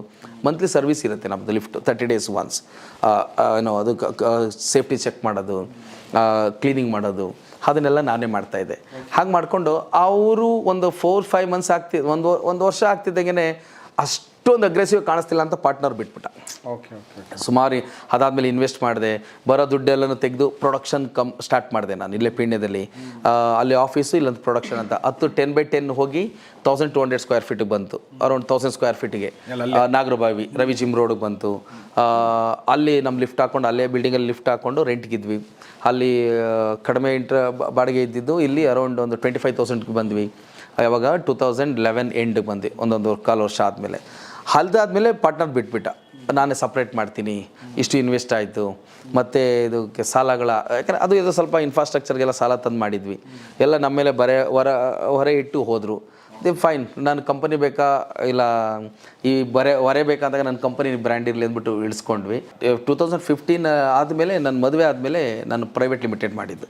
ಅಲ್ಲಿವರೆಗೂ ಪಾರ್ಟ್ನರ್ಶಿಪ್ಪಲ್ಲೇ ಇತ್ತು. ಅದಾದಮೇಲೆ ಕಳಿಸಿ ನಾನು ಒಬ್ಬನೇ ಮಾಡಿದೆ. ಅವಾಗ ಫರ್ಮ್ ಬಂದು ನಾನು ಇಂಡಿವಿಜುವಲ್ ಫಾರ್ಮ್ಗೆ ಹಾಕ್ಕೊಂಡು ಒಬ್ಬನೇ ಆಗ್ಬಿಟ್ಟು ಮಾಡಿದೆ. ಸಣ್ಣದಾಗಿ ಫ್ಯಾಕ್ಟ್ರಿ ಮಾಡಿದ್ವಿ, ಪ್ರೊಡಕ್ಷನ್ನು ಮಾಡಿಸೋದು. ಮುಂದೆ ಈ ಹಂತಕ್ಕೆ ಬರಲಿಕ್ಕೆ ಮೇಯ್ನ್ ಕಾರಣ ನಮ್ಮ ಎಂಪ್ಲಾಯ್ಸ್ ಏನಿದ್ದಾರೆ ಅವತ್ತಿಂದ ಇವತ್ತರೆಗೂ ಇರೋದು ಇದ್ದಾರೆ ನನ್ನ ಕಂಪನಿನಲ್ಲಿ, ಇವತ್ತಿಗೂ ಇದ್ದಾರೆ. ಮಧ್ಯೆ ಹೋಗಿ ಮತ್ತೆ ಈಗ ಬಂದು ಜಾಯ್ನ್ ಆಗಿದ್ದಾರೆ. ಎಂಪ್ಲಾಯೀಸ್ ಆರ್ ಅಸೆಟ್ಸ್ ನಮ್ಮ ಕಂಪನಿಗೆ. ಮೇಯ್ನ್ ಬೆನ್ನೆಲುಬು ನನ್ನ ಮದುವೆ ಆಗೋವರೆಗೂ ಎಂಪ್ಲಾಯೀಸು, ಮದುವೆ ಆದಮೇಲೆ ಎಂಪ್ಲಾಯೀಸ್ ಮತ್ತು ನನ್ನ ಲೈಫು ಪಾರ್ಟ್ನರ್ ಏನಿದ್ದಾರಲ್ಲ ಇವರು ಮೇಘನಾ ಅವರು, ಹಾಗೆ ಸ್ಟಾರ್ಟ್ ಆಗಿರೋಂಥದ್ದು. ಅದು ನಮಗೆ ಅದು ಹೀಗೆ ಮಾಡಬೇಕು ಅಂತ ನಾನು ಅಂದ್ಕೊಂಡು ಮಾಡಲಿಲ್ಲ, ಮಾಡೋದನ್ನ ಅಚ್ಚುಕಟ್ಟಾಗಿ ಮಾಡೋಣ ಅಂತ ಹೇಳಿ ಹಂಗೆ ಹೋಗಿದ್ದಂಥದ್ದು. ಅವಾಗೆಲ್ಲ ನಮಗೊಂದು ವರ್ಷಕ್ಕೆ ಒಂದು 15 ಲಿಫ್ಟು, ಒಂದು 16 ಲಿಫ್ಟು, ನೆಕ್ಸ್ಟ್ ಇಯರ್ ಒಂದು 25, ನೆಕ್ಸ್ಟ್ ಇಯರ್ 50 ಆ್ಯನಮ್ ನಾನು ಹೇಳ್ತಿರೋಂಥದ್ದು. ನೆಕ್ಸ್ಟ್ ಇಯರ್ ಹಾಗೆ ಬಂದಿದ್ದಂಥದ್ದು. ಹಾಗೆ ಬಂದಿರೋದು ಈಗ ತಿಂಗಳಿಗೆ 150. ಹೌದು. ನಾನು 11 ವರ್ಷ ಮಾಡಿದ್ದು 1 ವರ್ಷಕ್ಕೆ ಮಾಡ್ತಾಯಿದ್ದೀವಿ ಇವಾಗ. 11 ಇಯರ್ಸ್ ನಾನು ಏನು ಅಚೀವ್ ಮಾಡಿದ್ವಿ, ನಾನು 1000 ಲಿಫ್ಟ್ ಕ್ರಾಸ್ ಮಾಡಲಿಕ್ಕೆ 11 ಇಯರ್ಸ್ ಬೇಕಾಯಿತು. ಇನ್ನು 1000 ಲಿಫ್ಟ್ಸ್ ಕ್ರಾಸ್ ಮಾಡೋಕ್ಕೆ 1 ವರ್ಷ ಸಾಕಾಯ್ತು ನಮಗೆ. ಆ ಥರ ಪ್ರತಿ ವರ್ಷವೂ ನಮ್ಮದು ಮೋರ್ ದೆನ್ 1500 ಲಿಫ್ಟ್ಸ್ ಇರುತ್ತೆ. ಆ ಥರ ಈ ಹಂತಕ್ಕೆ ಬರಲಿಕ್ಕೆ 2015 ಮದುವೆಗಿಂತ ಮುಂಚೆ ಇಲ್ಲೊಂದು ರೆಂಟಲ್ಲಿದ್ದೆ ನಾನು. ಫ್ಯಾಕ್ಟ್ರಿಲೇ ಬಂತಲ್ಲ ಅಂದ್ಬಿಟ್ಟು ನಾಗರಬಾವಿ ಇದು ಮಾಡ್ಕೊಂಡು ಫ್ಯಾಕ್ಟ್ರಿ ಪಕ್ಕಕ್ಕೆ ನಾನು ಮಾಡಿದೆ. ಆಗ ನನ್ನ ವೈಫ್ ಮನೆ ಪಕ್ಕ ಒಂದು ರೆಂಟ್ ಮನೆಯಲ್ಲಿದ್ದೆ. ಆ ರೆಂಟ್ ಮನೆ ಎಲ್ಲಿದ್ದೆ ಅಂತಂದರೆ, ನಾವು ಕೂತಿದ್ದೀವಿ ಈಗ ಆಫೀಸು, ಇದು ಅಟ್ಯಾಚ್ಡ್ ಬಿಲ್ಡಿಂಗಲ್ಲೇ ಇದ್ದೆ. ಇಲ್ಲಿ ಕ್ರಿಕೆಟ್ ಆಡ್ತಿದ್ವಿ ನಾವು, ಕೆಲಸ ಮುಗಿಸ್ಕೊಂಡು ಬಂದು, ಇದು ಖಾಲಿ ಸೈಟು, ಕ್ರಿಕೆಟ್ ಆಡ್ತಾಯಿದ್ವಿ ನಾವು. ಅವ್ರು ದಿನಾ ಬೈಯೋರು ಇಲ್ಲಿ ಅಕ್ಕಪಕ್ಕ ಮನೆಯವರು, ಇಲ್ಲೆಲ್ಲ ಸೌಂಡ್ ಬರ್ತದೆ ಇದು ಮಾಡಿ ಅಂತ. ಸಂಡೇ ಬಂತು ಇಲ್ಲಿ ಕ್ರಿಕೆಟ್ ಆಡ್ತಾಯಿದ್ವಿ. ಆಗ ಅವ್ರ ಮನೆ ಇದ್ದಾಗ ನಾನು ಅವರೇ ನನಗೆ ಮದುವೆ ಮಾಡ್ಕೊ, ನಮ್ಮ ಫ್ಯಾಮಿಲಿ ಇದ್ದಾರೆ ಅಂತ ಹೇಳ್ತಾ ಇದ್ದಿದ್ದು. ಲವ್ ಮ್ಯಾರೇಜ್ ನಿಮ್ಮದು? ಲವ್ ಮ್ಯಾರೇಜ್ ಅಲ್ಲ, ಇದೊಂಥರ ಬೇರೆಯವ್ರನ್ನ ಅವರೇ ತೋರಿಸ್ತಿದ್ರು. ಅವ್ರ ಅಮ್ಮ ನನಗೆ ಇವ್ರ ಜೊತೆ, ನನ್ನ ವೈಫ್ ಜೊತೆನೇ ಅವ್ರ ಅಮ್ಮನ ಜೊತೆ ಹೋಗಿ ಬೇರೆ ಹುಡುಗಿ ನೋಡ್ಕೊಂಬಂದಿದ್ವಿ. ಅವ್ರು ನಮ್ಮ ಫ್ಯಾಮಿಲಿಯಲ್ಲಿ ಮಾಡ್ಕೊಳ್ಳಿ, ಒಳ್ಳೆ ಹುಡುಗ, ಕಷ್ಟದಿಂದ ಬಂದಿದ್ದಾರೆ ಅವ್ರ ಫ್ಯಾಮಿಲಿ, ಆ ಥರ ಹೇಳಿ ಬಂದಿದ್ದು. ನನಗೆ ಆವಾಗ ನಮ್ಮ ತಂದೆ ಏನು ಮಾಡಿದ್ರು, ನಿಮ್ಮ ಮಗಳೇನು ಮಾಡ್ಕೊಳ್ತೀವಿ, ನೋಡಿದ್ದೀವಿ ನಾವು ಸುಮಾರು ಒಂದು 2-3 ವರ್ಷ, ಈ ಹುಡುಗಿನ ನಾವು ಮಾಡ್ಕೊಳ್ತೀವಿ ಅಂತ ಕೇಳಿದಾಗ ಅವ್ರ ಫ್ಯಾಮಿಲಿ ಎಲ್ಲ ರಿಜೆಕ್ಟ್ ಮಾಡಿದ್ರು. ಏನೂ ಇಲ್ಲ, ಸೈಟ್ ಇಲ್ಲ, ಮನೆ ಇಲ್ಲ. ಇವ್ರ ಅಮ್ಮಗೆ ಕಾನ್ಫಿಡೆನ್ಸ್ ಜಾಸ್ತಿ, ಏನೋ ಮಾಡ್ತಾರೆ, 0ಇಂದ ಬಂದಿರೋದು, ಇವಾಗ ಆಲ್ರೆಡಿ ಕಂಪ್ನಿ ಬೆಳೆಸಿ ಇಲ್ಲಿಗೆ ಬಂದಿದ್ದಾರೆ, 100% ಮಾಡ್ತಾರೆ ಅಂತ ಇತ್ತು. ಹಾಗಾಗಿ ಎಲ್ಲರನ್ನು ರಿಜೆಕ್ಟ್ ಮಾಡಿ ಆ ಮಾತನ್ನ ನನಗೆ ಮದುವೆ ಮಾಡಿದ್ವಿ. ಚೆನ್ನಾಗಿ ಆ ಸ್ಟೇಜ್ಗೆ ಆಲ್ರೆಡಿ 2015 ಒಂದು ಹಂತದಲ್ಲಿದ್ವಿ. ಬಟ್ ಪ್ರಾಪರ್ಟಿ ಏನೂ ಮಾಡಿರಲಿಲ್ಲ ನಾನು. ಇಲ್ಲ, ಇದನ್ನು ಒಳ್ಳೆ ಕಂಪನಿ ಬ್ರ್ಯಾಂಡಾಗಿ ಮಾಡಿದ್ವಿ, ಇದ್ರ ಕಡೆ ಗಮನ ಇತ್ತು. ಆಮೇಲೆ ಅದಾದಮೇಲೆ ಅವ್ರು ಬಂದ ಮೇಲೆ ಕಂಪ್ಲೀಟ್ ನನ್ನ ವರ್ಕಲ್ಲಿ ಏನಿರುತ್ತೆ, ಡಿಸೈನ್ಸ್ ಆಗ್ಬೋದು, ಏನು ಇಷ್ಟೊಂದು ಡಿಸೈನ್ಸ್ ಎಲ್ಲ ಅಂತ ಕೇಳಿದ್ರಲ್ಲ, ಅದು ಮೇಯ್ನ್ ಕಾರಣ ನನ್ನ ವೈಫೇ. ಎಲ್ಲ ಅವ್ರದ್ದೇನೆ ಡಿಸೈನ್ಸ್. ಈ ಬಿಲ್ಡಿಂಗ್ ಏನು ಇಷ್ಟು ಬ್ಯೂಟಿಫುಲ್ ಆಗಿದೆ ಅಂತ ಯಾರು ಬಂದು ಹೇಳಿದ್ರೆ ಅದು ಡಿಸೈನು ಕೂಡ ಅವರೇನೆ. ಅವ್ರು BE ಸಿವಿಲ್ ಮತ್ತು M.Com ಕೂಡ ಈಗ ರೀಸೆಂಟ್ ಮದುವೆ ಆದಮೇಲೆ ಸಿವಿಲ್ ಮಾಡಿದ್ರು, BE. ಮದುವೆ ಆದಮೇಲೆ ಕೂಡ ಈಗಲೂ M.Com ನಮ್ಮ M.Tech ಕಂಪ್ಲೀಟ್ ಮಾಡಿದ್ರು. Very nice. ಮದುವೆ ಆದಮೇಲೆ ಎಲ್ಲರೂ ಅದನ್ನು ಹೇಳ್ತೀರಾ, ಈ ಮದುವೆ ಆದಮೇಲೆ ಮಗು ಮಾಡ್ಕೋಬೇಕಲ್ಲ, ಏನು ಓದಿಸ್ಕೊಂಡಿದ್ಯಾ, ಹಳ್ಳಿ ಕಡೆ ಗೊತ್ತಲ್ಲ ಅದು, ಮಾಡಲಿ ಅಂತ. ಅದು ಈಗ ಹೆಲ್ಪ್ ಆಗ್ತಿದೆ.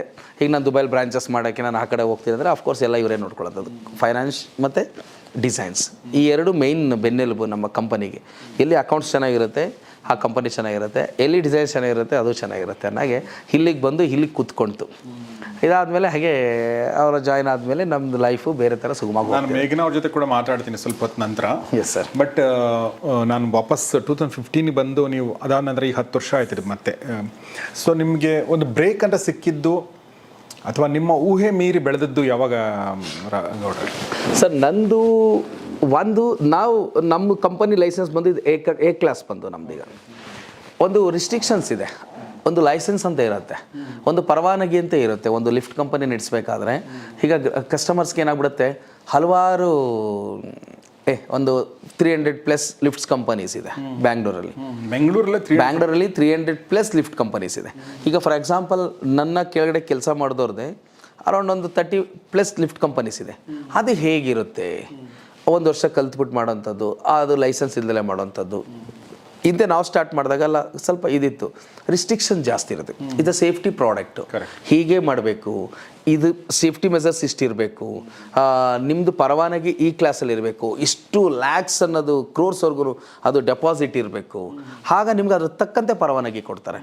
ಕೆಲವರು ಜಸ್ಟ್ ಸರ್ವಿಸ್ ಲೈಸೆನ್ಸ್ ತೊಗೊಂಡಿರ್ತಾರೆ, ಓನ್ಲಿ ಸರ್ವಿಸ್ ಮಾಡ್ತೀನಿ ಅಂತ, ಅದರಲ್ಲೇನು ಲಿಫ್ಟ್ ಹಾಕೊಂಡ್ಬಿಡ್ತಾರೆ. ಕಸ್ಟಮರ್ಗೆ ಏನೋ 1 ಲಕ್ಷ ಕಡಿಮೆ ಅಂತ ಹೇಳ್ಬಿಟ್ರೆ ಅದರಲ್ಲೇ ಒಂದು ಲಿಫ್ಟ್ ಹಾಕೊಳ್ಳೋಂಥದ್ದು, ಆಮೇಲೆ ಸರ್ವಿಸ್ ಮಾಡದೇ ಇರೋದು, ಸೇಫ್ಟಿ ಮಾಡದೇ ಇರೋದು, ಆಮೇಲೆ ಅವ್ರು ಹುಡ್ಕೊಂಡು ಹೋಗೋದು, ಈ ಥರ ABCD ಕ್ಲಾಸಸ್ ಇರುತ್ತೆ.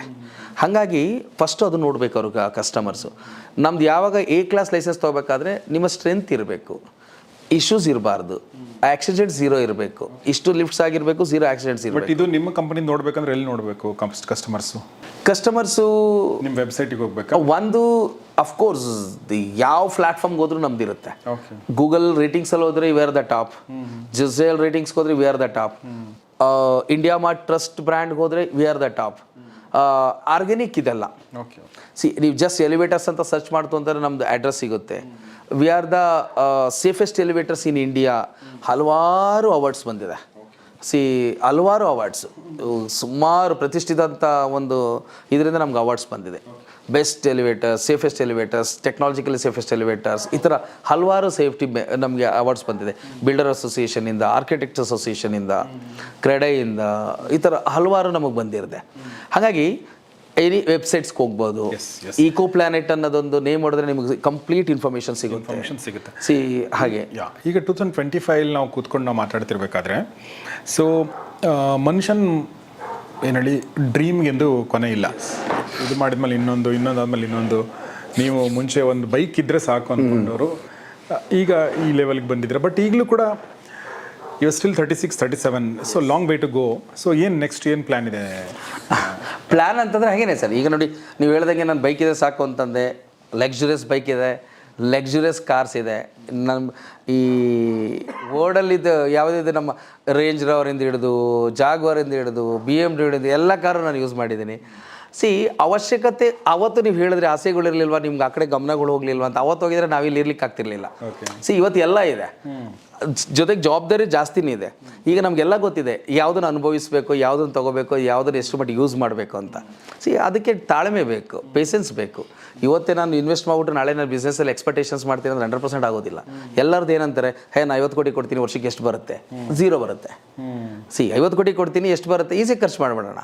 50 ಕೋಟಿನ ಹೋಗೋಣ, ಈಗಲ್ಲ UK ಹೋಗೋಣ, ಒಳ್ಳೆ ಪಬ್, ಒಳ್ಳೆ ಶಿಪ್ಪು, ಒಳ್ಳೆ ಪ್ರೈವೇಟು, ಒಂದು ಇದು ಒಂದು ಆ್ಯಶಿಗೆ ತೊಗೊಂಡು ಎಂಜಾಯ್ ಮಾಡೋಣ. 50 ಲಕ್ಷ 10 ದಿನಕ್ಕೆ ಖರ್ಚು ಮಾಡ್ಬೋದು, 50 ಕೋಟಿನೂ ಖರ್ಚು ಮಾಡ್ಬೋದು. ಅದಲ್ಲ, ಬಿಸ್ನೆಸ್ ಹೆಂಗೆ ಮಾಡಬೇಕು. ಒಂದು ಫ್ಯಾಷನ್ ನನಗಿದು. ಎಲಿವೇಟರ್ ಅಂದರೆ ನನಗೆ ಫ್ಯಾಷನ್. ಎಲ್ಲರೂ ಹೇಳ್ತಾರೆ, ಯಾಕಪ್ಪ ಇಷ್ಟೊಂದು ಖರ್ಚು ಮಾಡಿದೆ, ಈ ಬಿಲ್ಡಿಂಗಿಗೆ ಯಾಕೆ ಇಷ್ಟೊಂದು ಕ್ರೋಸ್ ಖರ್ಚು ಮಾಡಿದ್ಯಾ, ಎಕ್ಸ್ಪೀರಿಯನ್ಸ್ ಸೆಂಟರ್ಸ್ ಯಾಕೆ ಇದೆಯಲ್ಲ, ಇದನ್ನ ಯಾಕೆ ಮಾಡಿದ್ದಾರೆ? ಕಾಮನ್ನಾಗಿ ನಿಮಗೂ ಬಂತು, ಅಲ್ಲಿ ಇದೆಯಲ್ಲ, ಇಲ್ಲಿ ಯಾಕೆ? ನನಗೆ ನನ್ನ ಕಸ್ಟಮರ್ಸ್ಗೆ ಪ್ರತಿಯೊಂದನ್ನು ಟ್ರಾನ್ಸ್ಪರೆಂಟಾಗಿ ತೋರಿಸ್ಬೇಕು. ಎಷ್ಟು ಮಾಡಲ್ಸ್ ಇದೆ, ಸಾಧ್ಯವಾದಷ್ಟು ನನ್ನ ಹತ್ರ ಇಡಬೇಕು. ಅವ್ರು ಪಿಕ್ ಆ್ಯಂಡ್ ಚೂಸ್ ಯಾವ್ದು ಬೇಕು ಅದನ್ನು ಕೊಡಬೇಕು. ಈ ಥರ ನನಗೊಂದು ಫ್ಯಾಷನ್. ಈಗ ಮೋರೆವರ್ ನನ್ನ ಡ್ರೀಮ್ ಇರೋಂಥದ್ದು ಇಲ್ಲಿಗೆ ಸ್ಟಾಪ್ ಆಗಿಲ್ಲ. ನನಗೊಂದು ದುಬೈಲಿ ಮಾಡಬೇಕು, ದುಬೈದಂಥ ಒಂದು 3 ಅರಬ್ ಕಂಟ್ರೀಸ್, UAEನಲ್ಲಿ ಒಂದು 3 ಬ್ರಾಂಚಸ್ ಮಾಡಬೇಕು. 2025ನಲ್ಲಿ ಫುಲ್ಫಿಲ್ ಮಾಡ್ತಾಯಿದ್ದೀನಿ. ಜೊತೆಗೆ ನನಗೆ ಶೋರೂಮ್ ಆನ್ ವೀಲ್, ಇಷ್ಟಕ್ಕೆ ಸೀಮಿತವಾಗಿಲ್ಲ. ನಂದು ಶೋರೂಮ್ನೇ ಒಂದು ಬಸ್ ಮಾರ್ಗದಲ್ಲಿ ಕಸ್ಟಮರ್ ಪ್ಲೇಸಿಗೆ ಕಳಿಸುವಂಥದ್ದು.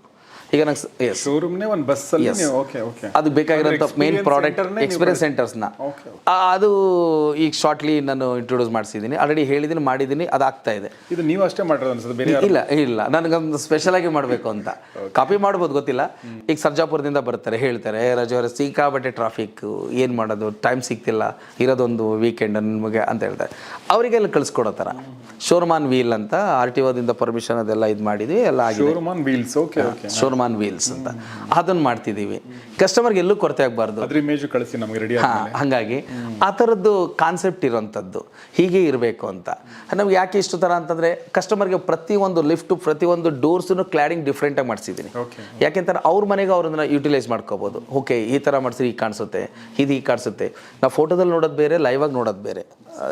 ಲೈವಾಗಿ 3D ಬೇರೆ, ನಮ್ಮ ಲೈವ್ ಪ್ರಾಡಕ್ಟ್ ಬೇರೆ. ಟಚ್ ಆ್ಯಂಡ್ ಫೀಲ್ ಮಾಡಬೇಕು ಅನ್ನೋದು ನನ್ನ ಆಸೆ. ಹಾಗೆ ನಾನು ಮಾಡ್ಕೊಂಡು ಬಂದಿರೋಂಥದ್ದು. ಈಗ ಕಮ್ ಟು ದ ಸೇಫ್ಟಿ ಹೆಂಗೆ ವರ್ಕ್ ಆಗುತ್ತೆ. ಈಗ ನಾವು ರೋಪೆಲ್ಲ ಕಟ್ ಮಾಡಿ ಬಿಚ್ಚಿಬಿಟ್ಟೆ ತೋರಿಸ್ತೀವಿ, ಇಲ್ಲಿ ಹಿಂಗೆ ಸೇಫ್ಟಿ ಆ್ಯಕ್ಟ್ ಆಗುತ್ತೆ.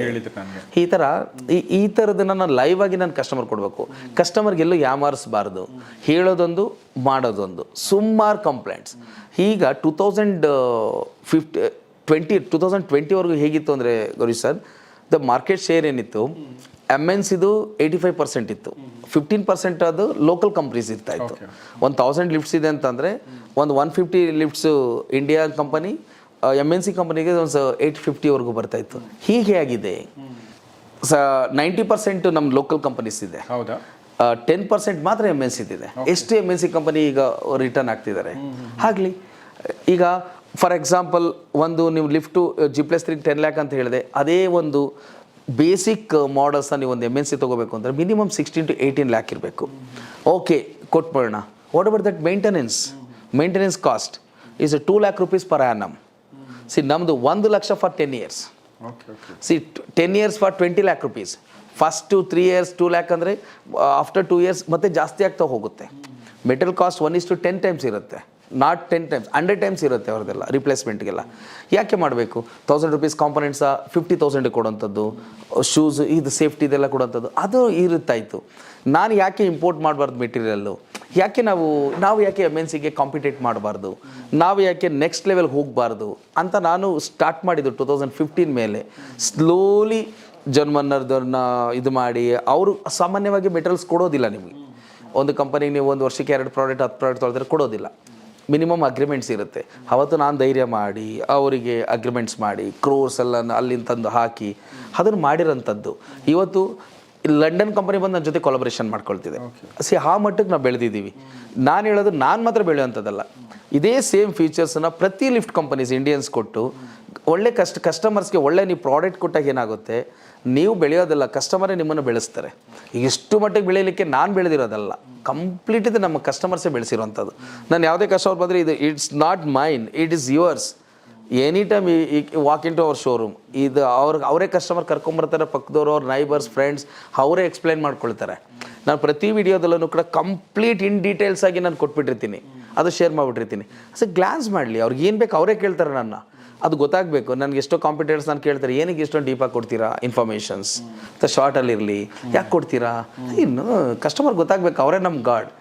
ಈಕೋ ಪ್ಲಾನೆಟನ್ನು ನಾವು ಪೂಜೆ ಮಾಡೋವಂಥದ್ದು ಬೆಳಗ್ಗೆ ಎದ್ದು, ಅದರಲ್ಲಿ ಕಸ್ಟಮರ್ ಕೊಟ್ಟಿರೋಂಥದ್ದು. ಒಬ್ಬ ಸಕ್ಸಸ್ಫುಲ್ ಬಿಸ್ನೆಸ್ಮನ್ ಆಗಿ ಈ ಒಂದು ಹಂತ ದಾಟ್ಕೊಂಡು ಇನ್ನೂ ನಿಮಗೆ ಸಾಕಷ್ಟು ದಾರಿ ಕ್ರಮಿಸೋದಿದೆ. ಬಟ್ ಆದರೂ ಕೂಡ ಒಂದು ನೆಮ್ಮದಿ ಅಂತ ಒಂದು ನಿರಾಳತೆ ಇದೆಯಾ ಈಗ ಲೈಫಲ್ಲಿ? ಇದೆ, ಬಟ್ ಇಲ್ಲ, ಇನ್ನೂ ಮಾಡೋದಿದೆ. ಇಲ್ಲ ಅಂತಾರಲ್ಲ, ಇದೆ. ಯಾವುದಿದೆ? ಓಕೆ, ಏನೋ ಒಂದು ಸಾಧನೆ ಮಾಡಿದ್ದೀವಿ, ಒಂದು ಹಂತದಲ್ಲಿದ್ದೀವಿ, ಅಟ್ಲೀಸ್ಟ್ ಒಂದು ಸ್ವಲ್ಪ ಜನ ನಮ್ಮನ್ನು ರೆಕಗ್ನೈಸ್ ಮಾಡ್ತಾರೆ ಅಂದರೆ ಕಂಪೇರ್ಡ್ ಟು ನನ್ನ ಅರ್ಲಿ ಸ್ಟೇಜ್ ಜ್ಞಾಪಿಸ್ಕೊಂಡಾಗ ತುಂಬ ಇದೆ. ಬಟ್ ಸ್ಯಾಟಿಸ್ಫ್ಯಾಕ್ಷನ್ ಅನ್ನೋದು ಇದೆ. ಇಷ್ಟಕ್ಕೆ ಸ್ಟಾಪ್ ಮಾಡೋಣವಾ, ಇಲ್ಲಿಗೆ ಸ್ಟಾಪ್ ಮಾಡೋಣ ಅಥವಾ ಕಂಟಿನ್ಯೂ ಮಾಡೋದು ಅನ್ನೋದು ಕ್ವಶನ್ ಮಾರ್ಕಲ್ಲಿ ಎವ್ರಿ ಡೇ ಅದ್ರ ಬಗ್ಗೆ ವರ್ಕ್ ಮಾಡೋಣ ಅನ್ಸುತ್ತೆ. ಸೊ ಕಂಟಿನ್ಯೂ ಮಾಡಲೇಬೇಕು, ಬಿಸ್ನೆಸ್ ಅಂದ್ರೆ ಹಾಗೆ. ನಾನು ಕಂಟಿನ್ಯೂ ಮಾಡೋದ್ರ ಬಗ್ಗೆ ಮಾತಾಡ್ತೀನಿ. ಬಟ್ ಇನ್ನೊಂದು ಪ್ರಶ್ನೆ ಕೇಳಬೇಕು ಅನ್ಕೊಂಡೆ. ಈಗ ನಿಮ್ಮ ತಂದೆ ತಾಯಿ ಯೂಶ್ವಲಿ ಏನಂದ್ರೆ ತಂದೆ ತಾಯಿಗಳು ಹೆಂಗಿರ್ತಾರೆ ಅಂದರೆ ಸೇಫ್ ಆಗಿರ್ಬೇಕು ಮಗ ಅಂತಲೇ ಯೋಚನೆ ಮಾಡಿರ್ತಾರೆ. ಸೊ ನಿಮಗೆ 2 ಪ್ರಶ್ನೆ. ಒಂದೇನಂದ್ರೆ ನೀವು ನೌಕರಿ ಬಿಟ್ಟು ಕಂಪ್ನಿ ಸೇರ್ತೀನಿ ಅಂದಾಗ ಅಲ್ಲಿ ನಿಮಗೆ ಯಾವ ಥರ ರಿಯಾಕ್ಷನ್ ಸಿಕ್ಕಿತ್ತು, ಆಮೇಲೆ ಈಗ ಹೇಗೆ ನೋಡ್ತಾರೆ, 2 ಬಗ್ಗೆ. ಒಂದು, ನಮ್ಮ ತಂದೆ ಯಾವಾಗಲೂ ಅಬ್ಜೆಕ್ಷನ್, ಬೇಡ ಸಾಕಲ್ಲ, ಯಾಕೆ ರಿಸ್ಕ್ ತಗೊಳ್ಳೋದು, ಒಂದು ಹಳ್ಳಿಯಿಂದ ಬಂದಾಗ ಬಿದ್ದರೆ ಏನಪ್ಪ ಯಾರು ಆಗುದಲ್ಲೇ ಇರೋರು ಇರ್ತಾರೆ ಅಂತ. ನಮ್ಮ ತಂದೆ ಸ್ವಲ್ಪ ನಂತರ ಕಾನ್ಫಿಡೆನ್ಸ್ ಜಾಸ್ತಿ. ನಿಮ್ಮ ತಾಯಿಗೆ ಅಬ್ಜೆಕ್ಷನ್? ಅವರು ಸ್ವಲ್ಪ ರಿಸ್ಟ್ರಿಕ್ಷನ್, ಏನಕ್ಕೆ ಸುಮ್ಮನೆ, ಅಯ್ಯೋ ಏನಾಗ್ಬಿಡುತ್ತೆ, ಈಗ ಒಳ್ಳೆ ಕೆಲಸ ಇದೆಯಲ್ಲ, ಸ್ಯಾಲ್ರಿ ಬರ್ತಿದೆಯಲ್ಲ, ಸಾಕಲ್ಲ, ಮತ್ತೆ ಯಾಕೆ, ಅಯ್ಯೋ ಆಗದೆ ಹೋದ್ರೆ ಏನು ಮಾಡೋದು, ಬಿಸ್ನೆಸ್ ಅಂದಿದ್ಕೊಂಡ್ಲೆ ಕೂಡಲೇ ಲಾಸ್ ಅನ್ನೋದು ಜಾಸ್ತಿ, ಹಿಂದೆ ಬಂದಿರೋದು ಜಾಸ್ತಿ, ಮತ್ತು ಲೈಫ್ ಹಾಳು ಮಾಡ್ಕೊಂಡಿರೋದು ಜಾಸ್ತಿ, ಆ ಥರ ಬಂತಾಯಿತು. ನಮ್ಮ ತಂದೆ ಏನು ಅಂದರೆ, ಓಕೆ ನಿಮಗೆ ಓಕೆ ಅನಿಸುತ್ತಾ, ನೀನು ತಿಳಿದಿದೆಯಾ, ನಿನಗೆ ಹೆಂಗೆ ಅನಿಸುತ್ತೆ ನೋಡು, ಬೇಕಾಗಿರಲಿಲ್ಲ ಓಕೆ ನೋಡು, ಈ ಥರ. ಅಂದರೆ ನನ್ನ ಮೇಲೆ ಕಾನ್ಫಿಡೆನ್ಸು ಇದೆ, ಅದ್ರ ಜೊತೆಗೆ ಸ್ವಲ್ಪ ಈಗ ಚೆನ್ನಾಗೇ ಇದೆಯಲ್ಲ ಏಕೆ ಅನ್ನೋದೊಂದು ಭಯನೂ ಇರ್ತಾಯಿತ್ತು. ಹಾಗೆ ಆ ಥರ ಬಂದಿದ್ದು. ಅವತ್ತು ನಾನು ಅಂದರೆ ನಾನು ಬೆಂಗಳೂರು ಬಂದಿದ್ದ ದಿನ ಸುಮಾರು ಹತ್ಕೊಂಡು, ಅಂದರೆ ಅವ್ರ ಮೈಂಡಲ್ಲಿ ಏನಿತ್ತು, ಬೆಂಗ್ಳೂರಿಗೆ ಹೋದರೆ ಮಕ್ಳು ಹಾಳಾಗ್ಬಿಡ್ತಾರೆ, ಬೆಂಗ್ಳೂರಿಗೆ ಹೋದರೆ ಮತ್ತೆ ಬರೋದಿಲ್ಲ, ಈ ಮೆಂಟಾಲಿಟಿಲಿ ಇದ್ದಂಥ ಟೈಮ್ ಅದು. ಇವಾಗಲೂ ಹೇಳ್ತಾ ಇರ್ತಾರೆ, ಮೊನ್ನೆ ಇನಾಗ್ರೇಷನಲ್ಲೆಲ್ಲ ಬಂದಾಗ ಎಲ್ಲರೂ ಕೂತು ಮಾತಾಡ್ತಿರೋಂಥ ವಿಚಾರ, ಅವತ್ತು ನಾನು ಬೇಡ ಅಂತ ವಾಪಸ್ ಕರ್ಸ್ಕೊಂಬಿಟ್ಟಿದ್ರೆ ನಾವು ನಮ್ಮ ಮಗನ ಒಂದು ಹಂತದಲ್ಲಿ ಇಲ್ದಂಗೆ ಆಗ್ಬಿಡ್ತಾಯ್ತಲ್ಲ ಅಂತ ಕನ್ವರ್ಕೆ ಮಾಡ್ತಾಯಿದ್ರು. ಇವತ್ತು ಹಾಗೆ ಹೇಳ್ತಾರೆ. ಹಾಗಾಗಿ ಇವತ್ತು ಅವರಿಗೆ ತುಂಬಾ ಪ್ರೌಡ್ನೆಸ್ ಇದೆ. ಸುಮಾರು ಆರ್ಟಿಕಲ್ಲು, ಸುಮಾರು TV ಎಲ್ಲ ಬಂದಾಗ ತಂದೆ ತಾಯಿಗೆ ಒಂದೇನೆ ಸರ್, ಎಷ್ಟೊಂದು ಮಗ ದುಡ್ಡು ಮಾಡ್ದ ಅಂತಲ್ಲ, ಮಗ ಹಿಂಗೆ ಬೆಳೆದಿದ್ದಾನೆ ಅನ್ನೋದ್ರ ಮೇಲೆ ಖುಷಿ ಪಡ್ತಾರೆ. ಅಂದರೆ ಎಷ್ಟು ನಂಗೆ ದುಡ್ಡು ಕೊಟ್ಟ, ಎಷ್ಟೊಂದು ದುಡ್ಡು ಮಾಡಿದ್ದಾರೆ ಅನ್ನೋದಕ್ಕಿಂತ ಹೆಂಗೆ ಇದ್ದಾರೆ, ಯಾವ ಹಂತದಲ್ಲಿ ಬಂದಿದ್ದಾರೆ, ಓಕೆ ಇದು ನಿಮ್ಮದಲ್ವಾ ಈಕೋ ಪ್ಲಾನೆಟ್ ಎಲಿವೇಟರ್ಸು, ರಾಜು ಅವರು ನಿಮ್ಮ ಮಗ ಅಲ್ವಾ ಅಂದಾಗ ಅವ್ರಿಗೆ ಆಗೋ ಖುಷಿನೇ ಬೇರೆ ಇರುತ್ತೆ ಸರ್. ಅದಕ್ಕೆ ಅದನ್ನು ಎಕ್ಸ್ಪ್ಲೇನ್ ಮಾಡ್ಲಿಕ್ಕೆ ಆಗೋದಿಲ್ಲ ಅವ್ರ ಖುಷಿಗೆ. ಅದು ಸ್ವಲ್ಪ ಖುಷಿ ಇದೆ ನನಗೆ ಆ ವಿಚಾರದಲ್ಲಿ. ತಂದೆ ತಾಯಿಗೆ ಅವ್ರಿಗೆ ನಮಗೆ ಇಷ್ಟು ಗೋಲ್ಡ್ ಬೇಕು, ಇಷ್ಟು ಆಸ್ತಿ ಬೇಕು, ಇದು ಬೇಕು ಅಂತಲ್ಲ. ರೀಸೆಂಟ್ಲಿ ಅವ್ರಿಗೂ ನಮ್ದು ಇಷ್ಟು ದಿನ ಇರಲಿಲ್ಲ, ಅಲ್ಲೂ ಒಂದು ಚೆನ್ನಾಗಿರೋದೊಂದು ಮನೆ ಫಾರ್ಮ್ ಹೌಸ್ ಮಾಡಿಕೊಟ್ವಿ. ಸುಮಾರು ಅದು ತುಂಬಾ ಅವ್ರಿಗೆ ಖುಷಿ ಇದೆ. ಮಾಡಬೇಕು ಅಂತಿದ್ವಿ. ಒಂದು ಹಳೆ ಮನೇಲೆ ಇದ್ದಿದ್ದಂಥದ್ದು ನಾವು ಒಂದು ದೊಡ್ಡ ಮನೆಯೇ ಮಾಡಿ ಕೊಟ್ವಿ. ಒಂದು ಲಕ್ಸುರಿಯಸ್ ಹೌಸ್ ಅಂತಲೇ ಹೇಳ್ಬೋದು ಅಲ್ಲಿಗೆ. ಅದನ್ನು ಮಾಡಿದ್ವಿ. ಅವ್ರಿಗೆ ಅದಕ್ಕಿಂತ ನಾವು ಹೀಗಿದ್ದೀವಿ ಅನ್ನೋದೇ ಖುಷಿ ಜಾಸ್ತಿ. ಹಾಗೆ ಇವಾಗ ಅದ್ರ ತೃಪ್ತಿ ಇದೆ ಅವರಿಗೆ. ಈಗ ರಾಜು ಅವರೇ, ನೀವು ಒಬ್ಬ ಬಿಸ್ನೆಸ್ ಮ್ಯಾನ್ ಆಗಿ ನಿಮ್ದೆಲ್ಲ ಗೊತ್ತು. ಒಬ್ಬ ವ್ಯಕ್ತಿಯಾಗಿ ನೀವು ಹೇಗೆ, ನಿಮ್ಗೇನು ಇಷ್ಟ, ನೀವೇನು ಸಿನಿಮಾ ನೋಡ್ತೀರಾ, ನೀವೇನು ಮಾಡ್ತೀರಾ, ನಿಮ್ಮ ಲೀಜರ್ ಟೈಮ್ ಏನೋ ಸ್ಪೆಂಡ್ ಹೆಂಗೆ ಮಾಡ್ತೀರಾ, ನೀವು ಪುಸ್ತಕಗಳು ಓದ್ತೀರಾ, ನೀವು ಅಲ್ಲಿ ಅಪ್ಪು ಅವ್ರದ್ದು ಹಾಕ್ಕೊಂಡಿದ್ದೀರಾ, ರತನ್ ಟಾಟಾ ಅವರು ಇದ್ದಾರೆ, ವಿವೇಕಾನಂದನು ಇದ್ದಾರೆ. So Raju as a person ಅದ್ರ ಬಗ್ಗೆ ಐ ವಾಂಟ್ ಟು ಅಂಡರ್ಸ್ಟ್ಯಾಂಡ್.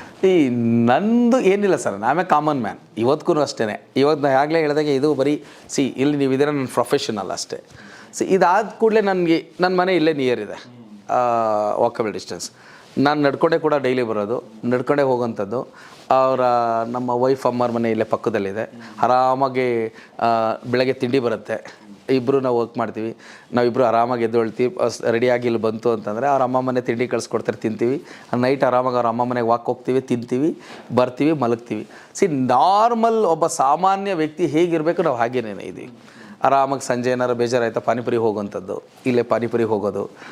ಅದ್ರ ಜೊತೆಗೆ ನಾನು ಎಂಪ್ಲಾಯ್ಸ್ ಜೊತೆನೂ ಹೋಗ್ತೀವಿ, ಬೇಕಾದ್ರೆ ಇಲ್ಲಿಗೆ ತರಿಸ್ಕೊಳ್ತೀವಿ. ಮೋಸ್ಟ್ ಆಫ್ ದ ಟೈಮ್ ನಾವು ಇಲ್ಲೇ ಸ್ಪೆಂಡ್ ಮಾಡ್ತೀವಿ. ನೀವು ಈವನ್ ಸಂಡೇನೂ ಕೂಡ ನಾವು ಇಲ್ಲಿ 50% ಟೈಮ್ ನಾವು ಇಲ್ಲೇ ಸ್ಪೆಂಡ್ ಮಾಡಿರ್ತೀವಿ. ನಮಗೆ ಆಫೀಸ್ ಬಿಟ್ಟರೆ ಮನೆ ಬಿಟ್ಟರೆ ಆಫೀಸ್, ಬೇರೆ ನಮ್ಗೆ ಎಕ್ಸ್ಟ್ರಾ ಆಕ್ಟಿವಿಟೀಸ್ ಏನೂ ಇಲ್ಲ.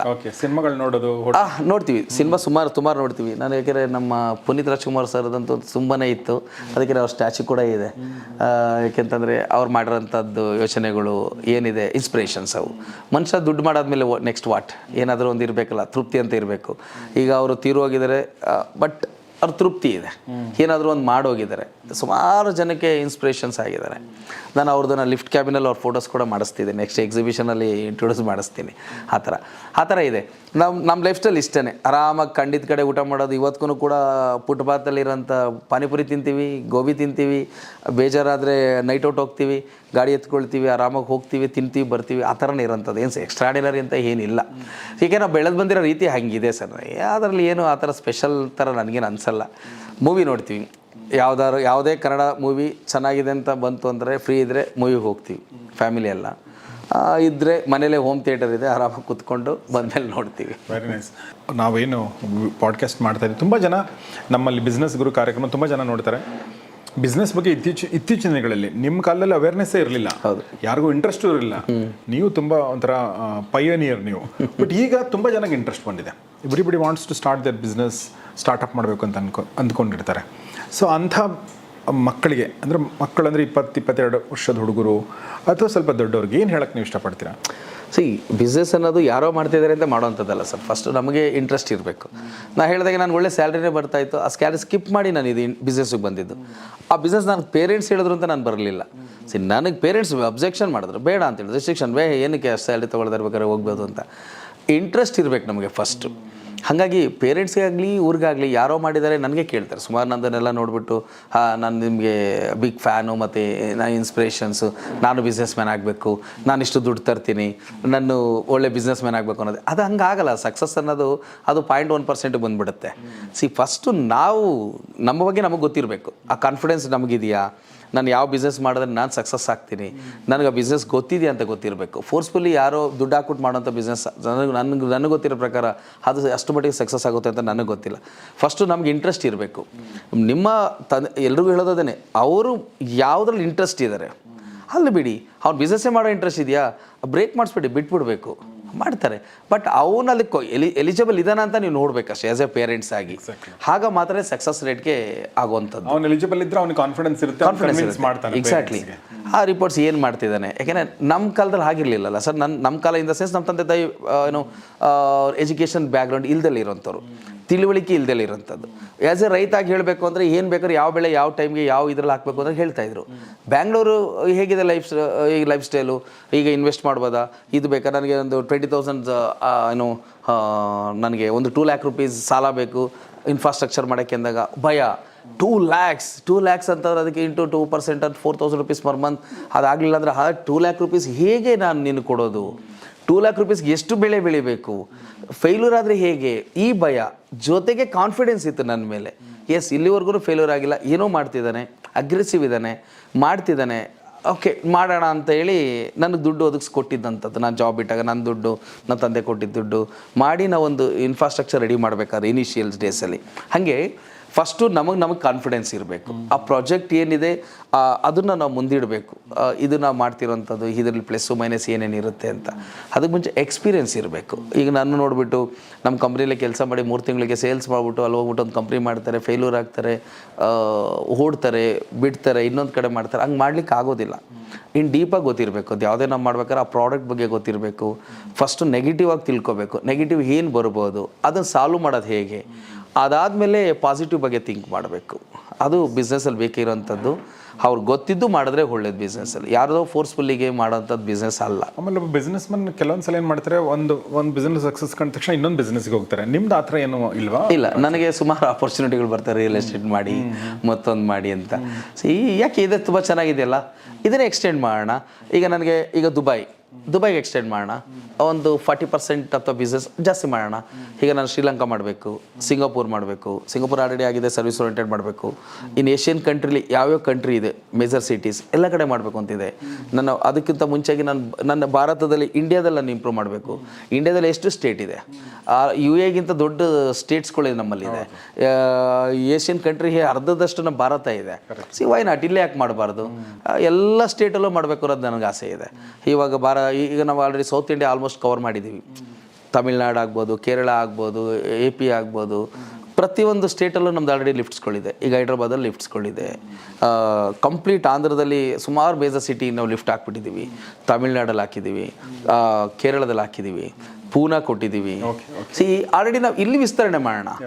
ಜೊತೆಗೆ ನನಗೆ ಬೇಕು MNC, ನಾನು ದುಬೈ ಮತ್ತು ಏನು ಇದು ಮೇಜರ್ ಸಿಟೀಸ್ ಇದೆ UAEನಲ್ಲೇ ನಾನೊಂದು 3 ಕಂಟ್ರೀಸಲ್ಲಿ ಮಾಡಬೇಕು ಈ ವರ್ಷದಲ್ಲಿ. ದುಬೈಲಾಗಿದೆ, ಇನ್ನು ಉಳಿದಿದ್ದು ಮಾಡಬೇಕು ಅಂತ. ಇದು ನನ್ನ ಯೋಜನೆ. ಅದನ್ನು ಬಿಟ್ಬಿಟ್ಟು ಬೇರೆ ಬಿಸ್ನೆಸ್ಗೆ ಯಾಕೆ ಹಾಕಬೇಕು? ಅದೇ ನನಗೆ ಗೊತ್ತಿರೋ ಬಿಸ್ನೆಸ್ಸಲ್ಲಿ ಇಲ್ಲೇ ಇನ್ವೆಸ್ಟ್ ಮಾಡೋಣ ಅನ್ನೋದು ನನ್ನ ಕನ್ಸರ್ನ್. ನನಗೆ ಅಷ್ಟು ಬೇರೆ ಬಿಸ್ನೆಸ್ಸಲ್ಲಿ ಅಷ್ಟು ಆಸಕ್ತಿ ಇಲ್ಲ.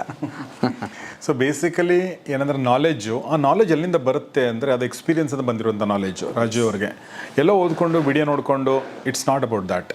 ಸೊ ನೀವು ಸ್ವತಃ ಅಲ್ಲಿ ಹೋಗಿ ಕೆಲಸ ಮಾಡಿ ಅದರ ಒಳ ಹೊರಗನ್ನು ತಿಳ್ಕೊಂಡು ನೆಗೆಟಿವ್ ಪಾಸಿಟಿವ್ ಎರಡನ್ನೂ ತಿಳ್ಕೊಂಡ ಮೇಲೆ ಬರುವಂಥ ಕಾನ್ಫಿಡೆನ್ಸ್ ಇದೆಯಲ್ಲ, ಅದು ಬೇರೆ ಲೆವೆಲ್ ಕಾನ್ಫಿಡೆನ್ಸ್. ಕೋರ್ಸ್ ಸತ್ಯ. ಸೊ ಏನಾದರೂ ನಾನು ಅದನ್ನ ಮ್ಯಾನೇಜ್ ಮಾಡ್ತೀನಿ ಅಂತ ಕಾನ್ಫಿಡೆನ್ಸ್ ಬರುತ್ತೆ.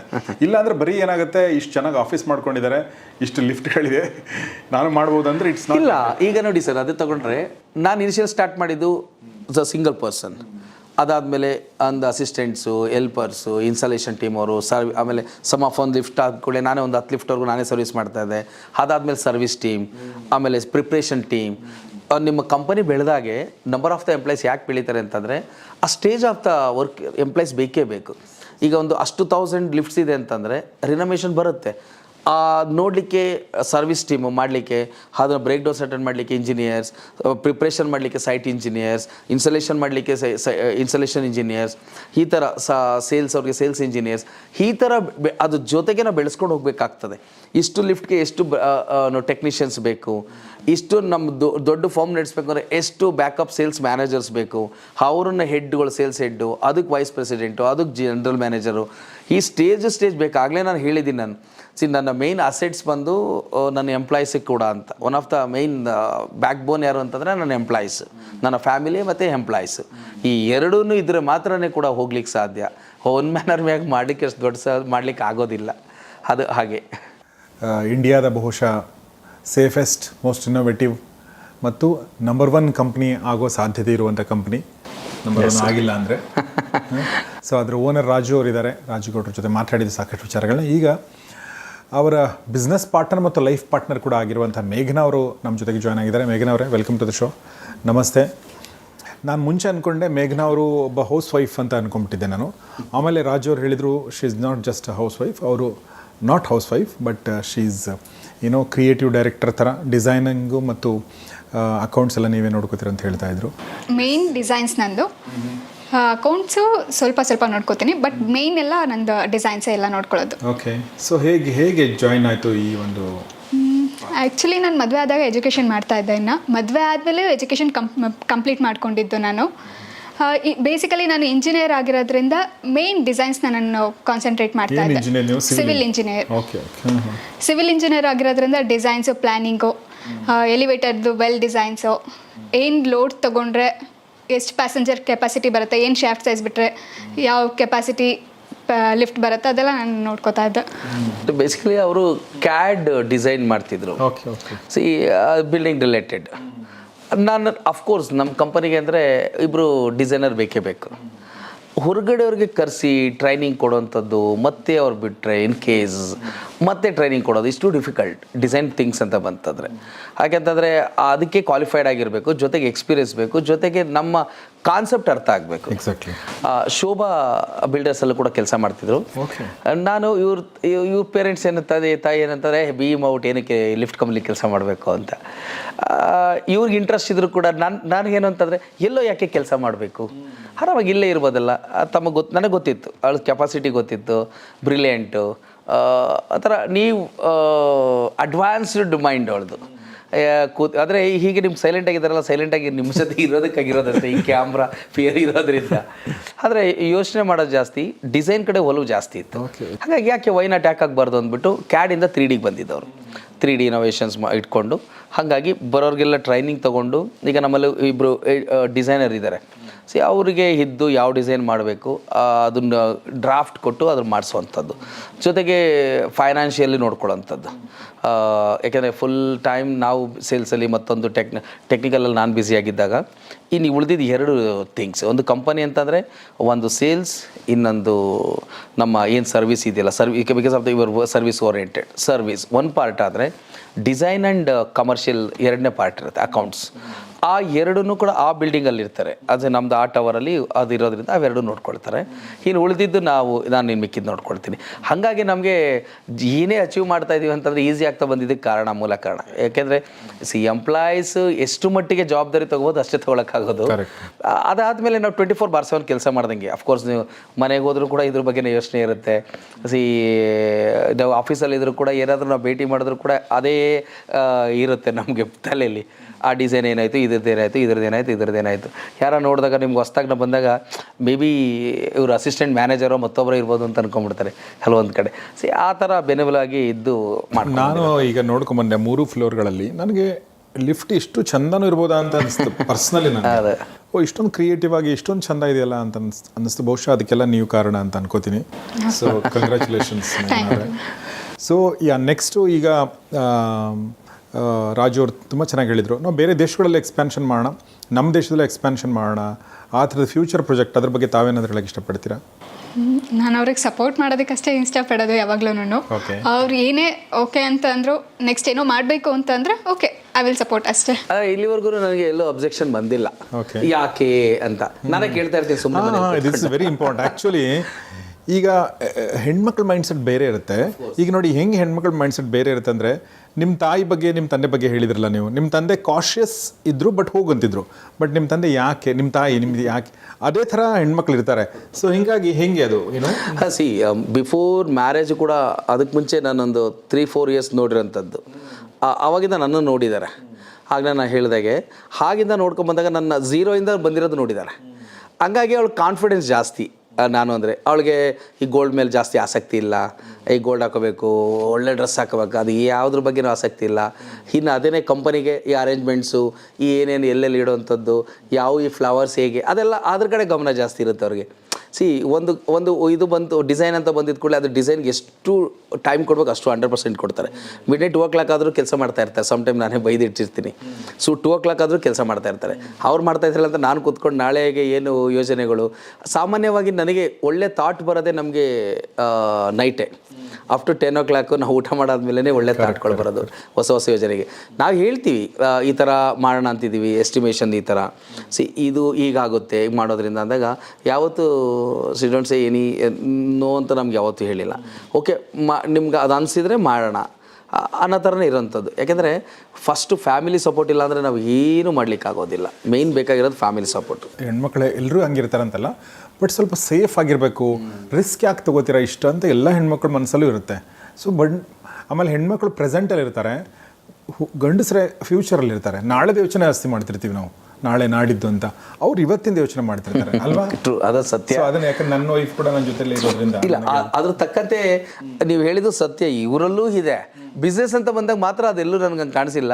ಪರ್ಸ್ನಲ್ ಅಂತ ಬಂದಾಗ ಓಕೆ, ಈ ಸ್ವಲ್ಪ ಏನೋ ಸೇವಿಂಗ್ಸ್ ಮಾಡಿದ್ವಿ, ಏನಾರು ಮಾಡಬೇಕಾದ್ರೆ ಪ್ರಾಪರ್ಟಿ ಇದಕ್ಕೆ ಮಾಡೋಣ, ಇದೊಂದು ಫಿಕ್ಸ್ ಇದು ಮಾಡೋಣ, ಅದು ಅಫ್ಕೋರ್ಸ್ ಇದೆ. ಇನ್ನು ಉಳಿದಿದ್ದಕ್ಕೆ ಬಿಸ್ನೆಸ್ಸಲ್ಲಿ ಅಂದರೆ ಗೊತ್ತಿಲ್ಲ ನನಗೆ. ಫೇಲ್ಯೂರ್ಸ್ ಅನ್ನೋದನ್ನು ನಾವು ನೋಡಿಲ್ಲ. ಪ್ರತಿ ಸ್ಟೇಜ್ ಮುಖಾಂತರ ಬಂದಿರೋದ್ರಿಂದ ಫೇಲ್ಯೂರ್ಸ್ ನಮಗೆ ಕಾಣಿಸಿಲ್ಲ, ಅಡ್ಡ ಬಂದಿಲ್ಲ ನಮಗೆ. ಪ್ರತಿ ಸ್ಟೆಪ್ ಬೈ ಸ್ಟೆಪ್ ಬಂದಿರೋದ್ರಿಂದ ಫೇಲ್ಯೂರ್ಸ್ ಕಡೆ ಗಮನ ಕೊಟ್ಟಿಲ್ಲ. ಮೇ ಬಿ ದೇವರ ಆಶೀರ್ವಾದ ಅಥವಾ ತಂದೆ ತಾಯಿ ಆಶೀರ್ವಾದನೋ, ನಾವು ಏನು ಯೋಜನೆ ಹಾಕ್ಕೊಂಡಿರ್ತೀವಿ ಅಫ್ಕೋರ್ಸ್ ಅದು ಕರೆಕ್ಟಾಗಿರುತ್ತೆ. ಅದು ಹೇಳ್ತಾರಲ್ಲ, ಯಾವಾಗಲೂ ಒಳ್ಳೇದು ಯೋಚನೆ ಮಾಡಿದ್ರೆ ಒಳ್ಳೇದಾಗುತ್ತೆ ಅಂತ, ಅದು ದಾರಿ ಇಟ್ಕೊಂಡು ನಾವು ಹೋಗ್ತಾ ಇದ್ದೀವಿ ಅಷ್ಟೇ. ನಾನು ಆ್ಯಕ್ಚುಲಿ ಅಲ್ಲಿ ಕೇಳ್ಬೇಕು ಅಂದ್ಕೊಂಡೆ, ಮನಸ್ಸಲ್ಲಿ ಬಂದು ಹೋಗಿರೋ ಪ್ರಶ್ನೆ ಇದು. ಅಂದರೆ ಫೇಲ್ಯೂರ್ಸ್ ಬಗ್ಗೆನೇ ನಾನು ಕೇಳ್ಬೇಕು ಅಂದ್ಕೊಂಡಿದ್ದೆ. ಪ್ರತಿಯೊಂದು ಬಿಸ್ನೆಸ್ಸಲ್ಲೂ ಒಂದು ಸೆಟ್ ಬ್ಯಾಕ್ ಅಂತ ಇರುತ್ತೆ, ಅಥವಾ ಒಂದು ಸ್ವಲ್ಪ ಸ್ಟ್ಯಾಗ್ನೆನ್ಸಿ ಇರುತ್ತೆ, ನಾವು ಅಂದ್ಕೊಂಡದ್ದು ಆಗ್ತಾ ಇಲ್ಲ ಅಂತ ಇರುತ್ತಲ್ಲ, ಅದು ಆಗಿಲ್ಲ ಅಂತ ಹೇಳಿದ್ರಿ ನೀವು. ಬಟ್ ಎಲ್ಲೋ ಒಂದು ಕಡೆ ಸಣ್ಣದ ಒಂದು ಏನೋ ಒಂದು ನಾನು ಅಂದ್ಕೊಂಡೆ ಯಾವುದೋ ಆಗದೆ ಇರುವಾಗ, ಫೀಡ್ಬ್ಯಾಕ್ ಚೆನ್ನಾಗಿ ಬರದೇ ಇದ್ದಾಗ ಅದು ಹೆಂಗೆ ಹ್ಯಾಂಡಲ್ ಮಾಡ್ತೀನಿ? ಇನಿಷಿಯಲ್ ಡೇಸಲ್ಲಿ ಇತ್ತು ಅಷ್ಟೇ ಅದು. ಹಾಗಂತ ನನ್ನ ಇನಿಷಿಯಲ್ ಡೇಸಲ್ಲಿ ಇದ್ದಾಗ ನನ್ನ ಪಾರ್ಟ್ನರ್ ಬಿಟ್ಟು ಹೋದ, ಅದು ಇವಾಗ ಅನಿಸುತ್ತೆ ಮೇ ಬಿ ಆಗಿದ್ದು ಒಳ್ಳೇದೇನೇನೋ ಅಂತ. ಹಾಗಾಗಿತ್ತಷ್ಟೇ. ಅದಾದಮೇಲೆ ಅದು ನನಗೆ ಅನ್ನಿಸ್ಲಿಲ್ಲ. ಯಾಕೆಂದರೆ ನನ್ನ ಎಕ್ಸ್ಪೆಕ್ಟೇಷನ್ಸ್ ಯಾವತ್ತೂ ಹೀಗೆ ಆಗಬೇಕು ಅಂತ ಅಂದ್ಕೊಂಡಿರಲಿಲ್ಲ. ಆಗಬೇಕು, ಮಾಡೋಣ, ನಮ್ಮ ಪ್ರಯತ್ನ ಮಾಡೋಣ ಅಂತ ಬಂದಿರೋಂಥದ್ದು. ಇವತ್ತೇ ನಾವು ಮಾಡಿಬಿಡ್ಬೇಕು, ಇಷ್ಟು ದೊಡ್ಡ ಬಿಲ್ಡಿಂಗ್ನ ನಾವು 2014 ಮಾಡಬೇಕು ಅಂದಿರ ಆಗ್ತಿರ್ಲಿಲ್ಲ. ನಮಗೆ ಈ ಬ್ಯಾಂಕ್ ಲೋನ್ಸ್ ಮಗದೊಂದು ಮಾಡೋದು ಅಷ್ಟು ನನಗೆ ಇಷ್ಟ ಇರಲಿಲ್ಲ.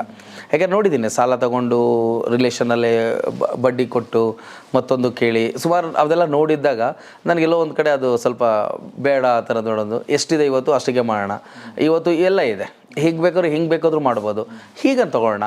ಅದರಲ್ಲೂ ಒಳ್ಳೇದು ಯಾವುದಿರುತ್ತೆ ಅದನ್ನು ಪಿಕ್ ಮಾಡಿ ಆ ಬಾಕ್ಸ್ನ ಟೀಲ್ ಮಾಡ್ತಾ ಬರ್ತಾಯಿದ್ದೀವಿ. ಈ ಯೋಜನೆಗಳಿದೆ, ನಾವು ಹೀಗೆ ಮಾಡಬೇಕು, ಇಷ್ಟು ಕಂಟ್ರಿಲಿ ಮಾಡಬೇಕು, ಇಷ್ಟು ಸ್ಟೇಟಲ್ಲಿ ಆಫೀಸ್ ಓಪನ್ ಮಾಡಬೇಕು ಅಂತ. ಮೋರೆವರ್ ನಮ್ಮದು ಇದಕ್ಕೆ ಮುಂಚೆ ನಾನು ಹೇಳಬೇಕು ಅಂತಂದರೆ, ನಮ್ಮ ಲಾಸ್ಟ್ ಕನ್ನಡ ಬಿಗ್ ಬಾಸಲ್ಲಿ ನಮಗೆ ಲಿಫ್ಟ್ ಮಾಡಿದ್ರು. ಲಿಫ್ಟು ಇದುವರೆಗೂ India's first time Bigg Boss ಅನ್ನೋ ಒಂದು ಇದರಲ್ಲಿ ಪ್ಲ್ಯಾಟ್ಫಾರ್ಮಲ್ಲಿ ಲಿಫ್ಟ್ ಅಂತ ಇಂಟ್ರೊಡ್ಯೂಸ್ ಮಾಡಿದ್ರು. ಲಿಫ್ಟ್ ಬೇಕು, ಅವ್ರಿಗೇನು ಸೇಫ್ಟಿ ಬೇಕು. 4 months ಯಾರು ಒಳಗಡೆ ಹೋಗೋಂಗಿಲ್ಲ. ಲಿಫ್ಟ್ ಅನ್ನೋದೇ ಎಮರ್ಜೆನ್ಸಿ, ಯಾವ ಟೈಮಲ್ಲಾದರೂ ಏನೋ ಇಶ್ಯೂಸ್ ಆಗ್ಬೋದು, ನಾವು ಹೋಗಂಗಿರಬೇಕು. ಬಟ್ ಯಾರೂ ಹೋಗೋಂಗಿಲ್ಲ. ಆ ಲಿಫ್ಟನ್ನ ಚೂಸ್ ಮಾಡಿದ್ರು, ಸರ್ಚ್ ಮಾಡಿದ್ರು. Head of the department colours ಕನ್ನಡದಿಂದ ನಮಗೆ ಬಂತು ಕಾಲು, ನಿಮ್ಮ ಲಿಫ್ಟು. ಯಾಕಂದರೆ ಅವ್ರು ಸರ್ಚ್ ಮಾಡಿದ್ರು, ಸರ್ವೆ ಮಾಡಿದ್ರು, which is the best one ಅಂತ. ನೀವು ಆಗಲೇ ಹೇಳ್ದಂಗೆ ಇಂಡಿಯಾದ ನಂಬರ್ 1 ಆಗಬೇಕು ಅಂತ. ನಾರ್ಮಲ್ಲಾಗಿ MNC and non MNC. MNC is a globally ನಾವು ಗೊತ್ತಿಲ್ಲ, ದೇವ್ರದಿಂದ ನೆಕ್ಸ್ಟ್ ನಂಬರ್ 1 ಆಗೋದು ಗೊತ್ತಿಲ್ಲ. ಇಂಡಿಯಾಸ್ ಕಂಪನಿ ಅಂತ ಬಂದರೆ ವಿ ಆರ್ ದ ನಂಬರ್ 1. ನಾವು ವಿ ಆರ್ ದ ನಂಬರ್ 1. ಆ ಪೊಸಿಷನ್ಸ್ ಪ್ರೌಡಾಗಿ ಹೇಳ್ತೀನಿ, ಅದರಲ್ಲಿ ಏನಿಲ್ಲ. V are the number 1. Numbers yes of course we are, feedback of course, technology of course, safety of course. ಅದೇ ರೀತಿ ಬಂದಾಗ ನಮ್ಮನ್ನು ಚೂಸ್ ಮಾಡಿದ್ರು. ಓಕೆ, ನಿಮ್ಮ ಲಿಫ್ಟು ಈ ಥರ ನಮಗೆ ಬೇಕು ಅಂತೇಳಿ. ಹಾಗಾಗಿ ನಾವು ಕನ್ನಡ ಬಿಗ್ ಬಾಸಲ್ಲಿ 4 months ಶೋನಲ್ಲಿ 0 ಸರ್ವಿಸ್, 0 ಬ್ರೇಕ್ ಡೌನ್, 0 ಕಾಲ್ ಬ್ಯಾಕ್ಸ್ ಅಂತ ಬಂತು. ಆಗಲೇ ನಾನು ಹೇಳಿದಾಗೆ ಮೊಬೈಲ್ ಆಪ್ರೇಟೆಡ್ ಅದನ್ನೆಲ್ಲ ಇಟ್ಕೊಂಡು ಕಂಪ್ಲೀಟ್ ಇದಾಗಿ ನಮ್ಮ ಕಿಚ್ಚ ಸರ್ ಕೂಡ ಅದನ್ನು ಪ್ರೌಡಾಗಿ ಅವ್ರು ಇಂಟ್ರೊಡ್ಯೂಸ್ ಮಾಡಿ ಅದನ್ನು ನಮಗೆ ಮಾಡಿಕೊಟ್ರು. ಅದೊಂದು ಪ್ರೌಡ್ ಮೂಮೆಂಟು. ನಮ್ಮನ್ನೇ ಯಾಕೆ ಚೂಸ್ ಮಾಡಿದ್ರು? ಅಫ್ಕೋರ್ಸ್, ಹಾಗಾದರೆ ನಾವೇನೋ ಒಂದು ನೇಮ್ ಮಾಡಿದ್ದೀವಿ. ಹಾಗಾಗಿ ಈ ಥರ ನಮ್ಮದು ಬಂದಿದ್ದಾಗ ಫೇಲ್ಯೂರ್ಸ್ ಕಡೆ ಹೋಗೋದು ಬೇಡ ಅಂತ ನಾವು ನಮ್ಮಲ್ಲಿರೋಂಥದ್ದು ಅದು ಹಂಗೆ ಹೋಗ್ತಿದೆ. ಇವಾಗ ಫೇಲ್ಯೂರ್ಸ್ ಕಡೆ ಹೋಗ್ತಿಲ್ಲ. ವಂಡರ್ಫುಲ್. ಸೊ ತುಂಬ ಚೆನ್ನಾಗಿ ನಿಮ್ಮ ವಿಚಾರಗಳನ್ನ ಹೇಳಿದ್ರಿ ಮೇಘನಾ ಅವರೇ. ನಿಮ್ಮ ಏನು ಹೇಳಿ, ಸಾಥ್ ಹೀಗೆ ಇರಲಿ, ಜೊತೆಲಿ ಕೆಲಸ ಮಾಡಿ. ಮತ್ತು ಈ ನಂಬರ್ 1 ಅನ್ನೋದಿದೆಯಲ್ಲ, ಅದು ನಿಮಗಷ್ಟೇ ಅಲ್ಲ, ನಮಗೂ ಕೂಡ ಏನೋ proud feeling. If you become number 1 in the world, MNCಗಳಲ್ಲೂ ಕೂಡ ನೀವು ಒಂದು ಟಾಪ್ ಪ್ಲೇಯರ್ ಆದರೆ ದಟ್ಸ್ ವಂಡರ್ಫುಲ್. ಓಕೆ, ಕೊನೆಯದ ತಾವೇನಾದ್ರು ಹೇಳಕ್ಕೆ ಇಷ್ಟಪಡ್ತೀರಾ? ಏನಿಲ್ಲ, ಹೇಗಿದ್ರೆ ಇವಾಗ ಆಯಿತು, ಮುಗೀತು, ಎಲ್ಲ ಬಂತು. ನಮ್ಮದು ನೆಕ್ಸ್ಟ್ ಯೋಜನೆ ಅದೇ ನಾವು ಆಗಲೇ ಹೇಳಿದಾಗೆ, ಈಗ ನನ್ನಲ್ಲಿ ರತನ್ ಟಾಟಾದು ಇದೆ, ಮತ್ತು ನಮ್ಮ ಇದೆಲ್ಲ ಏನು ಸ್ಟ್ಯಾಚ್ಯೂ ಇಟ್ಟಿದ್ದೀವಿ, ಅಲ್ಲ ಇನ್ಸ್ಪಿರೇಷನ್ಸ್. ಹೀಗೆ ಲಿಫ್ಟ್ ಅಂದರೆ ಈಗ ನಾವು ಏನು ಮಾಡಬೇಕು ಅಂತಂದರೆ, ಈಗ ಲಾಜಿಸ್ಟಿಕ್ ಅಂತಂದರೆ VRL ಹೇಗೆ ಅವ್ರು ಬೆಳೆದು ಬಂದ ರೀತಿ, ಒಂದು ಲಾರಿಯಿಂದ ಎಷ್ಟುವರೆಗೂ ಟ್ರಾನ್ಸ್ಪೋರ್ಟ್ ಮಾಡಿಕೊಂಡು ಈ ಯಾವ ಥರ ಲಾಜಿಸ್ಟಿಕ್ ಬೆಳೆಸ್ಕೊಂಬಂದಿದ್ದಾರೆ. ಈ ಲಾಜಿಸ್ಟಿಕ್ ಅಂದರೆ VRL, ಕಾರ್ ಅಂತಂದರೆ ಈ ಟಾಟಾ, ಆ ಥರ. ಲಿಫ್ಟ್ ಅಂದರೆ ಇಕೋ ಪ್ಲಾನೆಟ್ ಅನ್ನೋದು. ಅದು ಒಂದು ಜನಗಳಲ್ಲಿ ಭರವಸೆ ತಂದು ಅದನ್ನು ಹಾಗೆ ಬೆಂಚ್ ಮಾರ್ಕ್ ಆಗಿ ಉಳಿಸ್ಬೇಕು ಅನ್ನೋದು ನಮ್ಮ ವಿಷನ್. ಈಗ ನಮ್ಮಲ್ಲಿ ಪ್ರೆಸೆಂಟ್ ಇದ್ದೀವಿ, ಅದನ್ನು ಮೇಂಟೈನ್ ಮಾಡಬೇಕು ಅಂತ ದೇವರಲ್ಲಿ ನಾವು ಕೇಳ್ಕೊಳ್ಳೋಂಥದ್ದು. ಯಾವಾಗಲೂ ಕಸ್ಟಮರ್ ಫೇವರ್ ಆಗಿರಬೇಕು, ಕಸ್ಟಮರ್ಗೆ ಒಳ್ಳೆ ಪ್ರಾಡಕ್ಟ್ ಕೊಡೋಣ ಅನ್ನೋದು ಒಂದು ನಮ್ಮಲ್ಲಿ ಅಜೆಂಡಾ ಇದೆ. ಅದು wonderful. So thank you very much Raju ಅವರೇ, ಆಲ್ ದಿ ಬೆಸ್ಟ್ ನಿಮಗೆ. ಥ್ಯಾಂಕ್ಸ್ ಅಲಾಟ್ ಸರ್ ನಮ್ಮ ಜೊತೆ ಇಷ್ಟ. Thank you sir. ನೀವು ಬಂದು ನಮ್ಮ ಸಣ್ಣ ಪುಟ್ಟ ಕಂಪನಿನ ನೀವು ಇಷ್ಟಪಟ್ಟು ಬಂದು ಎಕ್ಸ್ಪ್ಲೋರ್ ಮಾಡಿದ್ದಕ್ಕೆ, ನಮ್ಮ ಹಿಂದೆ ಹಳೇ ನಮ್ಮ ಲೈಫ್ ಸ್ಟೈಲ್, ನಮ್ಮ ಸ್ಟೋರಿ ಸ್ಟಾರ್ಟ್ ಆಗಿದ್ದನ್ನೆಲ್ಲ ನೆನಪಿಸಿದ್ದಕ್ಕೆ ತಮಗೆ ನನ್ನ ಧನ್ಯವಾದನ ಅರ್ಪಿಸ್ತೇನೆ. Thank you very much. Meghanath, ನಿಮಗೂ ಕೂಡ ತುಂಬ ಥ್ಯಾಂಕ್ಸ್ ನಮ್ಮ ಜೊತೆ ಮಾತಾಡಿದ್ದಕ್ಕೆ. Thank you very much. So ಸ್ನೇಹಿತರೆ, ಇದು ಬಿಸ್ನೆಸ್ ಗುರು ಕಾರ್ಯಕ್ರಮದಲ್ಲಿ ನಾವು ಈಕೋ ಪ್ಲಾನೆಟ್ ಈ ಒಂದು ಲಿಫ್ಟ್ ಶುರು ಆಗಿರುವಂಥ ಕಥೆ, ಬೆಳೆದು ಬಂದಿರುವಂಥ ಕಥೆ ಮತ್ತು ಬೆಳಿಬೇಕು ಅಂದ್ಕೊಂಡಿರೋ ಒಂದು ಸಾಹಸ, ಈ ಎಲ್ಲದ್ರ ಬಗ್ಗೆ ಮಾತಾಡಿದ್ವಿ. ಪ್ರತಿಯೊಬ್ಬ ಬಿಸ್ನೆಸ್ ಮೆನ್, ಪ್ರತಿಯೊಬ್ಬ ಆಂಟ್ರಪ್ರನರ್ ಒಂದು ಸಮಾಜಕ್ಕೆ ವಾಪಸ್ ಕೊಡುಗೆ ಕೊಡ್ತಾನೆ, ದೇಶಕ್ಕೆ ವಾಪಸ್ ಕೊಡುಗೆ ಕೊಡ್ತಾನೆ, ಹೆಮ್ಮೆ ಮೂಡಿಸುವಂಥ ಕೆಲಸ ಮಾಡ್ತಾನೆ. ಸೊ ಅಂಥದ್ರಲ್ಲಿ ಒಂದು ಲಿಫ್ಟ್ ಅನ್ನೋವಂಥ ಉದ್ಯಮ ಇದೆಯಲ್ಲ, ಅದನ್ನು ಚೂಸ್ ಮಾಡಿಕೊಂಡು ಅದರಲ್ಲಿ ತುಂಬ ಸಕ್ಸಸ್ಫುಲ್ ಆಗಿ ಬೆಳೆದು ಬಂದಿರುವಂಥ ರಾಜು ಅವರು ಇವತ್ತು ತುಂಬ ದೊಡ್ಡ ಮಟ್ಟದಲ್ಲಿ ಬೆಳೆದಿದ್ದಾರೆ. ಆದರೆ ಕ್ರಮಿಸಿರುವ ಹಾದಿ ದೊಡ್ಡದಾದರೂ ಕೂಡ ಕ್ರಮಿಸಬೇಕಾಗಿರುವ ಹಾದಿ ಇನ್ನೂ ದೊಡ್ಡದಿದೆ ಅನ್ನೋದು ಅವ್ರದ್ದೊಂದು ವಿಷನ್. ಸೊ ಒಬ್ಬ ಬಿಸ್ನೆಸ್ ಮನ್ಗೆ ಅದು ಇದ್ದೇ ಇರುತ್ತೆ. ಸೊ ಮುಂದೆ ನಾನು ಮತ್ತೊಂದು ಸಲ ಇಂಟ್ರ್ಯೂ ಮಾಡಿದಾಗ ಅವರು ಇಂಡಿಯಾದಲ್ಲಿ ನಂಬರ್ 1 ಆಗಿರುವಂಥ ಈ ಒಂದು ಈಕೋ ಪ್ಲಾನೆಟ್ ವರ್ಲ್ಡಲ್ಲಿ ಒಳ್ಳೆ ಪೊಸಿಷನಲ್ಲಿ ಬರಲಿ ಅಂತ ನಾನು ಹಾರೈಸ್ತಾ ನಾನು ಇವತ್ತಿನ ಈ ವಿಡಿಯೋ ಮುಗಿಸ್ತಾ ಇದ್ದೀನಿ. ಸೊ ಏನೇ ಕಮೆಂಟ್ಗಳಿದ್ದರೂ ಕೂಡ, ಪ್ರಶ್ನೆಗಳಿದ್ದರೆ ದಯವಿಟ್ಟು ಅದನ್ನು ಕಮೆಂಟ್ ಬಾಕ್ಸಲ್ಲಿ ತಿಳಿಸಿ ಮತ್ತು ನಿಮ್ಮೆಲ್ಲ ಸ್ನೇಹಿತರೊಂದಿಗೆ ಶೇರ್ ಮಾಡಿ. ನೋಡ್ತಾರೆ ಗರುಶಿಕ್ ಸ್ಟುಡಿಯೋ, ನೋಡ್ತಾರೆ ಬಿಸ್ನೆಸ್ ಗುರು ಕಾರ್ಯಕ್ರಮ. ನಮಸ್ಕಾರ.